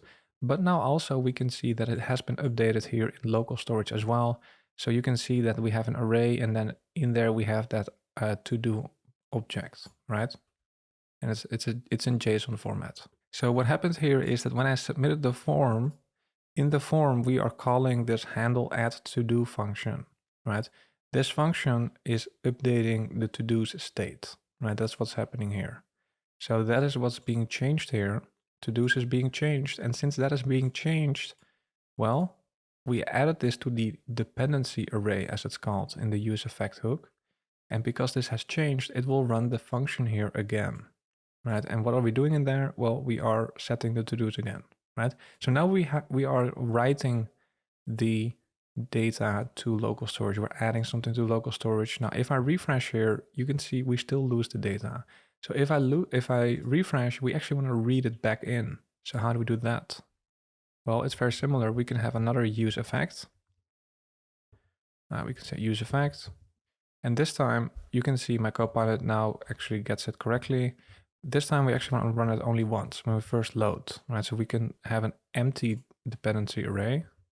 So here we just get the data under to-dos. Those are the saved to-dos. And if there are actually saved to-dos, then we can set the state. Now remember, it's in JSON format, right? So we actually convert that array to a string, a JSON string. So what you get from there is also a JSON string. We need to sort of resurrect it back to an array. So we can parse that, which just means it's going to parse it from a JSON string into a JavaScript array again. Right, so basically now we are, when we first load the app and this component renders, it's going to check if there's anything in local storage. Okay, so actually my local storage should still have that. Whoops. My local storage should currently still have that. So if I check application here, no, local storage is currently an empty array for me. So let me actually add something here. Study for exam. I'm gonna click on add to list. Study for exam is now in the list. And if I go to application, yeah, it's in my local storage now. So now what happens if I refresh here? Let me refresh, let's see what happens. And actually it does not, I don't see anything here. Okay, and the reason that we're getting that issue is because we actually have two useEffects here that kind of contradict each other, because useEffect runs after rendering. So let's actually think about what happens when we first load the page. Let me actually add something here. So study for exam. If I add this to the list, okay, so now I have it in the list and it will also be in local storage, right? So now if I go to local storage one more time, it's in local storage, okay? Now what happens if I refresh? If I refresh, all of this runs again. So here we have the useEffect for getting those to-dos from local storage, but here this will also run, and here it will set the to-dos. And initially that's going to be an empty array, right? So here, as we're reading the data, we're also setting it to an empty array. So what you may get is simply an empty array, right? So there's like a bit of a clash.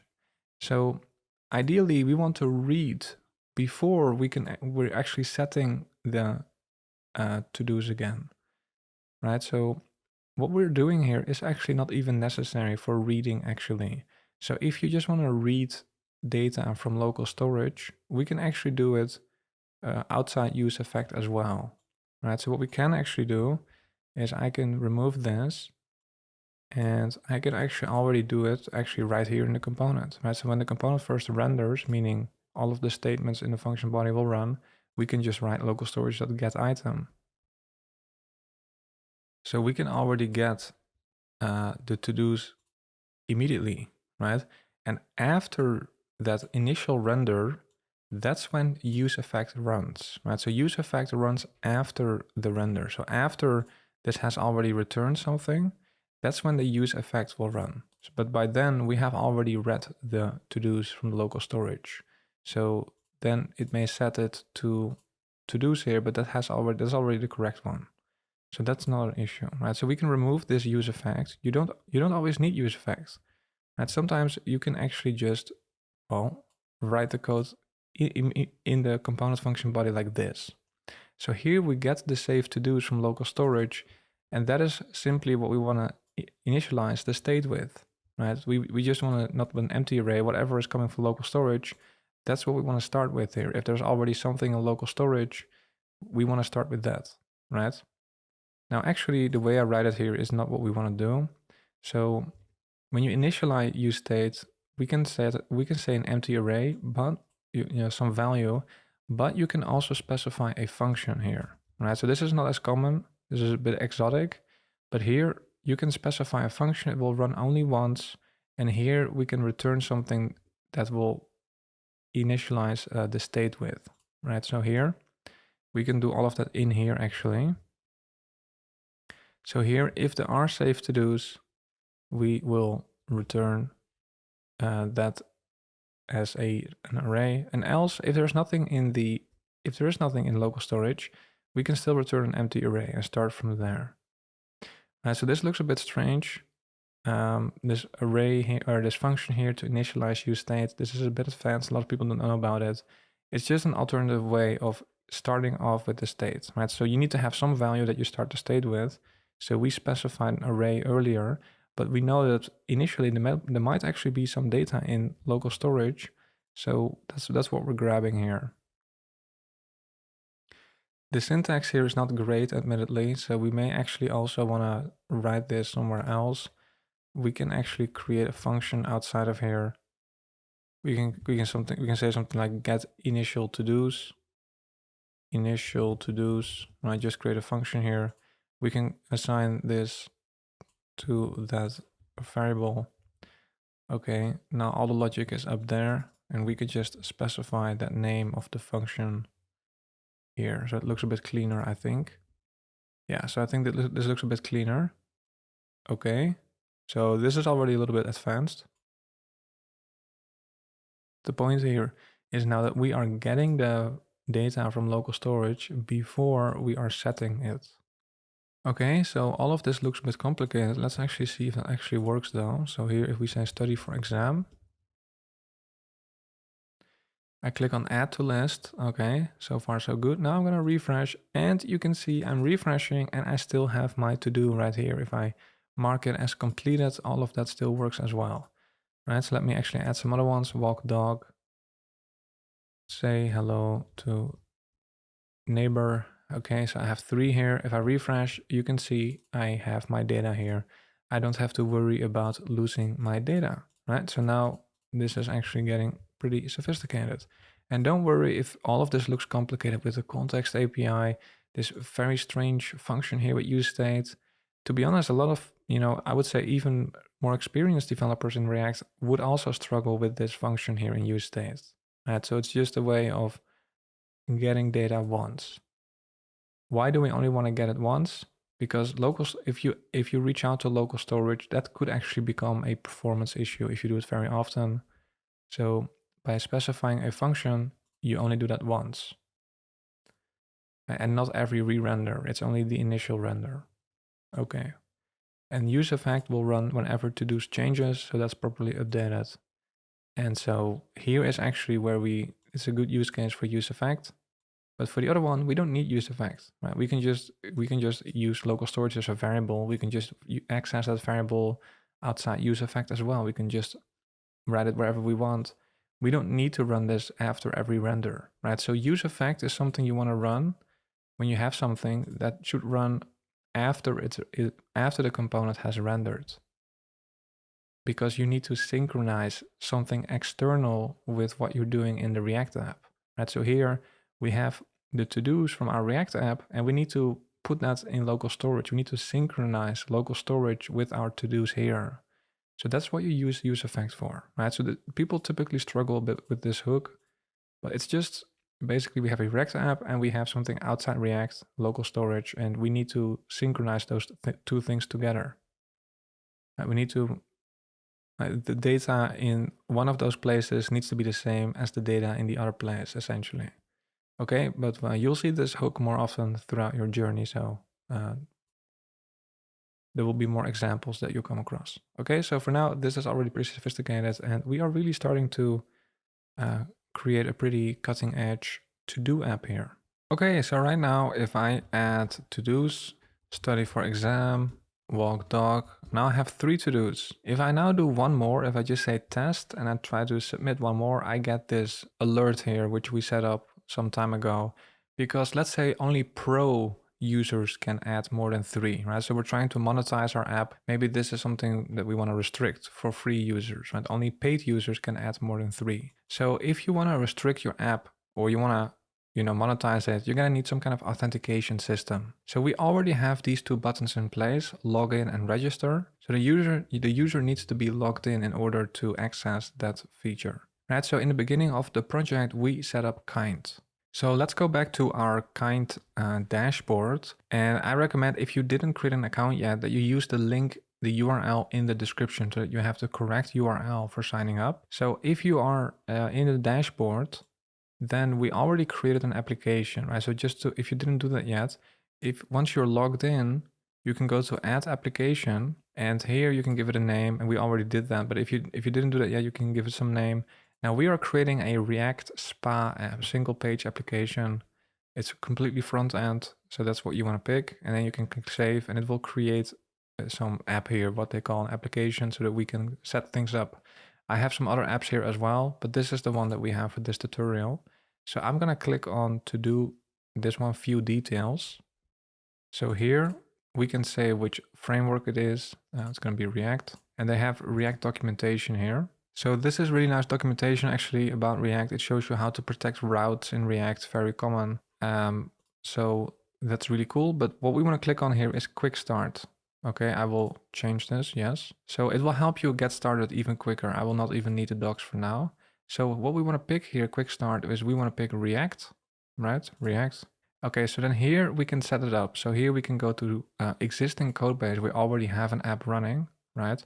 Where is our project running? Our project is not running on localhost 3000, at least not for me, right? So my Vite app here is running on localhost 5173, right? So here I do need to change that. So here this will be 5173, right? So it depends a bit on how your app is set up. But in a React Vite app, as of recording, this is the standard port. So this is where my app is running. So okay, so I need to change that. Right, so under existing code base, I just changed that. Now we need to set up some callback URLs, as they're called, for kind, and it's just boom, boom, 2 clicks. Okay, so then those 2 are added. That's all we need to do. Actually, this one as well. Okay, so those 2 are now added. Okay, so then we need to install the kind auth React package in our app. So I'm going to click on copy here. And we need to install that package. So let me close this and open up my terminal again. Here I'm just gonna press, just gonna paste here and press enter. Okay, so I just installed that. We can double check that in package.json. Here we have the package. Okay, cool. So next thing we need to do, let's see. Yeah, so React also has like a context provider. So they call it the kind provider here. We need to add that to our app as well, so that we can access the user information everywhere in our app, essentially. So let's copy this, because they automatically pre-fill this with the correct information, so client ID and things like that. Okay, so then here, let's see, where did we add the other context provider? Actually here in main, because we wanted the entire app to be able to access the to-dos information. And now we actually want to do the same with the user information, the user that will be logged in, which is with this kind provider, right? So here, let's move this in here. Typically in a React app, you're going to have, if you're using the context API, you can have a bunch of context providers actually. So you may actually have like a whole tree of context providers here. Let's actually import this correctly. Okay, so now we have installed this, and that should be it, I think. Let's double check here. Yeah, so then we can actually start using kind. So here to show you how to add the login, buttons and register button. Actually, it's just a button we can import, login and register. So let's actually do that, because we already created these 2 buttons, login and register. So let's actually go there. Let's go to the sidebar. Here we have 2 buttons, login and register. So when we click those buttons for login, for example, what do we want to do? We want to call this login function that we get from kind, right? So kind gives us a hook so that we can use, well, these 2 functions, but also the user information. So we just need to make sure that when we click the button, we call login and register. So to get those, we use the kind hook. So we can say kind use kind auth. We can import that. So whenever we now need user information, we can use that hook, and we can destructure that whatever we need. And we can actually see what we can get from here. So we can get a bunch of things. The user that's currently logged in, whether the user is authenticated. But for now, we just want login as well as register. When we click this login button, we want to call login, right? Now, if the button was just a plain HTML tag or JSX tag, we could just do on click and then we could just do this, right? Here we are actually using our component. So how does it work like that? How does it work with that? So if I open up this component, you can see this is just a reusable component. Actually, we're using this for the primary button as well. So we're reusing the same component, but in this instance, it needs to call the login function when we click it. So how do we customize a component again? Because in some instances it needs to behave differently. Well, we actually already do it here with button type. In some instance, it needs to look different, right? Secondary needs to look different from primary. And the way that we customize that is simply with a prop, right? So this is a good use case for props when you want to customize it in a particular instance. So here, what we want to customize is simply what we want to do when it's clicked. So we can actually just create an on-click prop, right? With these components, we often try to mimic the native elements, right? So natively you have on-click, so we might as well create a prop called on-click as well. Right, so then we can just specify this function for that one, and then this register function for this one, right? So then here we need to accept that on-click as a prop. We can just say on-click. Okay, and then when we actually click the button, we just need to make sure we call that. Okay, now we do need to type this. So here we now have an additional prop for the type here. On click, well, what kind of type? How would you even know what the type is? Because it's a third party here. Well, you can always hover it, right? So if I hover login and register, you can see what type of function this is, right? So here we can actually just copy this. It's a complicated type.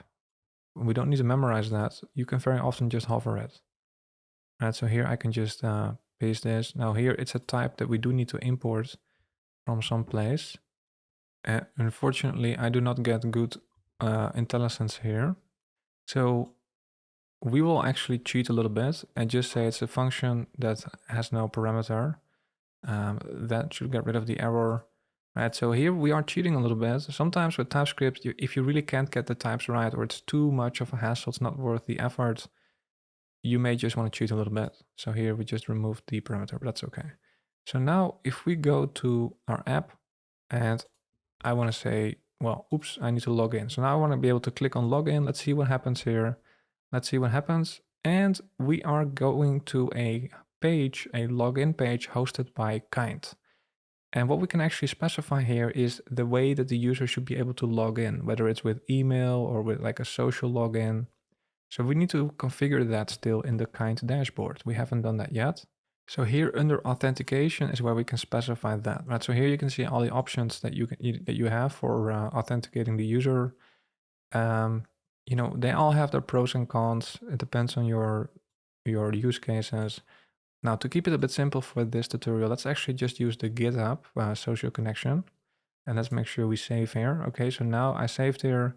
Now if I go back to my app and if I just refresh here, now if I click on login again, let's see what happens. Now we see a login with GitHub button. The first time you click on this, you may also see a GitHub hosted page, but I'm already logged in on GitHub. So I think, yeah. So you can see now I'm logged in. How do we know that I'm logged in now? I was redirected, so that's how I know. Well, if you do inspect, and if you see an error, by the way, you may actually need to refresh. But if you see an error, you may want to try refreshing. But if you go to application here, I can see that there is some information here. And so this has to do with the authentication status of the user. Okay. Now it would be nice if we could show, but when we're logged in, we don't need to show these buttons anymore, right? So instead we would like to show a log out button. And it would also be nice if we could display some user information like their email with which they're logged in. So let's go to our sidebar here. So here, we don't want to always display these two buttons. It doesn't make sense when we're logged in. So we want to have some logic here. So I'm going to open up the window for JavaScript. So what this Kinde hook will give us as well is whether the user is authenticated. Right, so if the user is authenticated, let's make sure we spell it right, then we may want to show like a logout button, and else we want to have these two buttons again, right? So then the user is not logged in. So here in the else case, we can already do that here. Let's move this up.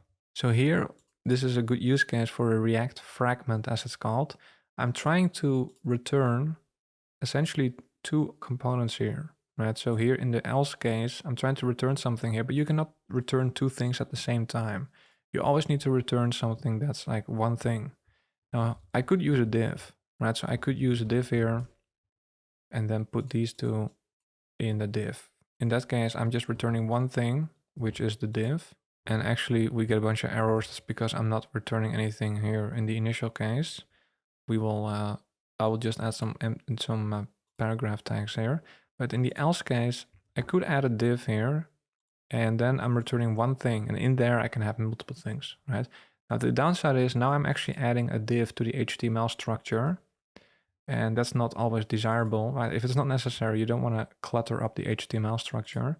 So if I don't want to add anything to the HTML structure, I can use a React fragment, right? So this is the same as React.fragment. So that will not add anything to the HTML structure. Okay. So if I go back now, you can see I'm logged in.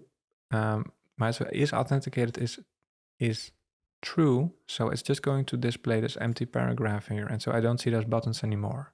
Now, what do we want to show if the user is logged in? Well, we can say logged in as, and then their email. So here I would like to do something like user.email. And we can get the user from here as well, so with the actual user information. So here we can say user.email. Okay, now the user may not be logged in, so that's why the type of the user here is undefined. TypeScript cannot see that when we go into this initial case here, the user is authenticated and so obviously exists. Right? TypeScript cannot doesn't follow the logic along like that.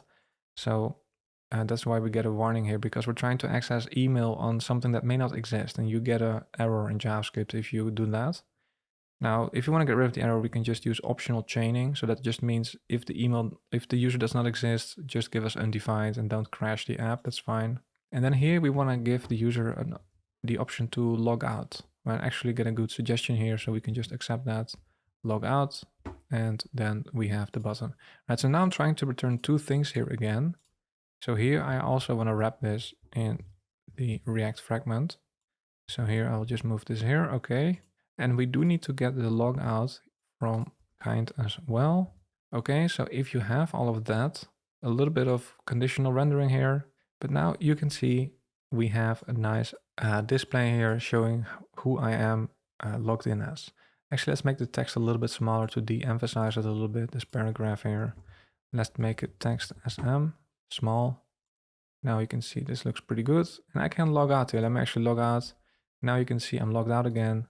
And if I go to my cookies here, you can see that the information is gone, right? So the whole concept of authentication, we can talk a lot about how that works with cookies.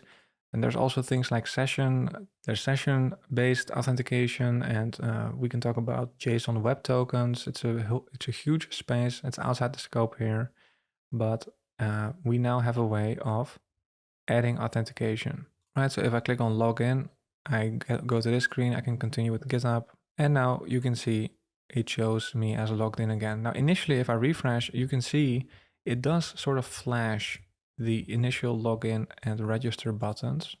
Why is that the case? Because here we have the logic correct, right? So if the user is authenticated, we show this. So why initially is it showing this? Well, initially it's still loading. It's still kind of still sort of getting the information. So initially is authenticated is false. It kind of doesn't know yet whether the user is authenticated. So there's like a loading state initially. So kind also gives us the is loading property here. So let's see, we can add that here to really make sure we get exactly what we want. So we're going to use a nested ternary actually. So it looks a bit complicated, but we can just do is loading. If it's loading, if the kind doesn't know yet what this should be essentially, we're not going to display anything. So if is loading is true, we just don't want to do anything. Right? And else, once the is loading is finished, we will go through the entire ternary as before, right? So actually, you can actually just write it like this. So it looks very messy, but this works exactly as expected. So is loading is true, okay, then we're not going to show anything. Else, kind has finished loading, so now we can actually check if the user is authenticated. Okay, so now you can see initially it doesn't show anything, but then after some time it shows the correct state. Okay, so now we have authentication, and now of course, when we actually logged in and I want to add another one, I should be allowed to do so, right? So now let's actually implement that feature. So now, how do I know where I can change that logic? Well, we have a very sophisticated system of dealing with state. We know that when we update the state, we have all of that in one place, if you remember that, right? So If I go to the context provider, which is where we have all of that state, we have added that in one place. And also updating that state is here as well, where we actually add the to-do. So we know where we can find this logic, right? So that's one of the benefits of having a good system like that, is now when you do need to make a change, you know where to find it. You don't have to, open up a bunch of files trying to find the logic for where you had that. It's all in one place here, right? So initially we actually had it in that add form component when you actually click the button, but we were smarter than that. We know that this is a better system. So here we want to show an alert if the user is not authenticated, right? So here, if to-do.length is 3 and the user is not authenticated, so and is authenticated, right? So user is not logged in, then we want to show an alert, right? So here we need to use the kind hook. Let me actually add that here to the top. Const. We can grab is authenticated from use kind auth. Make sure you import it into this file. And so then here, if the user is not authenticated, well, the user cannot add more than 3, right? So now I'm logged in. So now if I try this again, test, I add to list and I can add more to the list, right? So I'm logged in, so I can add as many as I want, right? In the real world, you can even add payments, right? So Kind is actually coming out with a payment feature soon as well. So it makes it very easy to integrate payments in your app as well. It's very closely related to user management and authentication. So that's definitely something to look out for. But we are now pretty much finished with the app. So well done for making it this far. If something is unclear, it's totally normal. You just need some practice, and some things you just need to see a couple times. But now one of the last things I also want to do is actually deploy it live on the internet so that other people can actually use it as well. Okay, so how do we deploy a React app? Well, we need to find a so-called host that will host the app so other people can connect to it. And a very popular host is Vercel.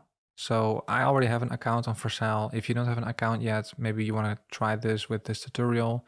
Once you have an account and once you've logged in, you can click on create a new project. And that's when you'll see here.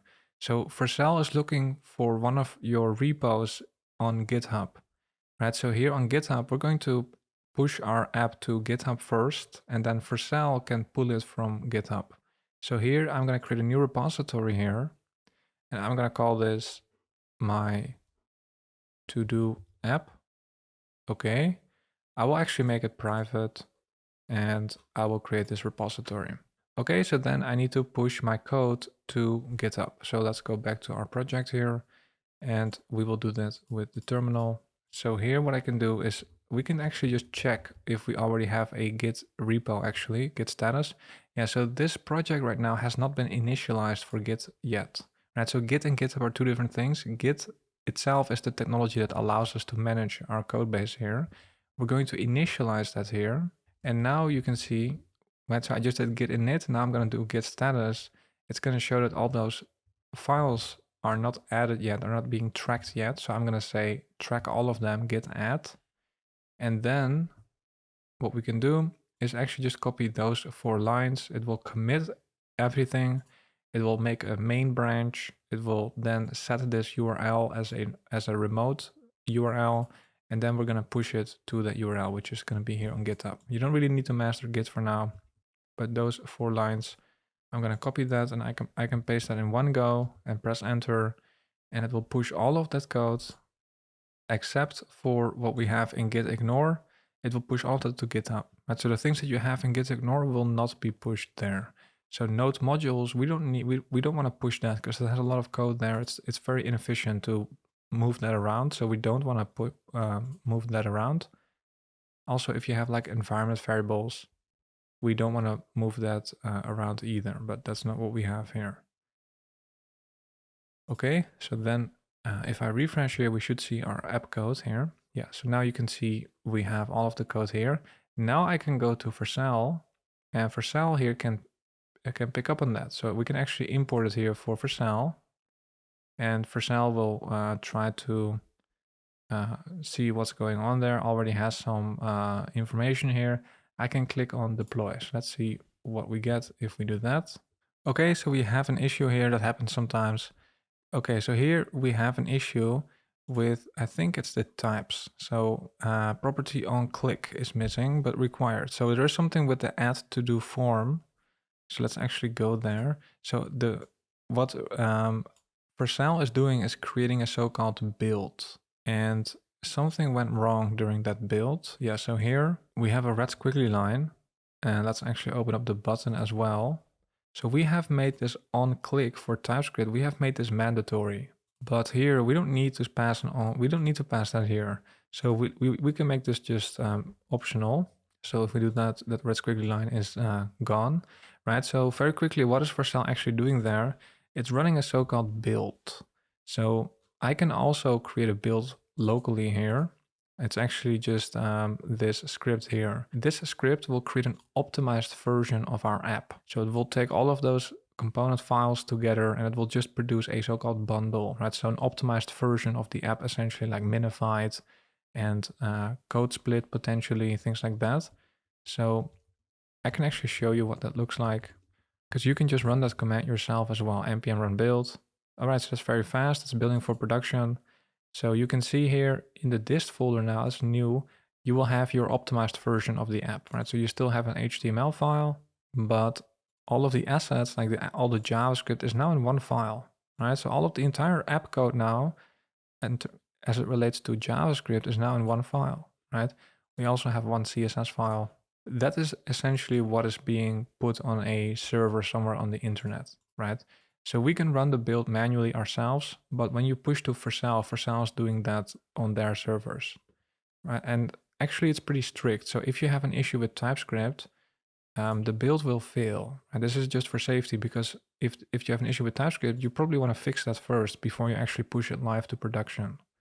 Right, so we just fixed our mistake. So now I want to redeploy. So you just have to push again to GitHub. So we just say git status to see what we changed. Okay, so we changed that file. We will just add that change, and then we can just give a commit message. Now this is not really important for now. We can just say save, and then we need to push it to GitHub again. So that's the origin and from the main branch. So that will push it to GitHub, and Vercel can pick up on that and will automatically build again. So if we go to back here, we should see it somewhere. Yeah, so if you go to your projects, you will see the app project already here. And then if you go to deployments, you will see all of the times that we deploy. So the first one was an error, now it's trying again. It automatically picked up on the change. And actually you can see it was just sort of given the green signal here, meaning that the build was succeeded and we can access it live on the internet. So here you can see it has given me this my to-do app steal Vercel app URL. If I click on that, I can access my project here live on the internet, right? So you can copy this and share this with other people. Other people can now start using the app and, well, get value from it, right? So here we can say study for exam, walk dog, okay, right? So I can say, oh, I finished this, nice. If I refresh, I still have my data here, right? I don't lose it. I can delete things, say hello, clean room, fix lights. All right, so now we run into that restriction that we added here. So the user needs to be logged in. Now here we will run into an issue with Kinde because of security reasons actually, so that's a good thing.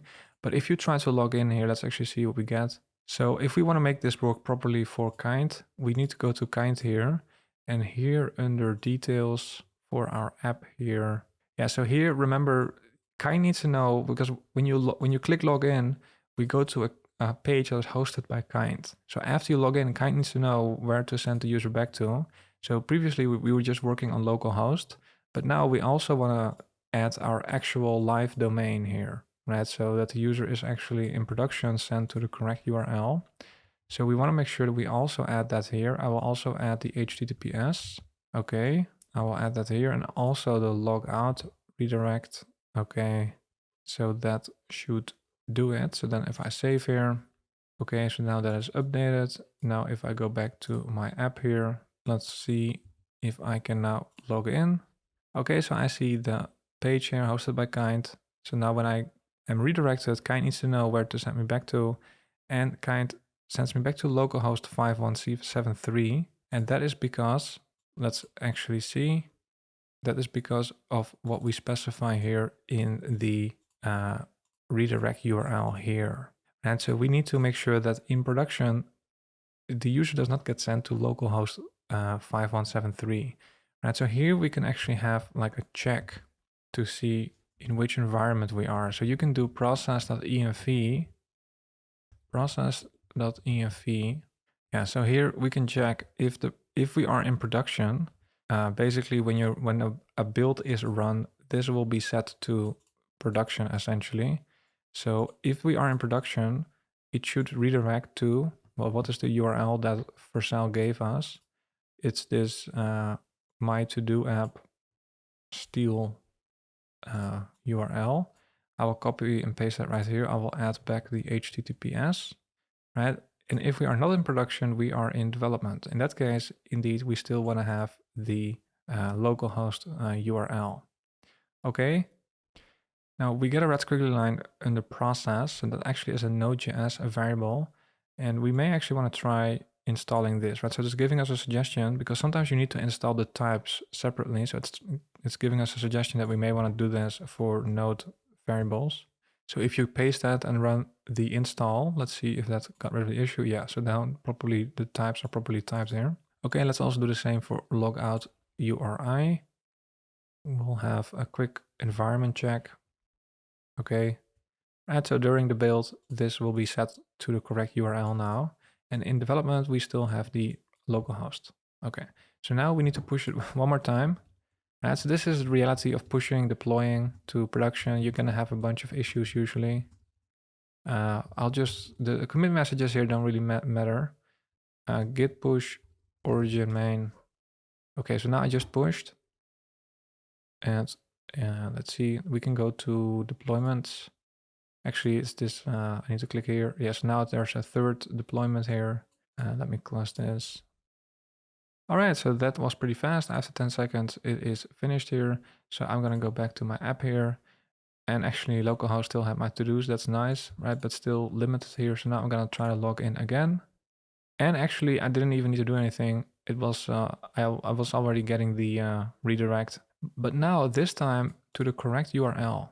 Right, so now, okay, so now if you log in, you will see that it works initially. And now indeed, I can add more than 3, right? So if I add more, you can see that works perfectly fine. Now, the way it works with authentication in a SPA app is there are some security issues with that. So if you refresh, you may actually be logged out again. Yeah, so now you can see I'm logged out again. I can still add these, but now if I try to add, I get this alert again. So then I have to log in again. So it has to do with security issues. Basically, it's not an issue with Kinde. Now, Kinde does give you the option to store the credentials essentially in local storage. So here we can say, is dangerously use local storage. So it has some security risk. But basically the user information, instead of in the cookies, we can also put it in local storage. So then it persists across refreshes, right? So then we can persist an authentication status. So I'm gonna do one more push here just to show you that as well. As that's something that you have to take a look at. There's a lot of nuance when it comes to authentication. We can spend much more time talking about that, but let's quickly try this, or I will just show you, you don't have to try that. Okay, it's finished again. I will go to my app here. I will log in. Let's see what happens. Now I'm logged in, and you can see when I refresh, the authentication status is persistent. Right, so now if I type here test, and if I refresh, and if I try again, yeah, so now everything is working. We have now created a pretty sophisticated to-do app, I would say. And we've seen all of the main features in a React app. So well done on making it this far. This was not easy, especially if you're really starting from absolute scratch. So really well done. Now, there are many things that we could improve here. We could, for example, use useState instead of the context API. useState has certain benefits, although the context API is fine, but you may want to use something else than the context API. We may want to look at a more sophisticated data fetching solution like React Query. We may even want to try using Next.js, although maybe not for this project, but maybe for other projects. There are so many things that we can talk about, but I think for an introduction, for a quick overview essentially of going from a beginner to, I would say, some more intermediate level here, I think this was a good project to do. So well done on making it this far. Hopefully you found it helpful. Hopefully you learned a lot. And I want to thank Kinde for sponsoring this video as well. Make sure you check them out, even if you didn't follow along. I had a really great time working with their authentication solution so far. I'm a brand ambassador for them. It's a paid sponsorship, but I had a great time working with them so far. So thank you for watching this video, and I hope to see you in the next one. Bye.